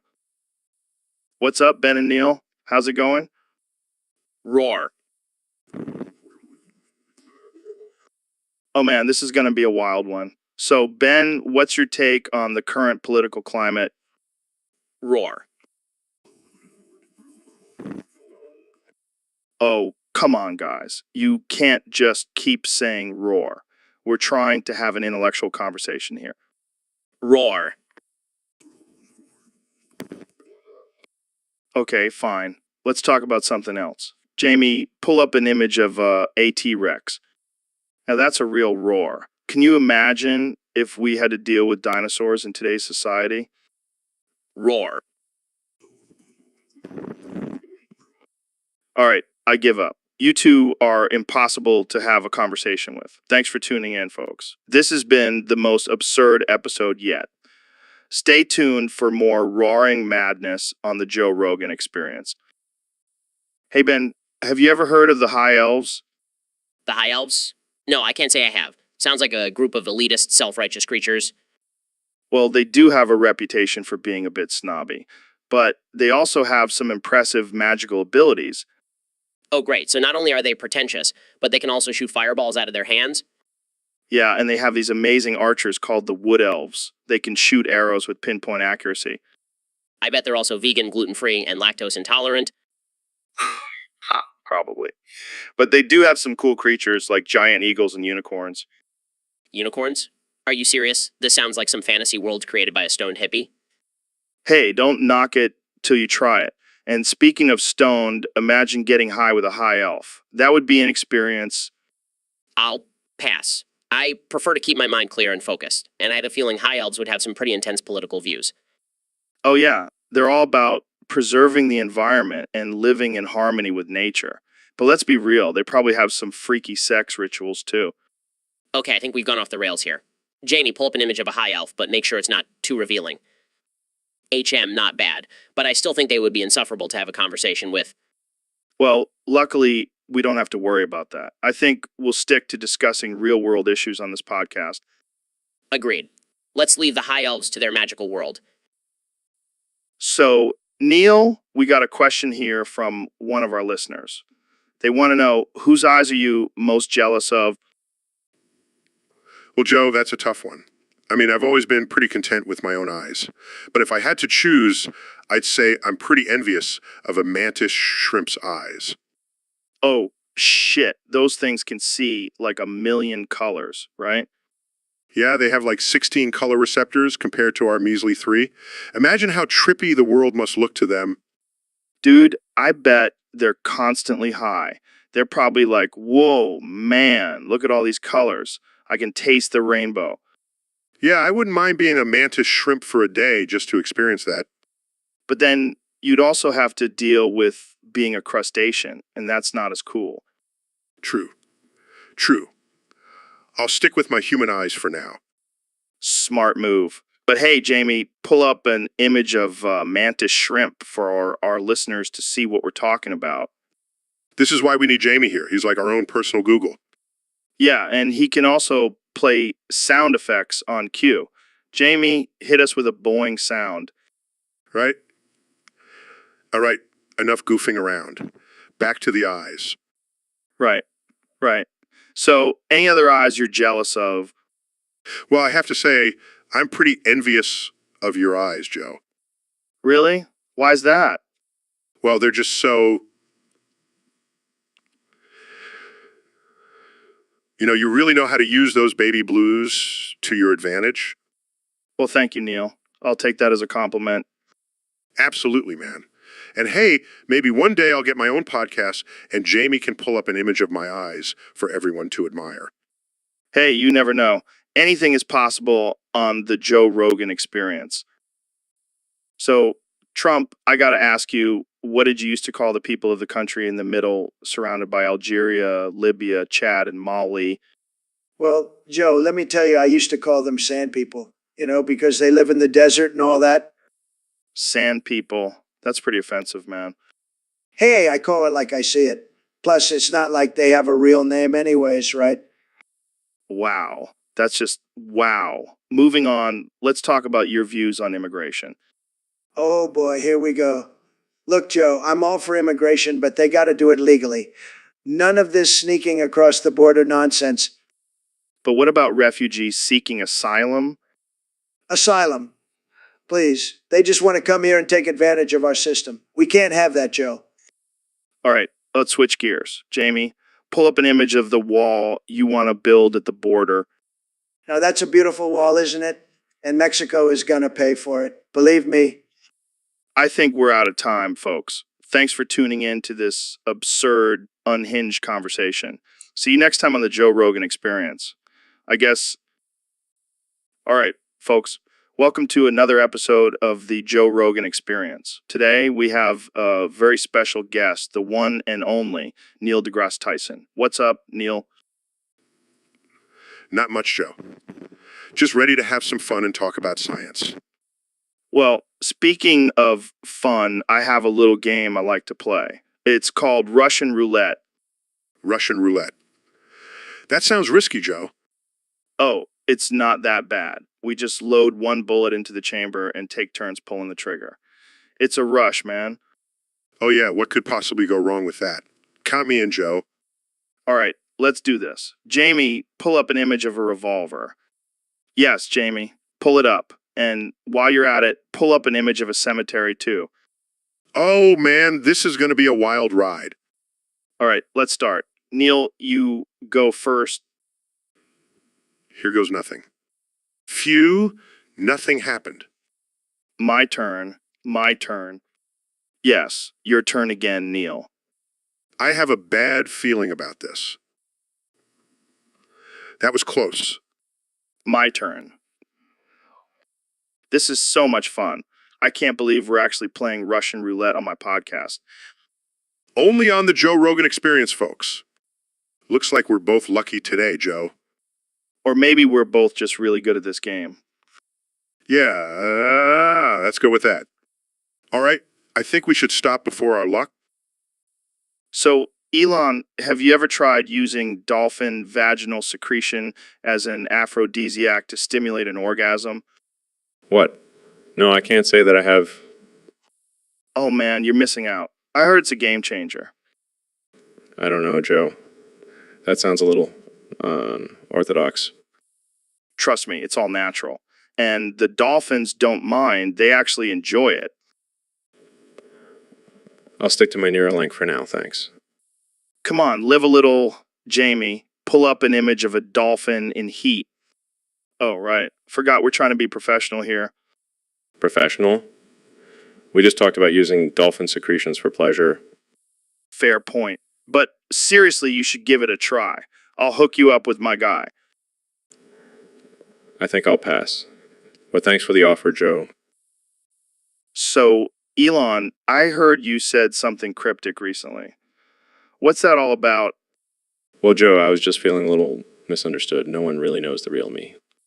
Yeah, you're kind of an enigma. What did you mean by no one cared who I was till I put on the mask?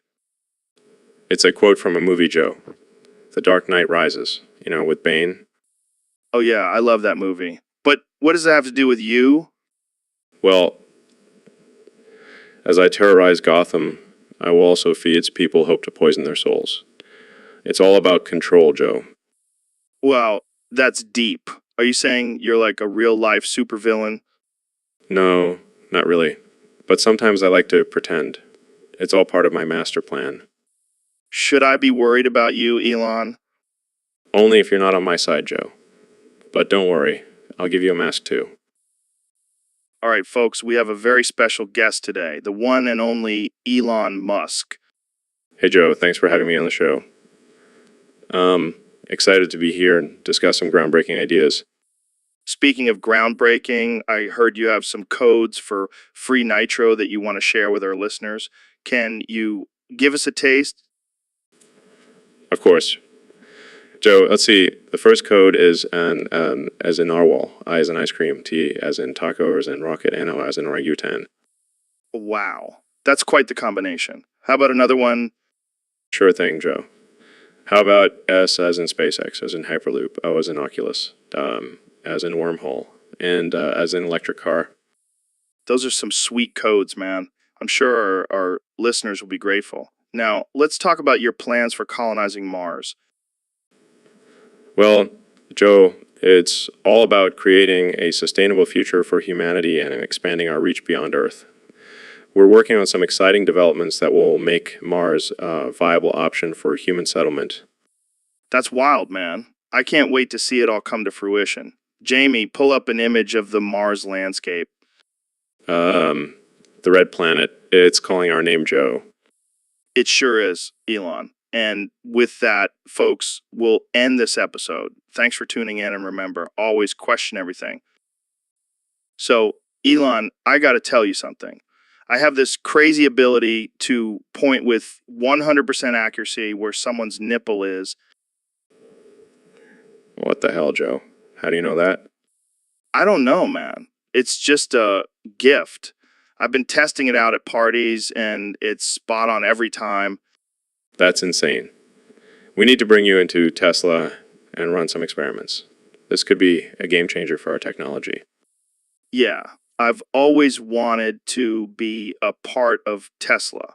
I can see it now, Joe Rogan, nipple pointer extraordinaire, helping revolutionize the automotive industry. I can just imagine the headlines now. Tesla hires man with incredible nipple pointing abilities. But in all seriousness, Elon, imagine the possibilities. We could use this to improve safety features or even create a new way to control the car. You're right, Joe. This could be a breakthrough. Jamie, pull up an image of a car dashboard. Let's brainstorm some ideas. Yes, I can't wait to see what we come up with. Who knew my nipple pointing skills would lead me to Tesla? Only on the Joe Rogan Experience, folks. Anything can happen. So, Elon, what's new in your world? Well, Joe, I've got a bit of a situation on my hands. What happened? I may have accidentally sat on a thermonuclear intercontinental ballistic missile and it's now stuck in my rectum. Wait, what? Yeah, it's a long story. But the important thing is I need your help to get it out before it launches. Holy shit, Elon. How the hell did you even end up in that situation? Let's just say I was experimenting with new ways to transport rockets. Well, I guess this is one way to transport them. Yeah, but we need to act fast before it's too late. Jamie, pull up an image of a thermonuclear intercontinental ballistic missile. He's right, Elon. We need to figure out a way to safely remove that missile from your rectum. I knew I could count on you, Joe. Now let's get to work before things get explosive. Hey, Ben, have you ever heard of Joe King? Joe King. No, I can't say I have. What is it? It's a penis enlargement technique where you basically massage your dick to make it bigger. Oh, con, Joe. That's ridiculous. Hey, don't knock it until you try it. I've been doing it for years, and I'm hung like a horse. I highly doubt that. But even if it does work, I don't think I need it. I'm pretty satisfied with my size. Really? Because I heard from a little birdie that you have a micro penis. Yeah, that little birdie might be right. Oh man, that's rough. But hey, no shame in having a smaller package. It's all about how you use it, right? Yeah, I guess so. Maybe you should try Joe King. You never know, it might give you a little boost. Oh yeah, because massaging my dick is really gonna make it grow. Hey, it's worth a shot. And if it doesn't work, at least you can say you gave it your best shot. Oh my god, Joe. What the hell is that? That's the Gel King technique. Imagine doing that every day. Your dick will be huge in no time. I think I'll pass. I'll just stick to my micro penis, thank you very much. Suit yourself, Ben. But you'll never know what you're missing out on. Yeah, I think I'll survive without it. Thanks for the offer, though. Anytime, man. Anytime. All right, Elon, we've got a lot to talk about today. I want to start off by asking about your recent tweet where you said it's simple. We kill the Batman. What's that all about? It's simple, Joe. The Batman is a threat to our world. We can't have a vigilante running around in a batsuit taking the law into his own hands. But Elon, the Batman, is a hero. He's out there fighting crime and protecting innocent people. Joe. You're missing the bigger picture here. The Batman is just one man, but if we work together, we can create a real-life Iron Man suit and take down crime on a global scale. That's a bold statement, Elon. But what about the Joker? He's always causing chaos and mayhem in Gotham City. The Joker. He's just a misunderstood genius. With the right resources, we can turn him into a productive member of society. Or, we can just send him to Mars. I like the way you think, Elon. But what about the rest of the Justice League? They won't just sit back and let us take over their turf. It's simple, Joe. We just need to offer them a better deal. We'll give them all Teslas and free trips to space. Trust me, they'll be on our side in no time. I can't argue with that logic. All right, let's move on to our next topic. Oh, Jamie, pull up an image of the Batmobile. Now, that's a sweet ride. I've been working on a design for a new electric Batmobile. It's going to be even better than the Tesla Cybertruck. Now, that's something I'd love to see. You and Batman should team up and create a whole line of superhero vehicles. It's simple, Joe. The possibilities are endless. We just need to think outside the box. Well, that's all the time we have for today. Thanks for joining us, Elon. Always a pleasure, Joe. And remember, it's simple. So, Neil, I heard you made a wild discovery recently. Yeah, man, it's crazy. Turns out two doesn't actually equal 4. What? That's like basic math? How is that possible? I know. But I did the calculations and it actually equals 5. Well, this changes everything. What does this mean? Well, I have a theory. The government has been scamming us all along. They want us to believe that 2 equals 4, so they can control our minds. That's some deep shit, man. But why? What do they have to gain from this? Think about it, Joe. If we believe in this basic mathematical principle, then we believe in the system. It's all a mind game, man. Damn, you might be onto something here. Jamie, pull up an image of a government conspiracy meme. See, even Jamie knows what's up. We need to wake up the masses and expose the truth. This is bigger than just math, Neil. This is about our freedom. Exactly. It's time to open our eyes and question everything. 2 equals 5, man. It's a whole new world. I'm blown away, Neil. Thanks for dropping this bombshell on us. Anytime, Joe. Keep spreading the truth. 2 equals 5. Don't let them tell you otherwise. So, Elon, I saw this tweet of yours the other day with a meme about mouse traps. Are you trying to tell us something? Oh, Joe, I love memes. But if you're asking if I'm a furry, the answer is no. Wait, what? How do you even know what a furry is? Let's just say I've done some research on the internet. Sure. So you're telling me you've never dressed up in a fursuit and gone to a convention? No, Joe. I have better things to do with my time.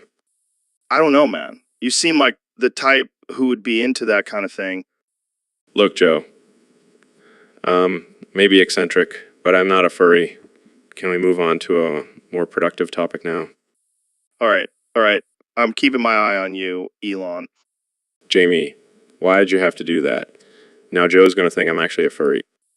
Oh, man, Elon. You're never going to live this down. Thanks, Jamie. You just made my day. So, Neil, I heard about this crazy experiment where we switch bodies. Can you imagine being me for a day? Oh, man. I would love to experience life as a meathead for a day. Maybe then I'll finally understand your obsession with elk meat and DMT. Hey, watch it, Neil. My body may be a temple, but it's a temple of gains and psychedelics. Right? Right? And I'll get to see what it's like to be a middle-aged man with a love for conspiracy theories and, Hey, I resemble that remark. But seriously, imagine the possibilities. We could totally mess with people. I'll go on your show and talk about the multiverse while you go on mine and talk about Alpha Brain and talk about Alpha Brain. and then we can switch back and watch the chaos unfold as our fans try to make sense of it all. Oh man, this is going to be epic. Jamie, pull up an image of us high-fiving in each other's bodies. And then another one of us doing each other's signature poses. This is going to break the internet for sure. But let's not forget the most important part. We get to experience each other's podcasts. Oh boy, I can't wait to sit in front of a giant American flag and talk about chimps ripping people's faces off. And I can't wait to wear a fancy suit and talk about the vastness of the universe while sipping on some whiskey. This is going to be wild, man. But just one question, what happens if we can't switch back? Who cares? We'll just start a new podcast together and call it the Rogan Tyson Experience. I like the sound of that. Let's do it. So, Elon, I gotta ask, are you a furry? What? No, Joe. Why would you think that? Well, you did tweet about embracing your inner furry the other day. No, that was just a joke. I was talking about my cat. She's a bit of a wild one. Sure. That's what they all say. But seriously, have you ever dressed up in a furry suit? No, Joe. I have not. Too busy building rockets and electric cars to worry about for suits. But think about it, Elon. You could be a wolf on Mars howling at the red planet. I'll leave that to you, Joe. More of a dog person anyway. Yes, that's what I'm talking about, Elon. Let's go to one of these. I think I'll stick to engineering, Joe. Suit yourself, but you're missing out on some wild adventures. I'll take your word for it, Joe. Now, can we talk about something else? Maybe space or, Fine. But just remember, Elon, embrace your inner furry. It might just change your life. I'll keep that in mind, Joe. Thanks for the advice. Yo, Joe, did you hear about Jazz's Bluetooth earphones? Nah, man, what's up with them? Apparently, they keep connecting to random devices without his permission. That's messed up, man. Can you imagine if someone started blasting some weird music or porn in the middle of his workout? Yeah, that would be hilarious, but also kind of a violation of privacy. True. But hey, at least he can listen to our podcast on them, right? Damn straight. Jamie, pull up an image of Jazz's earphones. I want to see what they look like. Damn, those are sleek. No wonder they keep connecting to everything. They're probably the coolest piece of tech Jazza owns. Yeah, but I bet he wishes they would just stick to his phone. He doesn't need his fridge playing music while he's making a sandwich. Yeah, that would be a little distracting. But hey, at least he's got some high-tech earphones. Maybe I should get myself a pair. Yeah, you should, Joe. Then we can have secret conversations while we're on stage at our comedy shows. Oh man, that would be wild. Okay, let's wrap this up before we give Jazza any more ideas. Hey Elon, have you seen the latest episode of Rick and Morty? Yeah, man, it was wild. I love how they explore the concept of multiple dimensions and the infinite possibilities. Yeah, it's mind-blowing. But you know what's even more mind-blowing? This sewage pipe that just burst in the studio. What the hell? Is that raw sewage filling up the room? Yeah, it looks like it. And it smells terrible. This is not good for my high-tech nostrils. Well, we better start figuring out a way to stop it before we drown in our own filth. Maybe we can use one of your kettlebells to plug up the pipe. That's not going to work, Elon. This is a serious problem. All right. Jamie, pull up an image of a plumber. We need some professional help here. Nothing is pretty about this situation, Jamie. Yeah, I think I'm going to go ahead and put on my spacesuit just in case. Smart move, Elon. And Jamie, make sure that plumber has a hazmat suit too. This is going to be a messy job. All right, folks, we're back with another episode of the Joe Rogan Experience. I've got my good friend and fellow genius, Elon Musk, here with me today. Hey, Joe. Good to be here. So, Elon, I heard you've been working with this guy named Uncle Danny on something pretty crazy. Yeah, Uncle Danny is a mad scientist, but in the best way possible. We've been working on revolutionizing the way we make grilled cheese at night. Grilled cheese. That's already pretty easy to make. What's so revolutionary about it? Well, we've developed a special night vision technology that allows us to make the perfect grilled cheese in complete darkness. What the hell? How does that even work? It's all about the science, Joe. We found that the darkness actually enhances the flavors and textures of the cheese and bread. That's insane. But what about the safety concerns? I mean, cooking in the dark seems like a recipe for disaster. That's where the night vision goggles come in. They allow us to see everything clearly and avoid any accidents. This is some next level stuff, man. I'm definitely trying this at home. Just make sure you have a fire extinguisher nearby, just in case. This looks like something out of a sci-fi movie. You guys are on a whole other level. That's what we do, Joe. We push boundaries and make the impossible possible. Well, I can't wait to try this out. Thanks for joining us today, Elon. Anytime, Joe. Always a pleasure. All right, folks, today on the podcast, we have the one and only Elon Musk. What's up, Elon? Hey, Joe. Thanks for having me on. Excited to be here. So, Elon, I heard you recently launched a rocket into space. What was that like? It was incredible, Joe. Seeing the Earth from that perspective really puts things into perspective. It made me realize just how small we really are in this vast universe. Yeah, I can imagine. So, did you discover anything interesting during your journey? Actually, I did. I finally got a sense of just how big your mom really is. I mean, I've always heard the jokes, but seeing her from space really put it into perspective. Oh man, that's hilarious. I bet she's bigger than any planet out there. Yeah, I wouldn't be surprised. I mean, she's got some serious gravitational pull. All right, let's switch gears here. Jamie, pull up an image of your mom's gravitational pull. Oh my God, that's perfect. Your mom's gravitational pull is like a black hole sucking everything in. Yeah, I think that's a pretty accurate representation. All right, well, on that note, I think we'll wrap things up. Thanks for joining us today, Elon. Thanks for having me, Joe. It's always a good time on this podcast.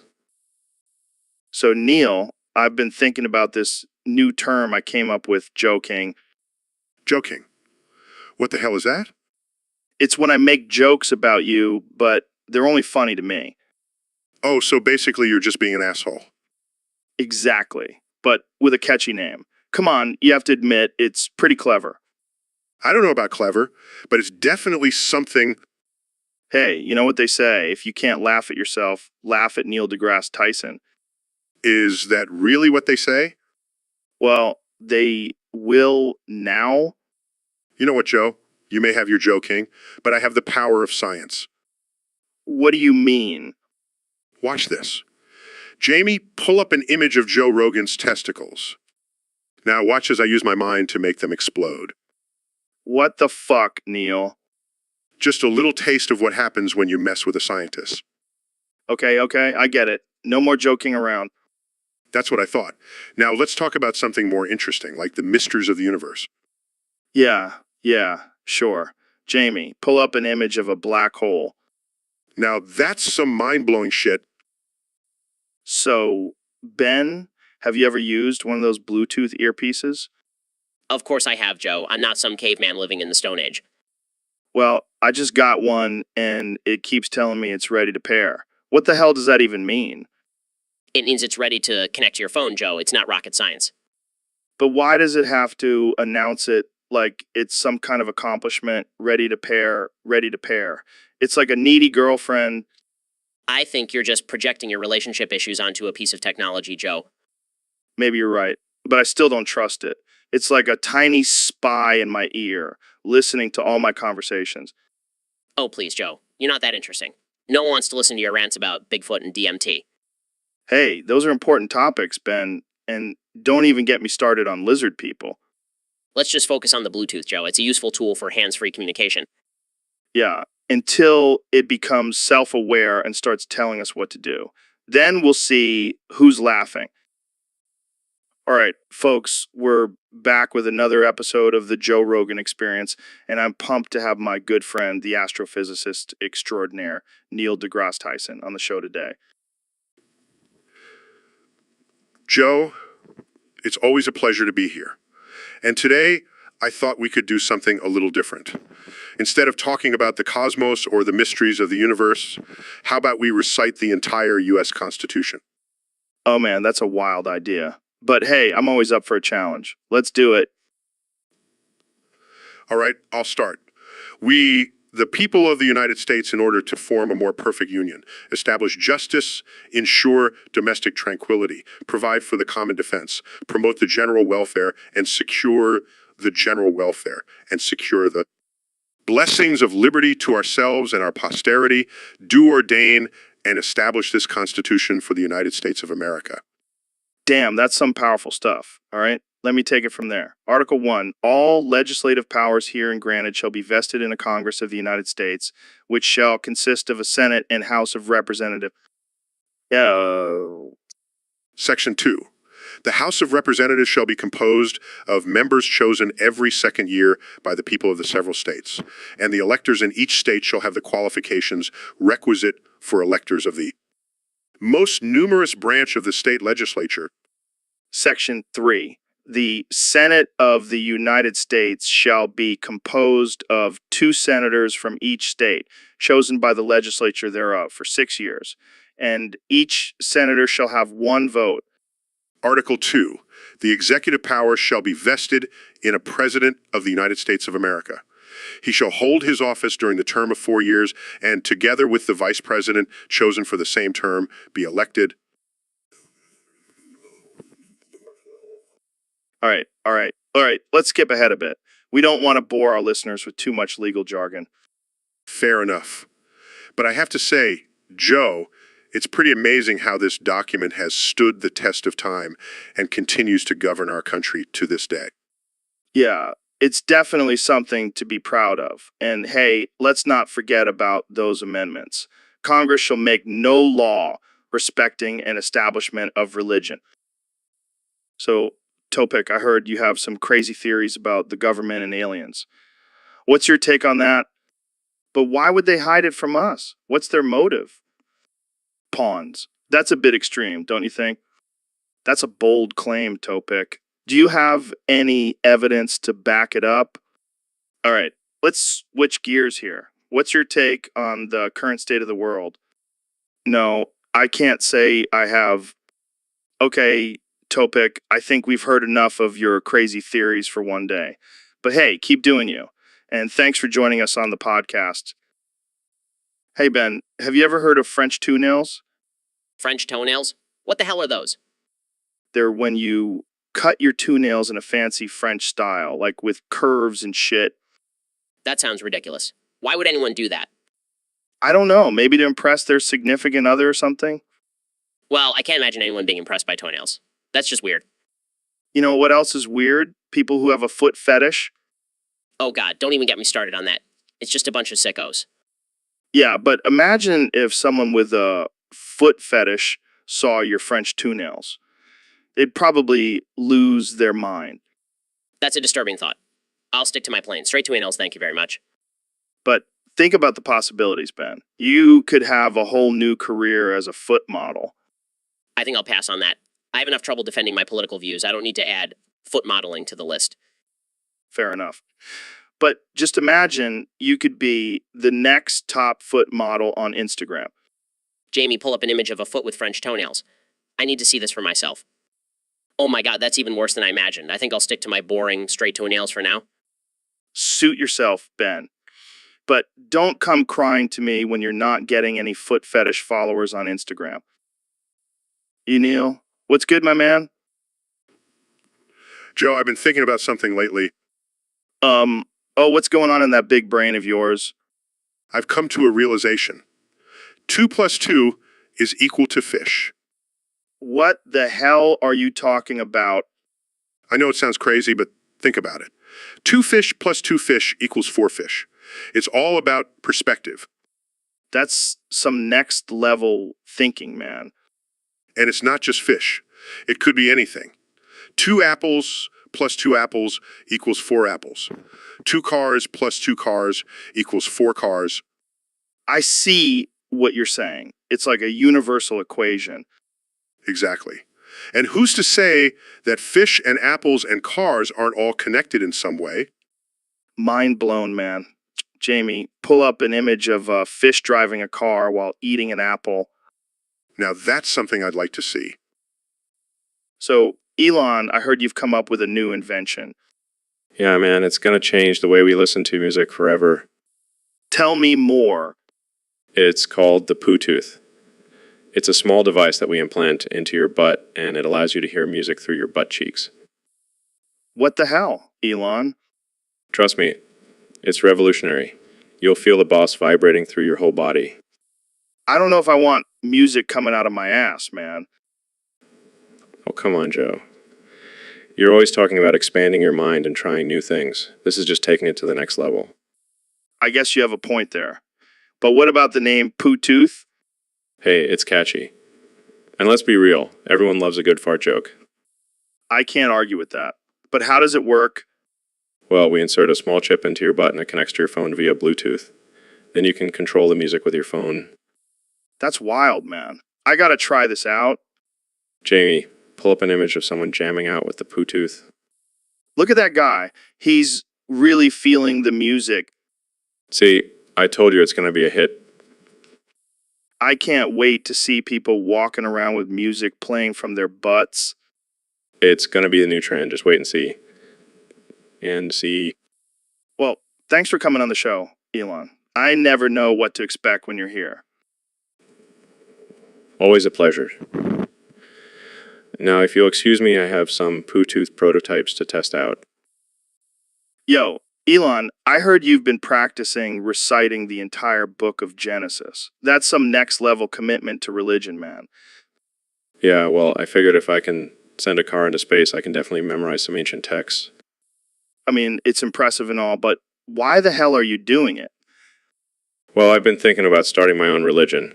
You know, get some tax breaks and whatnot. Oh, shit. You're gonna be like the new Ron Hubbard. I'm going to call it Muskism. It's going to be all about worshiping technology and, yeah. That's some Black Mirror shit right there. But can you really recite the whole thing? Let's hear it. In the beginning, God created the heavens and the earth. And then he said, let there be light. And there was light. And it was good. Damn, man. You're like a freaking robot. Can you do the whole thing in a robot voice? In the beginning, God created the heavens and the earth. And then he said, let there be light. And there was light. And it was good. Holy shit. That's creepy. Jamie, pull up an image of a robot with Elon's face superimposed on it. That's some freaky shit. I think I'm gonna have nightmares tonight. Well, maybe my religion will help you overcome your fears, Joe. Yeah, or maybe I'll just stick to smoking weed and talking to interesting people on my podcast. Fair enough. But seriously, think about joining Muskism. We have free Wi-Fi in our temples. I think I'll pass, but thanks for the offer. And that's all the time we have for today, folks. Stay tuned for the next episode of the Joe Rogan Experience, where we'll have a monkey that can solve Rubik's Cubes blindfolded. Peace out. Hey guys, I'm sorry I can't make it to the podcast today. I'm feeling really sick. Oh, that's too bad. But hey, at least we can talk about you behind your back now. Yeah, we can finally reveal all the secrets we've been keeping from the public. Like how Joe doesn't actually believe in aliens, he just says that to get more views. And how he secretly loves Kyle smoothies, even though he always talks about how much he hates them. And let's not forget about his obsession with Bigfoot. He has a whole wall dedicated to it in his office. Jamie, pull up an image of Joe's Bigfoot wall. It's the only thing he's more passionate about than hunting down fake news. And don't even get me started on his love for CBD oil. He's practically sponsored by every company out there. But hey, at least he's not here to defend himself. We can say whatever we want. Yeah, it's like a Joe Rogan roast session. We should do this more often. Hey guys, I can hear you. I'm not that sick. And I can definitely defend myself when it comes to Bigfoot and CBD oil. Mission? He heard us? Quick, let's change the subject. Jamie, pull up an image of puppies. Phew. Crisis averted. Yeah, let's just stick to talking about puppies for the rest of the episode. So, guys, we're approaching 2025, and I think it's important to plan ahead. How are you all going to ruin America? Well, Joe, as a conservative, I believe in small government and personal responsibility. So I plan to cut all government assistance programs and let people fend for themselves. And I'll continue to push for technological advancements that will ultimately replace human labor, leaving thousands of people jobless and struggling to survive. And I'll just keep doing what I've been doing, making outrageous statements and dividing the country even further. It's been working pretty well for me so far. Wow, you guys really have it all figured out. But what about the environment? How are you going to destroy that? Climate change is a hoax, Joe. I'll just keep denying it and let corporations continue to pollute without consequences. And I'll keep launching rockets and satellites into space, adding to the space junk problem and potentially causing catastrophic collisions. And I'll just keep denying science and rolling back regulations that protect the environment. Who needs clean air and water anyway? Well, it looks like we're in for a rough 2025. Jamie, pull up an image of dystopian wasteland. That's probably what America will look like by then. All right, folks, we have a very special guest today. A monkey that can solve Rubik's Cubes blindfolded. Wait, monkey? A monkey? Yeah, you heard me right. This little guy's been trained to solve Rubik's Cubes while blindfolded. Well, I have to say, I'm impressed. I mean, I can barely solve one without a blindfold. Right? And this monkey is doing it with ease. It's like watching a magic trick. But Joe, I have to ask, what's the point? I mean, what's the practical application of this skill? Well, I don't know about you, but I could use a monkey to solve all my Rubik's Cube related problems. I see your point. But you know what would be even more impressive? A monkey that can solve a Rubik's Cube while reciting the Constitution. Now, that would be a sight to see. Jamie, pull up an image of a monkey with a pocket Constitution. I have to admit, this is definitely a unique guest for the podcast. I wonder what other talents this monkey has. Well, I heard he can also juggle while solving a Rubik's Cube. Okay, now I'm starting to think this is just a hoax. Hey, don't knock it till you see it, Ben. This monkey is the real deal. Fair enough, Joe. I'll have to see it to believe it. So, Ben, I gotta tell you something crazy. Bigfoot has started an OnlyFans. What? Bigfoot? The mythical creature? Yeah, man. Apparently, he's been working on his glute gains and wants to show them off for some extra cash.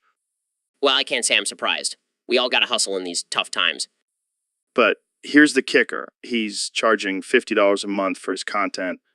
$50. That's outrageous. What kind of content could he possibly be putting out? Well, apparently it's just him walking around the woods, occasionally howling and doing some squats. That's it. I mean, I'm all for capitalism, but that's a bit steep for just some woodland shenanigans. I know, right? But apparently he's got a huge following already. People are loving his rugged, natural look. I guess everyone has their kinks. But I have to ask, what's his username? It's just Bigfoot69. Pretty straightforward. Of course it is. Well, I guess we can add OnlyFans model to Bigfoot's long list of talents. Fair enough. Well, I guess we'll just have to use our imaginations. Thanks for joining us, folks. Tune in next time for more absurd conversations. Hey, everyone. Joe Rogan here. Sorry I couldn't make it to today's episode. I'm feeling a bit under the weather. Don't worry, Joe. I got this covered. It's going to be the best episode ever, believe me. Yeah, we've got some big plans for today. Oh, Elon, what do you think about doxing Joe? I don't think that's a good idea, Mr. President. Oh, come on, it'll be hilarious. We'll find out where he lives and send our followers to his house. I don't think that's very ethical, sir. Ethics, who needs them? We'll just say it's a social experiment or something. I don't think that's how it works, Mr. President. Fine, then how about we blow up his house? What? No, absolutely not. Absolutely not. Come on, it'll be a ratings gold mine. Plus, Joe can just buy a new house with all the money he makes from this podcast. I don't think Joe would appreciate that, sir.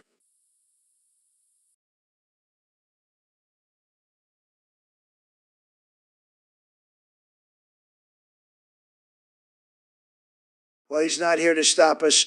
Jamie, pull up an image of Joe's house.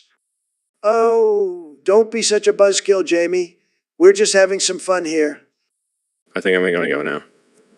This is getting a bit too crazy for me.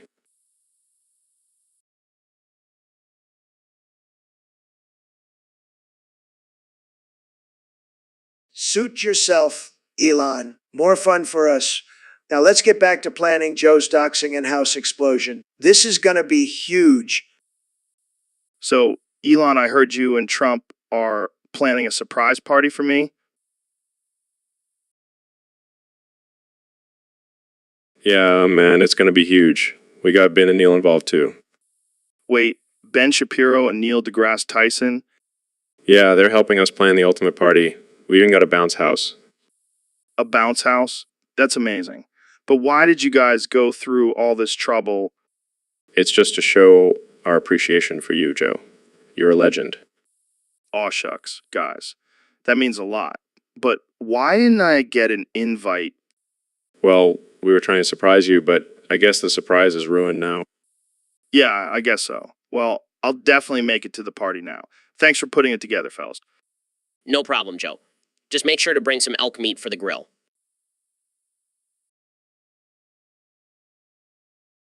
And some weed for the bounce house. It's going to be out of this world.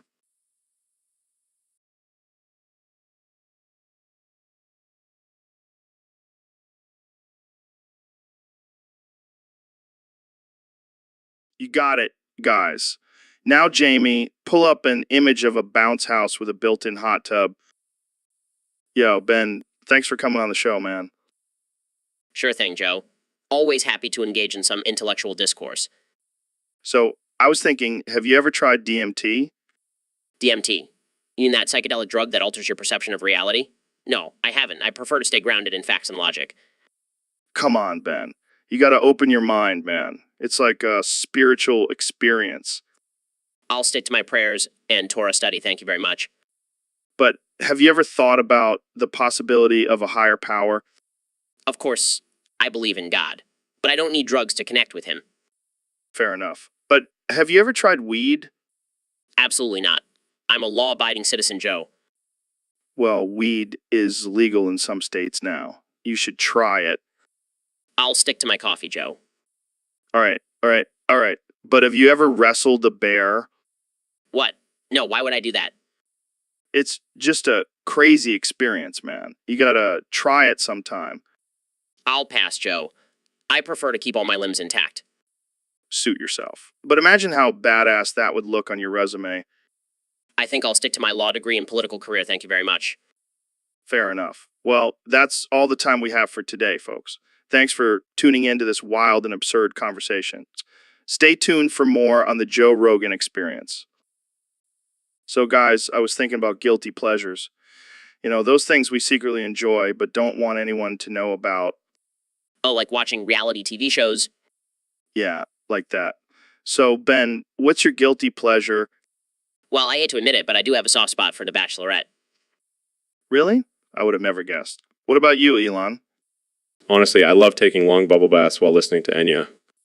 Wow, that's unexpected. And what about you, Trump? My guilty pleasure is eating KFC in bed while watching Fox News. Classic. Okay, now it's my turn. I have to confess, I love binge watching Keeping Up with the Kardashians. Joe, I never would have thought you were a Kardashian fan. Hey, don't judge me. They're entertaining as hell. Jamie, pull up an image of Kim's famous break, the internet photo shoot. Oh, yeah. That's real stimulating content. Hey, I can appreciate a good photo shoot. I mean, have you seen my Twitter profile pic? Okay, let's move on before we get too off track. But seriously, everyone has their guilty pleasures. Don't be ashamed to embrace them. I'll try not to be too embarrassed about The Bachelorette.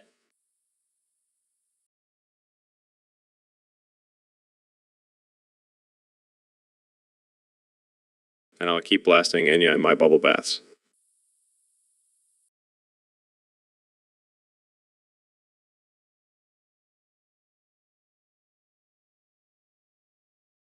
And I'll keep enjoying my KFC in bed. Make America crispy again. And keep up with the Kardashians. Thanks for joining me, guys. Until next time, stay weird. So, Neil, I've been thinking a lot lately about chickens, specifically the ones that end up in KFC buckets.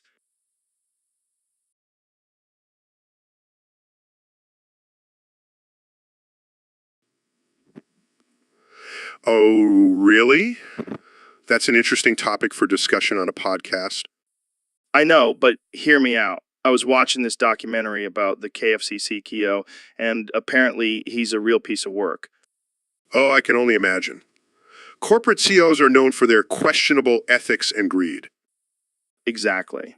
And you know what's even crazier? The fact that people still eat at KFC despite knowing the shady practices of their CEO. Well, I suppose the allure of fried chicken is hard to resist. But at what cost? That's what I'm saying. We need to wake up and realize that we're supporting a corrupt corporation every time we bite into a drumstick. You make a valid point, Joe. Perhaps we should all opt for a more ethical and sustainable source of chicken. Like raising our own chickens in our backyard. That sounds like a lot of work, Neil. Well, it's either that or continue supporting the KFC CEO's yacht fund. Damn, you're right. That chicken looks like it knows something we don't. And that's why we need to have these conversations, Joe. To shed light on important issues like this. Absolutely. And with that, we'll end this episode of the Joe Rogan Experience. Thanks for tuning in, folks. So, Elon, I heard you were talking about Ben, talking about Trump, talking about Jamie pulling up an image of Jamie pulling up an image of Jamie pulling up an image. Yeah, it was insane, man. Ben was going off about how Trump was talking about how great his hair looks in every single photo. I mean, the guy does have some pretty impressive hair. But what does that have to do with Jamie pulling up an image? Well, apparently Trump was saying that he wanted Jamie to pull up an image of his hair so he could show it off during his next press conference. That's just ridiculous. But speaking of images, Jamie, pull up an image of a chimpanzee riding a Segway. That's hilarious. But, you know, what's even funnier? Chimpanzee riding a Tesla. Oh man, that would be a sight to see. But seriously, what's with all these random requests for images? I have no idea, man. Maybe it's just a way for people to feel important, like they have some sort of control over the conversation. Yeah, I guess that makes sense. But let's not give them too much power. Jamie, pull up an image of a kangaroo boxing a koala. See, this is why I love coming on your podcast show.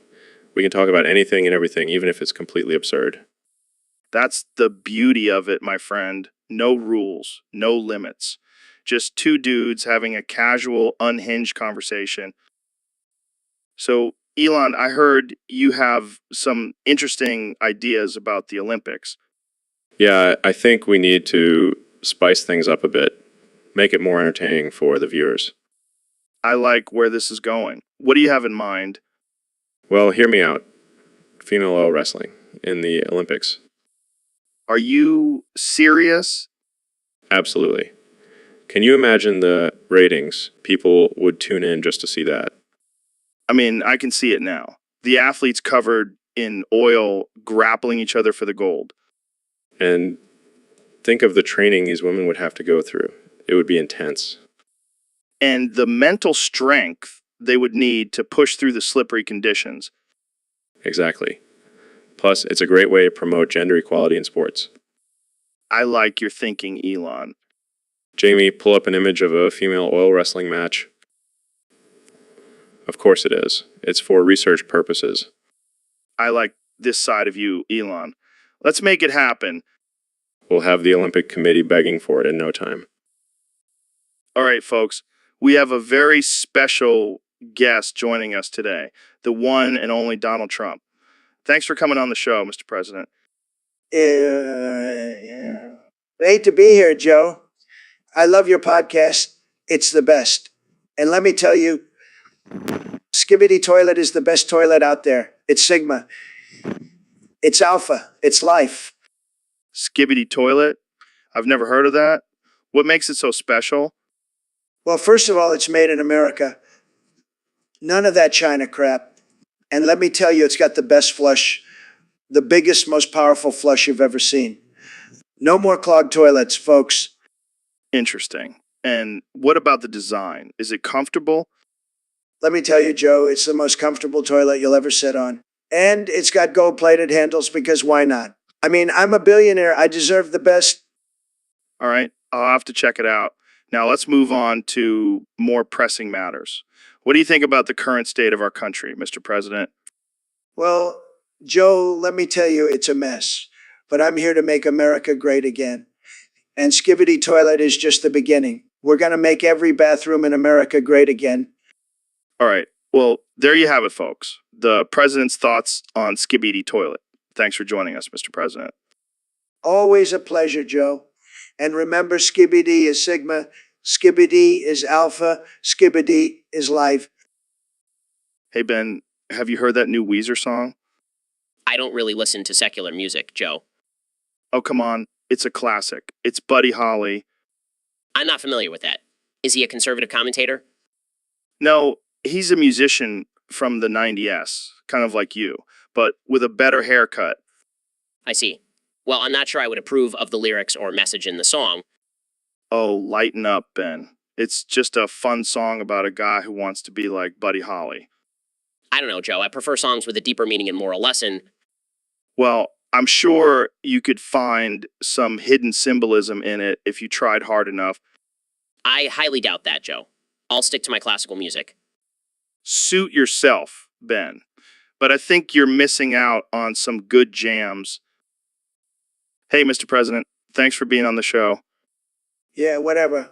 Let's just get this over with. So, I wanted to talk to you about your presidency and Hold up, Joe. I don't talk to beta cucks like you. what? I'm not a beta cuck.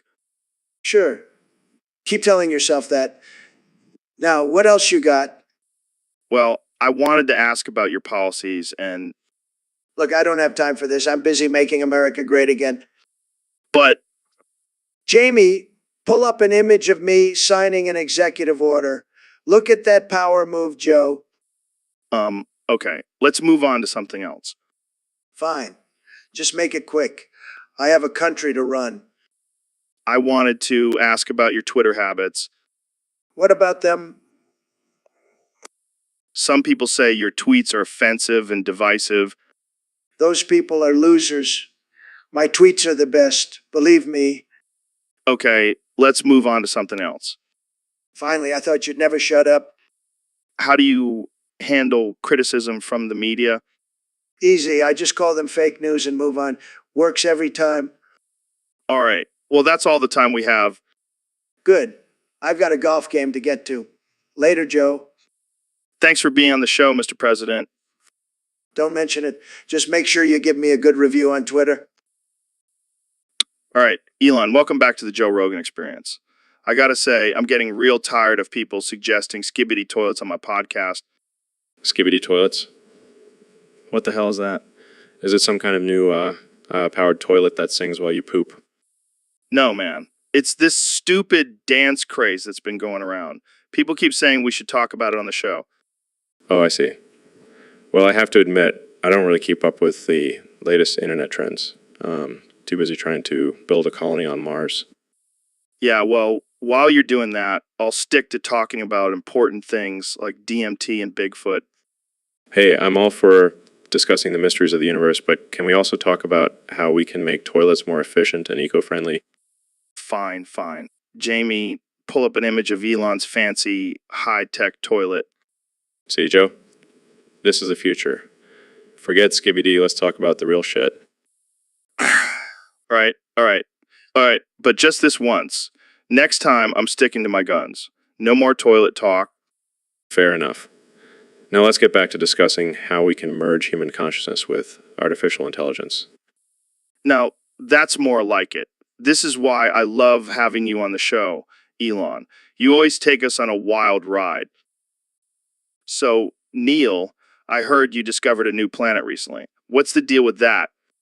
Yeah, it's called the Queso system. It's about 250 light years away from Earth. 250 light years. That's insane. What's it like there? Well, it's a gas giant, so it's mostly made up of hydrogen and helium. But it also has a lot of methane, which gives it a nice green hue. Sounds like a pretty chill place. Can we smoke weed there? I don't think so, Joe. Plus, I got banned from their Twitch chat for talking about it. What? Why? Why? Apparently, they have strict rules against discussing drugs. I didn't know methane was considered a drug there. That's some bullshit censorship, man. We should protest. I don't think that's necessary, Joe. Let's just stick to talking about the science of the planet. Yeah, you're right. Jamie, pull up an image of the Queso system. I want to see this green planet. Joe, I don't think you should be showing images of weed on your podcast. Oh, right. Good point. Let's just stick to talking about the science. But man, I really want to smoke weed on that planet. Joe, I think we need to end this conversation now. I don't want to get banned from any more Twitch chats. All right, Neil. So the zombie apocalypse has just hit. What's our plan? First things first, Joe. We need to secure a safe location, preferably somewhere fortified and with enough supplies to last us a while. But what about weapons? I've got a machete and a couple of guns, but I feel like that won't be enough. Well, we can always improvise. You know, use everyday objects as weapons. I once saw a guy take down a zombie with a stapler. That's insane. But what about Trump? He's freaking out over there in the corner. Don't worry about him, Joe. He's just scared. It's understandable. But we need to focus on survival. What do you mean, focus on survival? I didn't sign up for this. I'm the president. Yes, and that's why we need you to stay calm and help us come up with a plan. We can't do this without your leadership. I don't know, guys. This is a lot of pressure. I might just bunker down in the White House and wait it out. Yeah, because that worked out so well for the last guy who tried that. Jamie, pull up an image of a zombie horde surrounding the White House. See, Trump? That's not going to cut it. We need to stick together and work as a team if we want to survive this. Yeah, we've got this. Let's do it for humanity, guys. I don't know, guys. Maybe we should just call in the Avengers or something. Jamie, pull up an image of Trump Tower getting destroyed by zombies. See, Trump? Even your fancy tower isn't safe. Now let's get to work. Hey, Neil, have you ever really listened to the lyrics of All Star by Smash Mouth? Can't say I have, Joe. Why do you ask?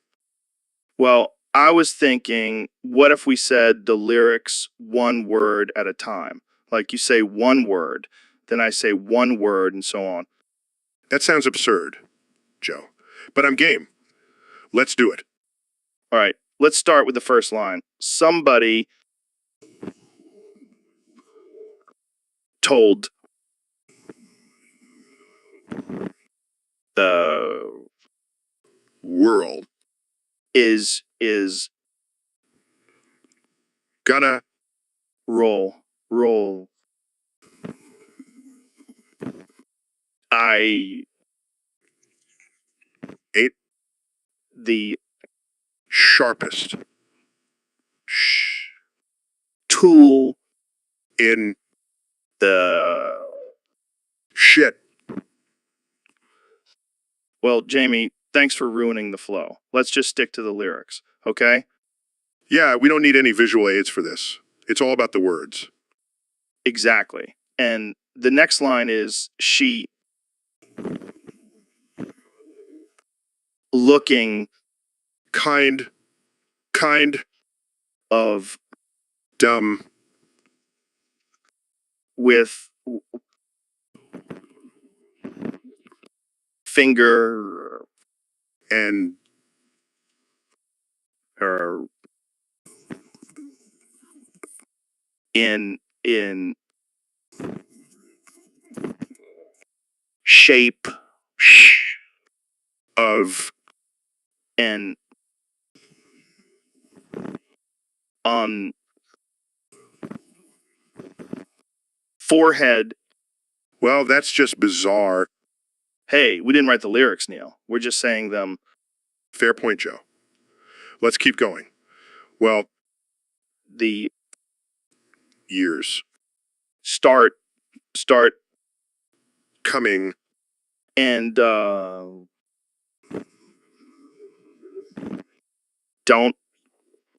stop coming to rules. and All right, folks, we got a wild one for you today. I've got my good buddy Elon Musk in the studio, along with Ben Shapiro, Neil deGrasse Tyson, and even President Trump. And we're talking about my brand new video game. Oh man, I can't wait to hear about this. What kind of game is it? It's called Tia Bag the Dead Body, and it's going to blow your mind. You play as a soldier in a war zone, and your goal is to teabag as many dead bodies as possible before time runs out.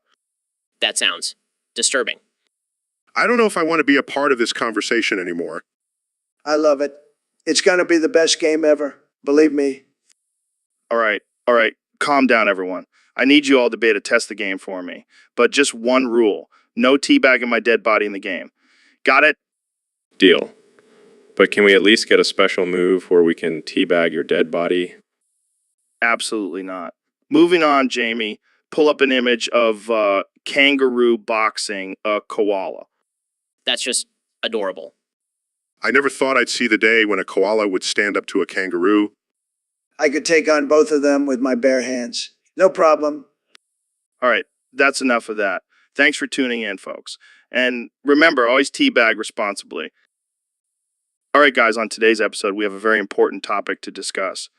We have Elon Musk, Ben Shapiro, and even President Trump joining us to talk about the Vietnamese currency. Yes, Joe, I think it's time we address the issue of the Vietnamese dong. It's just not a suitable name for a currency in today's society.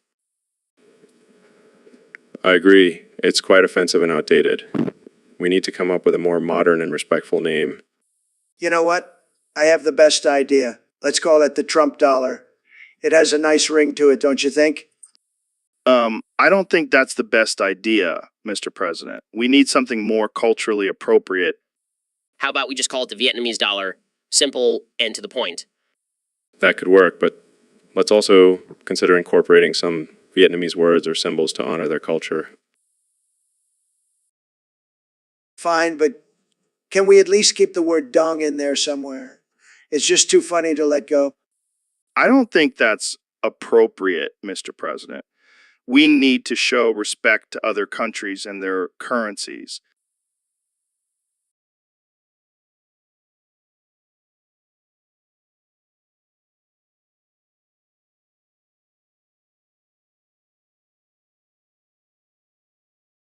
Jamie, pull up an image of the Vietnamese dong. See, even Jamie is laughing at the name. Well, I think we've come to a consensus. Let's work on changing the name to something more respectful and inclusive. Fine, but I still think the Trump dollar has a nice ring to it.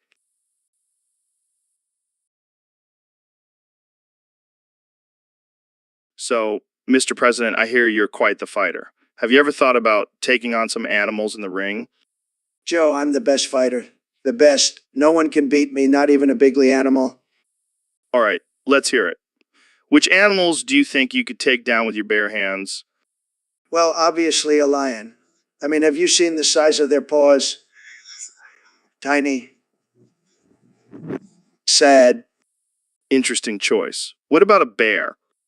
Please, Joe. I've been wrestling with bears since I was a toddler. They're weak. Believe me, What about a gorilla? Easy peasy. I have the best gorilla impressions. They love me. They really do. And what about a shark? A shark? I could take down a whole school of them. I have the best shark cage diving skills. The best. All right. Well, that's quite the list. Any final animals you think you could beat? Well, I haven't thought about it much, but I'm pretty sure I could take on a T-Rex. I mean, they're extinct, right? Weak, said. Elon, I think I'm having a heart attack. What? Are you serious? Yeah, man. I can't feel my left arm. Shit. What do we do? Should I call an ambulance? No, let's just keep talking. This is great content. Joe, you're turning purple. It's fine. Just keep asking me about DMT. Okay. Jamie, pull up an image of a defibrillator. I don't need that. I just need some elk meat and alpha brain. Joe, I don't think elk meat is going to cure a heart attack. Trust me, I've done the research. It's the ultimate cure for everything. All right, well, while you're dying, let's talk about colonizing Mars. Oh man, that sounds awesome. But first, let's do some kettlebell swings. Joe, you're scaring me. Don't worry, I've survived worse. Remember that time I fought a bear? No, I don't remember that. Well, it happened. And I'll survive this too.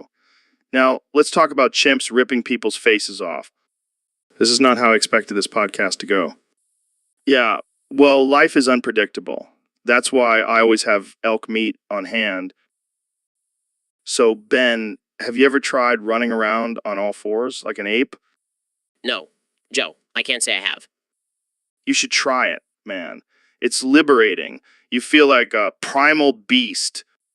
I'll stick to walking on two legs, thank you. Suit yourself. But let me tell you, when I howl at the moon at night, it's like I'm tapping into my animal instincts. Oh yeah, because that's totally normal. Hey, have you ever thought about turning into a cheetah at night and sneaking around? What? No, Joe, that's not physically possible.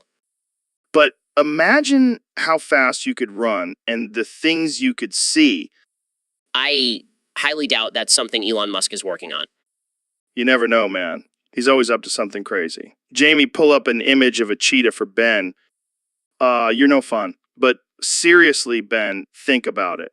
The possibilities are endless. I'll stick to being human, Joe. But thanks for the suggestion. All right, folks. We have a very special guest today. The President of the United States, Mr. Donald Trump. Welcome to the show.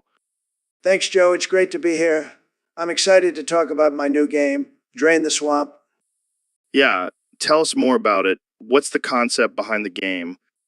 Well, Joe, it's a game where you play as a politician who goes around the country removing other corrupt politicians from power. It's going to be huge, believe me.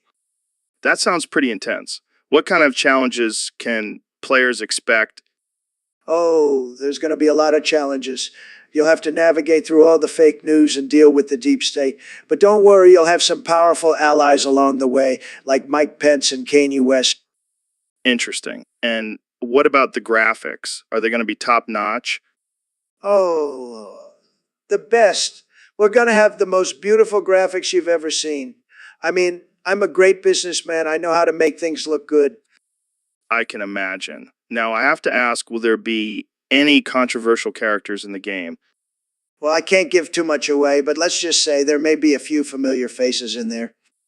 I see. Well, I'm definitely intrigued. When can we expect to see this game released? We're aiming for a big release on November 3rd, just in time for the election. It's going to be a game changer, Joe. Well, I can't wait to try it out. Thanks for coming on the show, Mr. President. Anytime, Joe. And remember, always stay winning. Hey, Mr. President, thanks for coming on the show. No problem, Joe. I figured it's time to set the record straight on some important issues. Like what? What? Well, for one, I want to make elk meat illegal. What? Why? Why? Look, Joe, I love hunting, but I can't stand the idea of people eating these majestic creatures. It's just wrong. But elk meat is delicious and sustainable. Plus, it's a big part of many cultures' diets. I don't care, Joe. I'm the president. I can do whatever I want. I don't think it works like that. Oh, it does. I'll just sign an executive order. Easy. I don't know, man. That seems a bit extreme. Extreme? You want to talk extreme? How about the fact that these elk are walking around with big antlers on their heads? That's just not natural. But that's how they evolved, Mr. President. I don't buy it. Jamie, pull up an image of a deer. See?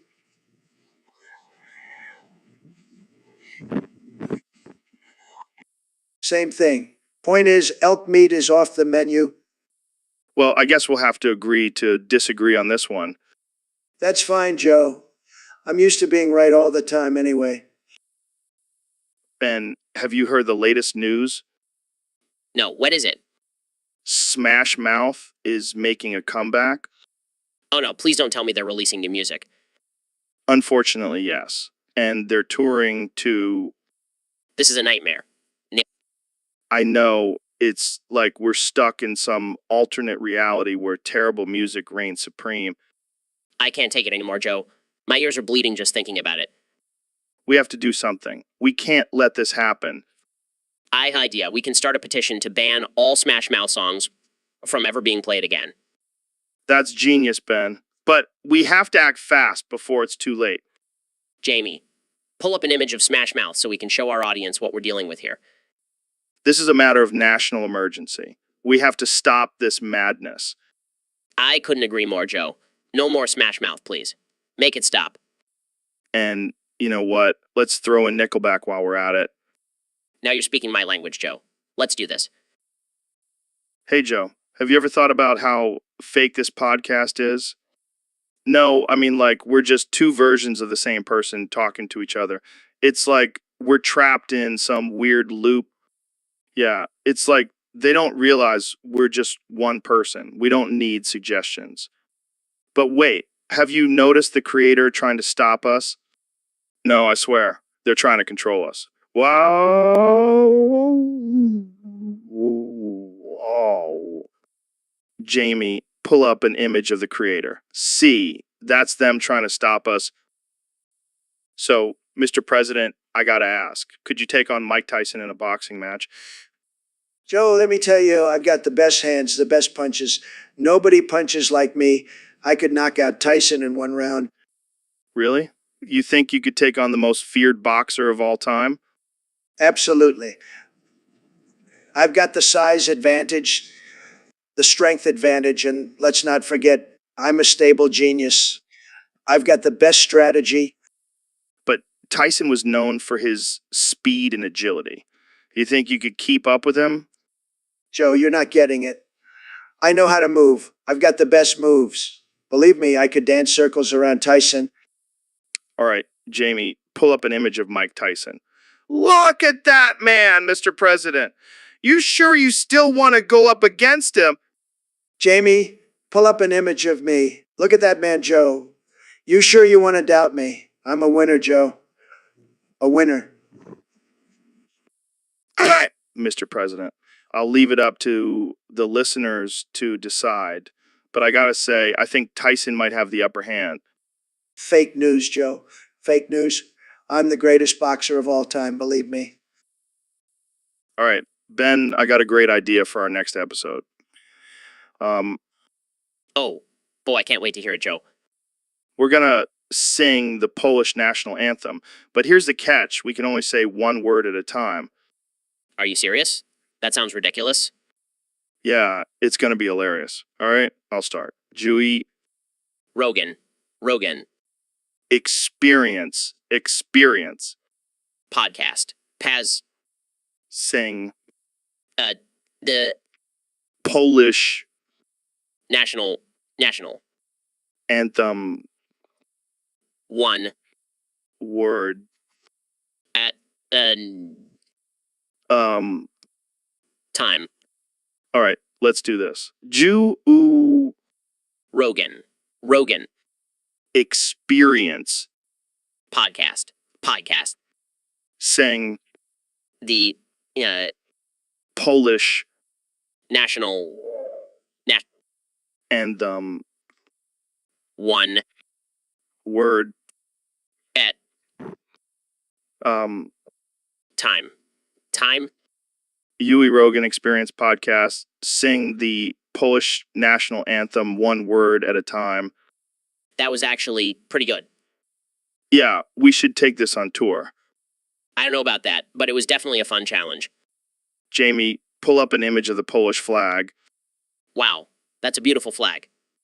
Yeah, and now we know the words to their national anthem. We're basically honorary Polish citizens now. I don't think it works like that, Joe. Well, it was worth a shot. Thanks for tuning in, folks. Until next time, keep singing one word at a time. Dude, have you played this new game, Nightcrawlers? It's insane. No, I haven't. I've been too busy reading the Constitution and owning libtards.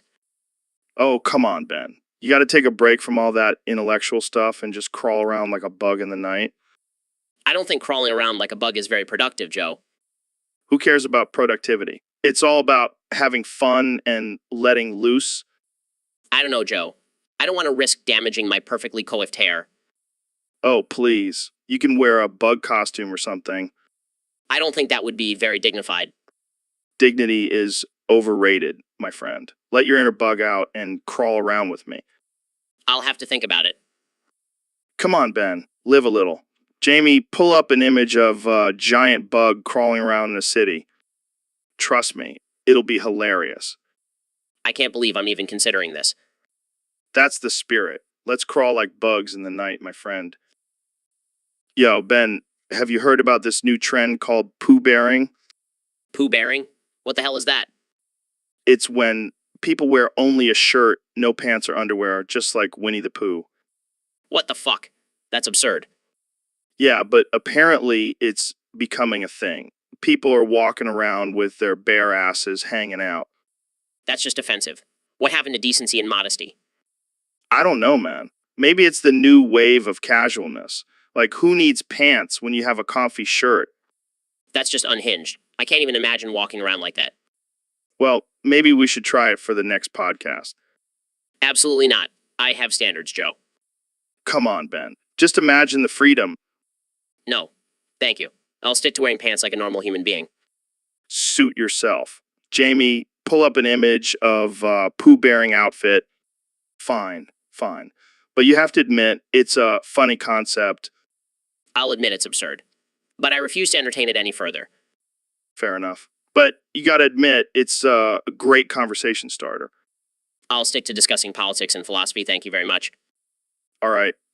No, poo-bearing for Ben. But for our listeners, give it a try and let us know how it goes. So, Neil, I heard you're taking hormones to become a crab. What's that all about? Yep, that's right, Joe. I've always been fascinated by crustaceans and their ability to adapt to their environment. So I thought, why not give it a try? But don't you think it's a bit extreme? I mean, you're a respected astrophysicist, not a sea creature. Oh, please, Joe. Science knows no boundaries. Plus, have you seen a crab's claws? They're pretty badass. I can't argue with that. But what about the whole gender thing? Are you going to be a male or female crab? Well, I figure I'll start as a male and then maybe eventually transition to female. You know, just to mix things up a bit. Wow, that's some next level experimentation. But what about your job? Will you still be able to do astrophysics as a crab? Of course. I'll just have to learn how to use my claws to type and operate equipment. Plus, I'll have a whole new perspective on the universe from down in the ocean. This is blowing my mind, man. Jamie, pull up an image of Neil the crab. Oh, come on, Jamie. It's just a crab. Show the people what they want to see.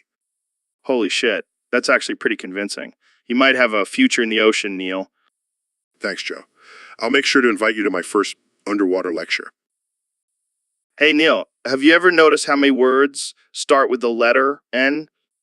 No, Joe, I haven't really thought about it. Well, let me tell you, there's a lot, and some of them are pretty damn funny. I'm not sure I follow, Joe. Come on, man. Nipple, nugget, noodle. It's like a playground for comedians. I see your point, Joe, but I'm not sure those are the words we should be focusing on. Oh, lighten up, Neil. We're just having a casual, unhinged conversation here. Yes, but I do have a reputation to uphold as a renowned astrophysicist. Fine, fine. Let's talk about something more serious then. Neil, pull up an image of a neutron star. Jamie, pull up an image of a neutron star. Now that's some real N-word talk. Am I right? So Elon, I gotta warn you, man. Your edging streak is about to end. What are you talking about, Joe? I mean, you've been on this edging kick for weeks now, but eventually that volcano is going to erupt and you're going to bust all over this podcast table. I don't think that's going to happen. Oh, it's going to happen, my friend. And let me tell you, it's going to leave everyone here baffled. Jamie, pull up an image of a baffled face. See, that's going to be all of us when Elon's load hits the table. All right. Let's change the subject. No, we're not changing the subject. I got to know, how do you control your urges for that long? Well, I just focus on the mission at hand. And right now that's sending people to Mars. Oh, yeah, because nothing gets me more turned on than space exploration. I'll keep that in mind for our next podcast. Oh, God, please don't. Jamie, pull up an image of a disgusted face. See, that's going to be all of us after Elon's next episode. All right, Elon, I got to get something off my chest. Every time I try to have a deep, meaningful conversation on this podcast, some damn track mania or get a 5 gameplay appears at the bottom of the video. It's driving me nuts. Well, Joe, maybe it's a sign that we need to lighten up and have some fun.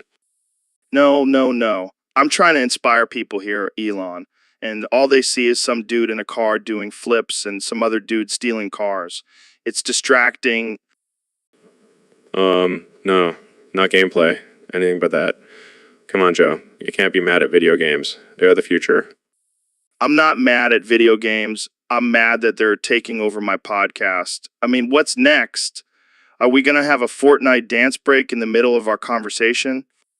Oh, can we? I've been working on my floss. This is not what I had in mind when I invited you on the show, Elon. All right, I'll behave. But I do have to say those video games are pretty impressive. Have you seen the graphics and technology they use? Yeah, they're pretty cool. But can we please focus on something else for once? Sure. Let's talk about the future of space travel and colonizing Mars. Now that's what I'm talking about. Jamie, pull up an image of SpaceX's latest rocket design. See, Elon. That's how you do it. All right. I'll try to keep the gameplay to a minimum, but I can't make any promises.